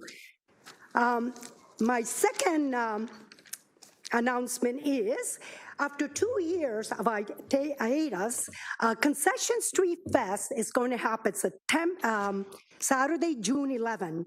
There's going to be lots of music, the streets closed, shopping, there's going to be lots of food, and Concession is a hopping place. I was just there and I could not believe the new restaurants are there. You'll have to try it out. It really is transformation of Concession Street. And so don't forget, it starts at 10 o'clock, Saturday, June 11th. Street Fest. The next one, which is very important to me because I volunteered this place, it is in Ward 1, and I appreciate Councillor Wilson. She's getting involved, and she'll be there as well. We're doing a 3K walk and a 5-kilometer run at Victoria Park. And this is so important because it helps option for independent living and development. We're going to create 24 more rooms to help out affordable housing apartments. This project will focus on special needs community. I am so excited about this. Yesterday at the Heritage Days in Ancaster, we hosted a run, and the mill sponsors it, and we had over 600 people there. And I've told everybody about this, what's happening, about 24 more affordable housing. And I hope I get a lot of people to come. I know as of date, we have raised over $30,000, and this is just the beginning. I'm so excited, and I'm looking forward to seeing people there. And again, Councillor Wilson, thank you very much. I told people she'll be the main speaker there, and so coming out, thank you. Thank you, Councillor Pauls. Councillor Jackson, I understand Concession Street's yours too. No longer, Acting Mayor Johnson. Through ward boundary realignment, Councillor Pauls has it in its entirety. Oh, good for her. But I still have 3 other PS announcements. Can I? Okay. Oh, thank you. Okay. Anyways, once again, reminder, we're right in the midst, Acting Mayor Johnson, of Seniors Month here in Hamilton. And great shout out to our fine resource person with the city, project manager, Lisa Maychuk, coordinating all the events through this month of June for seniors activity. It's wonderful. Just great to see hundreds of seniors out again after the 2-year pandemic time of everything being postponed and set aside. On the mountain, primarily get out to Sackville Senior Center, but in all different clubs and associations across the city. There'll be activities, programs, things to recreational activities to participate in. And I want to give a shout out to Marianne Lee, who's the chair of the Sackville Board of Directors, Penelope Petrie, our chair of the Seniors Advisory Committee, and the Hamilton Council on Aging, a wonderful partner on seniors programs, Lori Petz, the president. Number 2, I'm very, very honored. Sherwood Secondary School, their convocation is on Thursday, June 23rd at Carmen's Banquet Hall. I'm deeply honored that the school community and the leadership there have invited me to come and speak.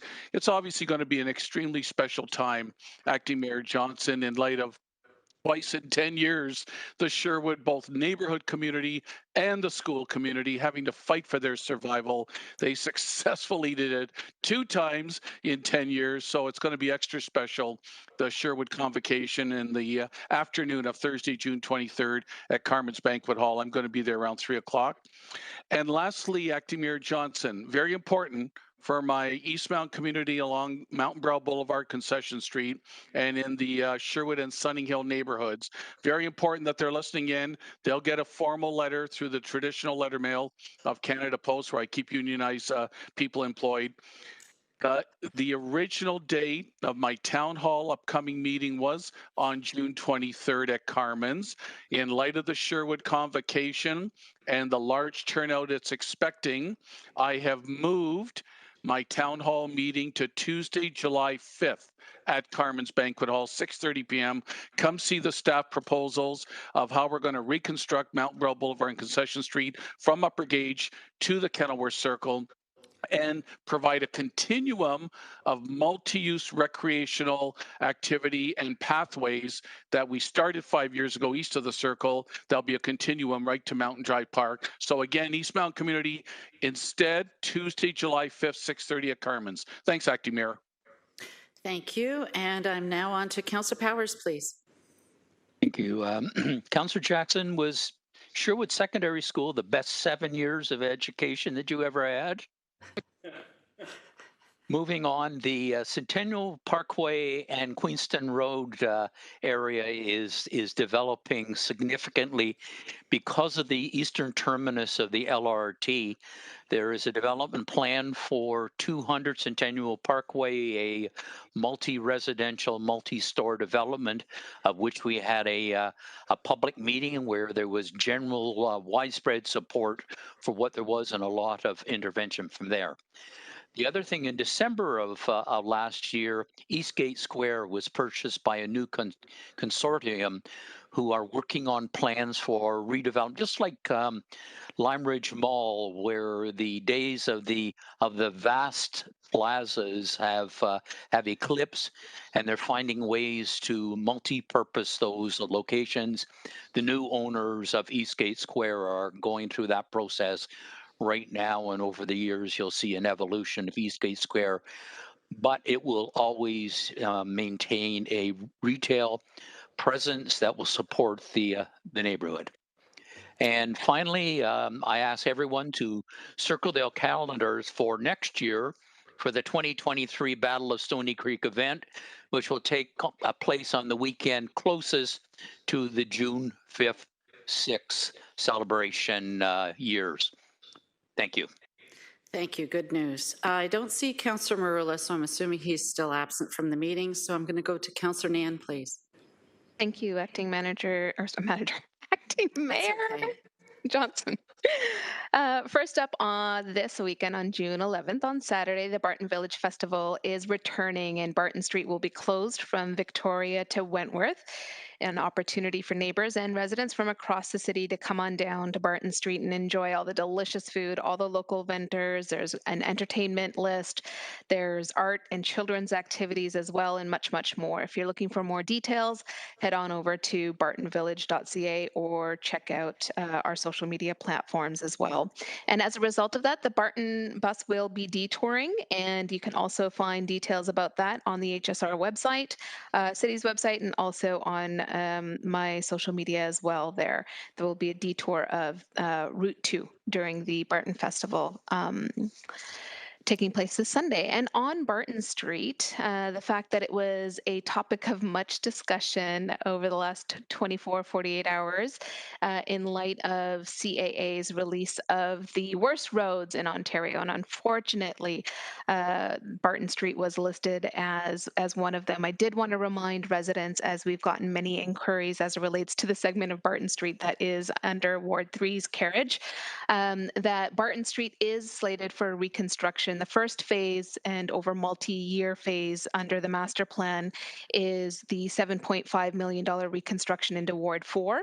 The next phases were identified between Wentworth and Sherman and Ottawa, and then Ottawa to Kenilworth. So that entire strip of Barton Street is slated for reconstruction. And as residents will be aware, with our Complete Streets Guide also under development, reconstruction means a complete transformation of the road as well, in terms of right-sizing the road, ensuring there is safe and great access for pedestrians, and exploring what the streetscape looks like. So as much as we're all kind of traversing a lot of potholes on Barton Street, I am with you all there.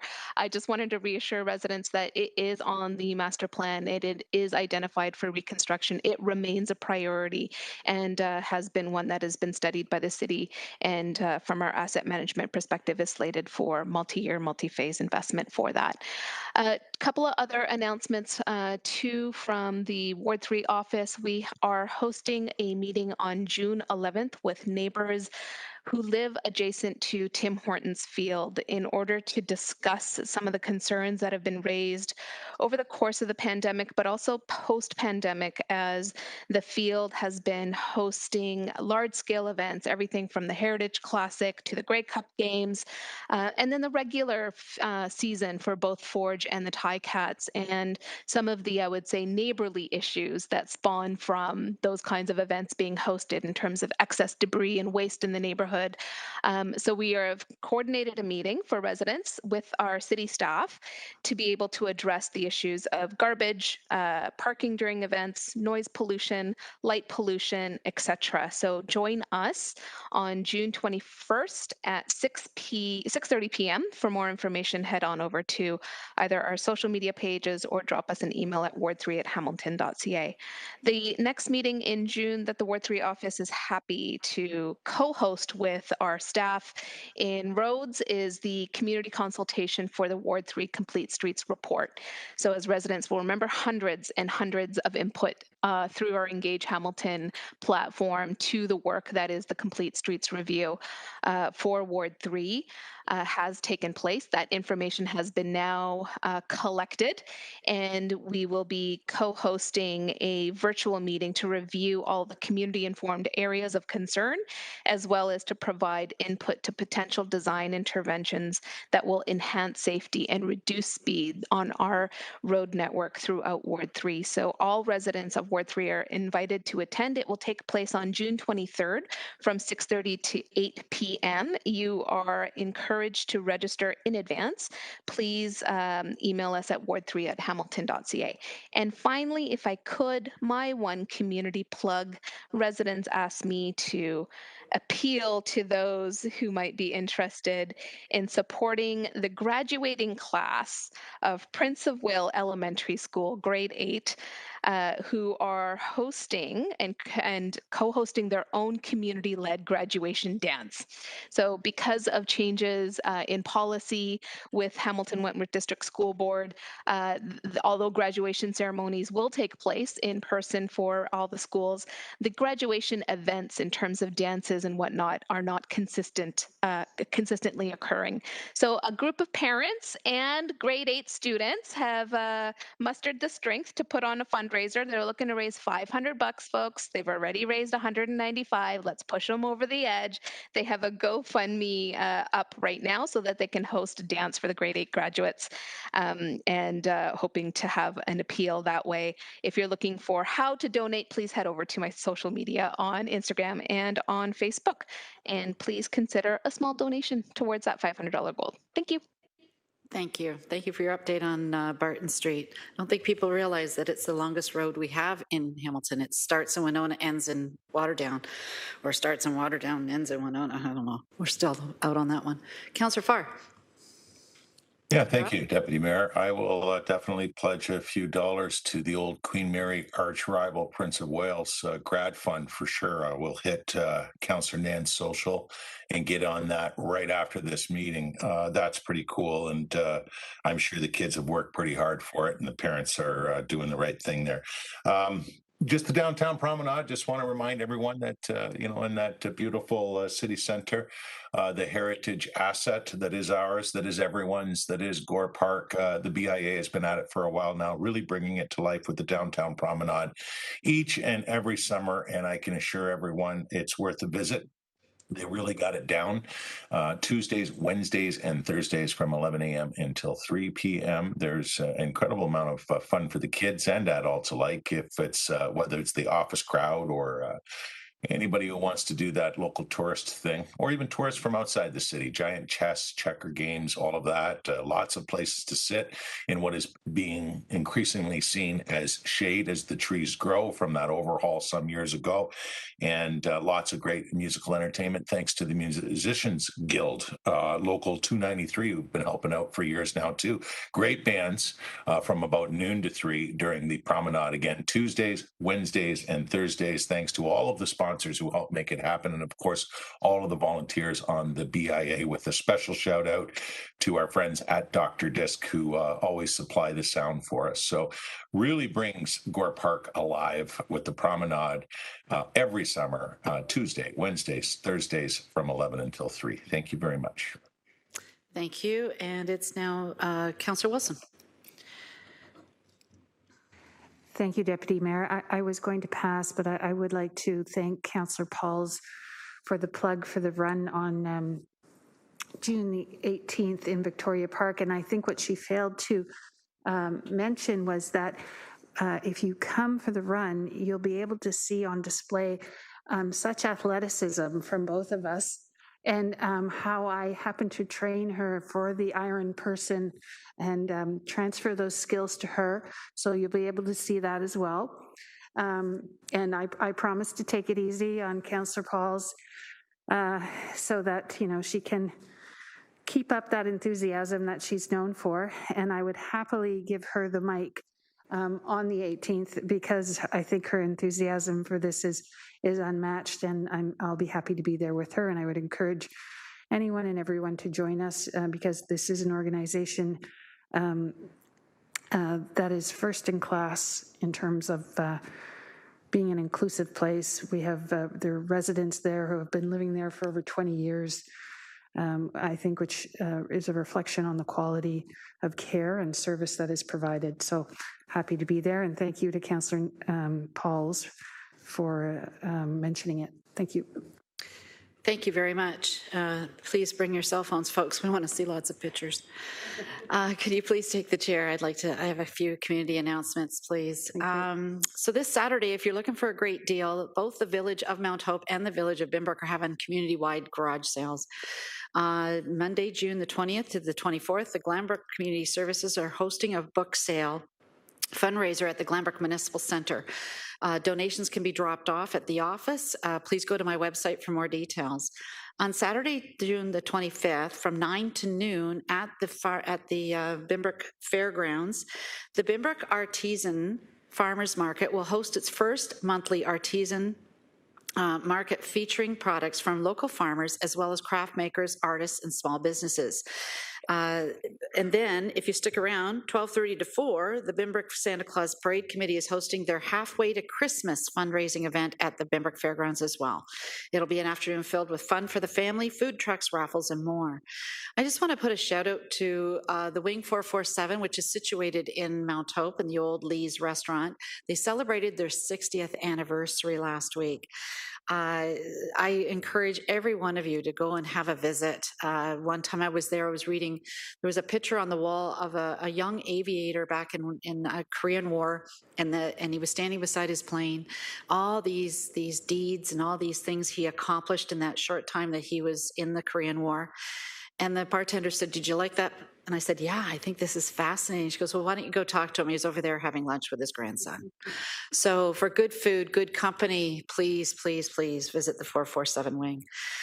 So I had the privilege last night to go to the Canadian Warplane Heritage Museum to witness the Mount Hope 447 Black Knights Cadets Parade. It was extremely impressive to witness over 80 youth of all different diverse backgrounds and working together. Congratulations to each and every one of you for a very, very successful year, especially due to COVID restrictions. Their drill team didn't even get permission to practice until a few weeks ago, and they knocked it out of the park. It was absolutely amazing. So kudos to the 447 Black Knights, wholly support all their endeavors, and they have the best leaders ever. When you sit down and talk to them, the enthusiasm is just overwhelming.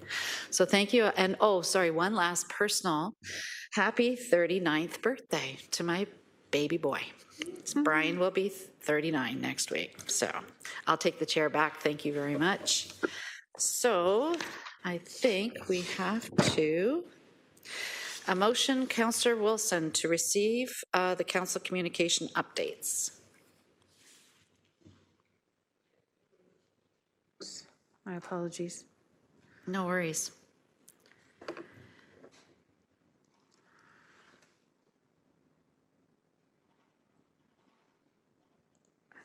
Just make sure I'm getting them. The communication updates are listed here for your information. If there are any items that within the council communication update listing, members would like to have referred to a standing committee. If there are any to be referred, staff will make note of the referrals, and the motion will be receive and refer the items indicated to the respective standing committee. So thank you, Councillor Wilson. That the listing of council communication updates from May 20th, 2022 to June 2nd, 2022 be received. Moved by myself, seconded by Councillor Pauls. Are there any questions, comments?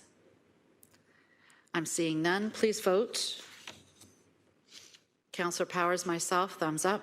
Councillor Jackson, big thumb up. And it keeps going up.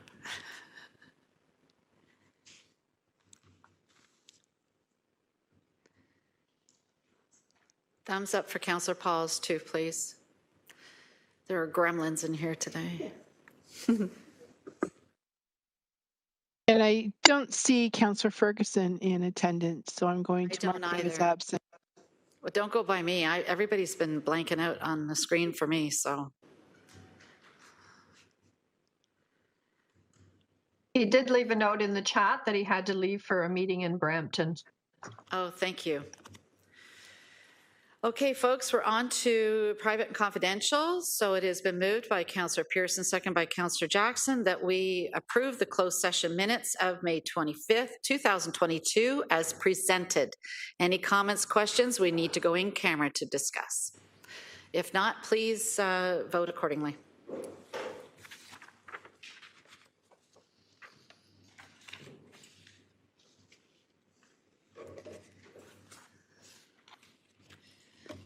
Thank you, Councillor Powers, myself. A thumbs up.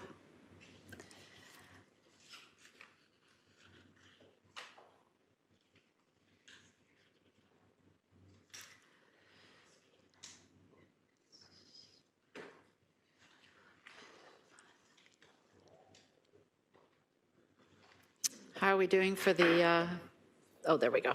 Thank you, it's unanimous. So members of council, if you wish, we can move into closed session to discuss item 10.2. These are the appointments to the Hamilton Waterfront Trust and property standards. If not, I'll ask Councillor Mann to present the motion in open session. I'm not seeing anybody waving frantically, so Councillor Mann, can you please move your motion for the appointments?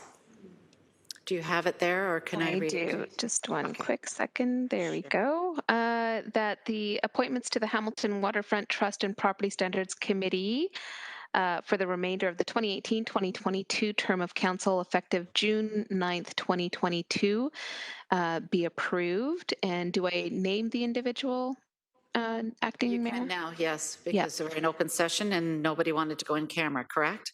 Sorry, they'll be made public after. So after we approve, she can read the names out. Okay, let's approve first, and then you can bang out the names. So the selections for the Hamilton Waterfront Trust and Property Standards Committee, both, please. Be approved. Be approved. And it's seconded by, sorry? Councillor Pearson. Councillor Pearson, thank you. Thumbs up from Councillor Powers, myself. Councillor Partridge, are you waving to speak? Yeah, just a very quick comment, if I may, please. Go ahead. These are two separate committees. Just yes. when the councillor was reading them off, it sounded like it was the Waterfront Trust and Property Standards Committee. Yes, it is actually. So I just want to clarify, two separate ones. Thank you very much. Okay, everybody, please vote. Councillor Powers, myself, is a yes. Councillor Ferguson, Marilla are not here.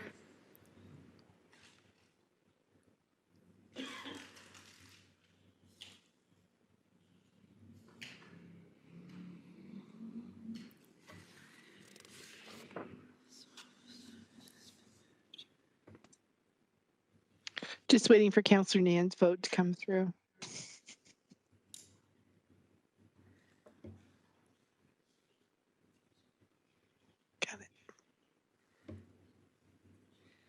Thank you, everyone. So we do have to go in closed session.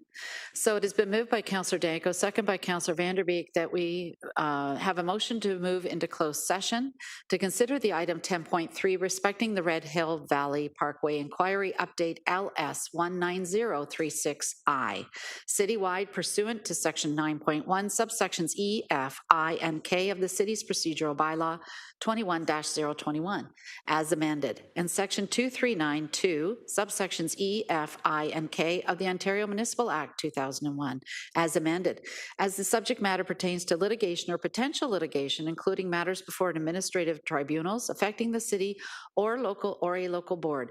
The receipt of advice that is subject to solicitor-client privilege, including communications necessary for that purpose, a trade secret or scientific, technical, commercial, financial, or labor relations information supplied in confidence to the municipality or local board, which, if disclosed, could reasonably be expected to prejudice significantly the competitive position or interfere significantly with the contractual or other negotiations of a person, group of persons, or organization, and a position, plan, procedure, criteria, or instruction to be applied to any negotiations carried on or to be carried on by or on behalf of the municipality or local board. Please indicate your vote now. Thumbs up for Councillor Powers and myself. Members of the public, while we're voting, the meeting will continue if it's a go. Following the closed session portion of this meeting, when you see the members of council rejoin the meeting, council will wait up to 5 minutes upon reconvening an open session before proceeding with the meeting to provide members of the public and the media time to return. I would like to ask all my councillor friends who are at home to ensure that you're in a closed room, put your headsets on, and can I ask all the staff who are not a part of this in closed session, get out. No, I'm kidding. Please, you don't need to be here. Lucky you. Just waiting for Councillor Partridge's vote. Yes, thumbs up for her. I saw that big thumb. I got it.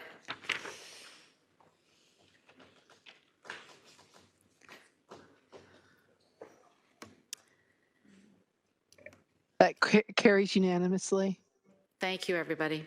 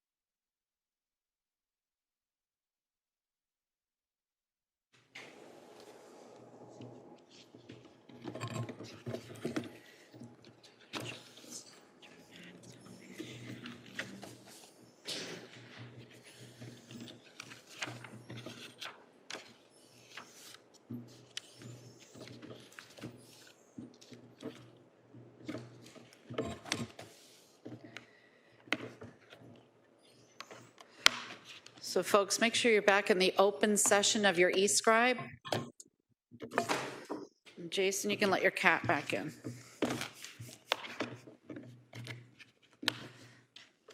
Just let me know, ma'am. We're live, thank you. So folks, we're back into live open session.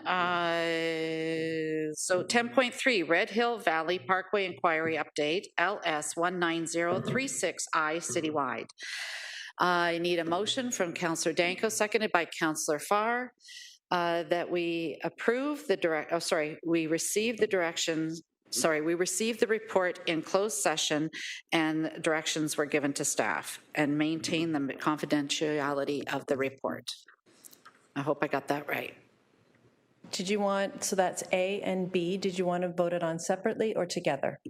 That's up to the will of this council. Separately or together? Separate, please. That's A. We're going to do A first. So A will be the direction provided to staff. We received the report.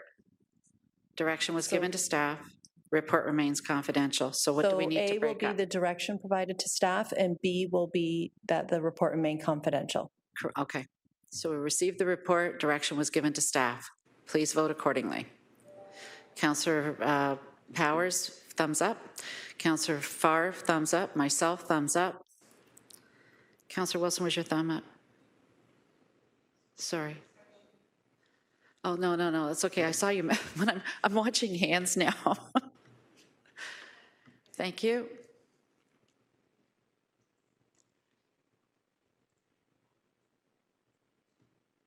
Okay, it's carried 7-4. And the last point is that the report remained confidential. Moved again by Councillor Danko, second by Councillor Farr. Please vote accordingly.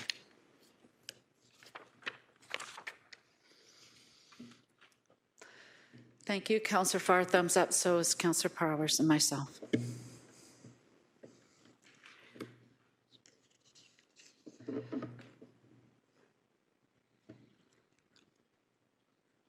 Nine to 2. Thank you. It carries. So now we're on to bylaws and confirming the bylaws. Councillor Wilson, may I please have a motion on those bills?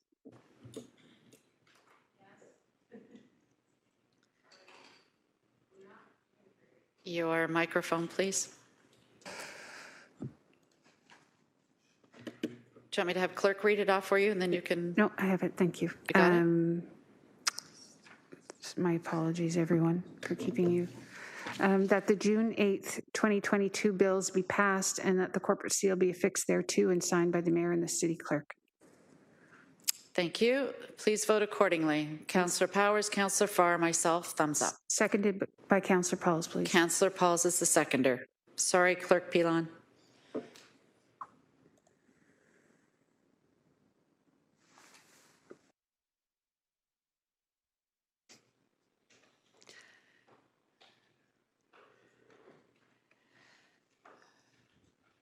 Okay, thank you. And that's 11-0. And now, last but not least, it's moved by everybody, seconded by everybody else that we adjourn. Please vote before you leave.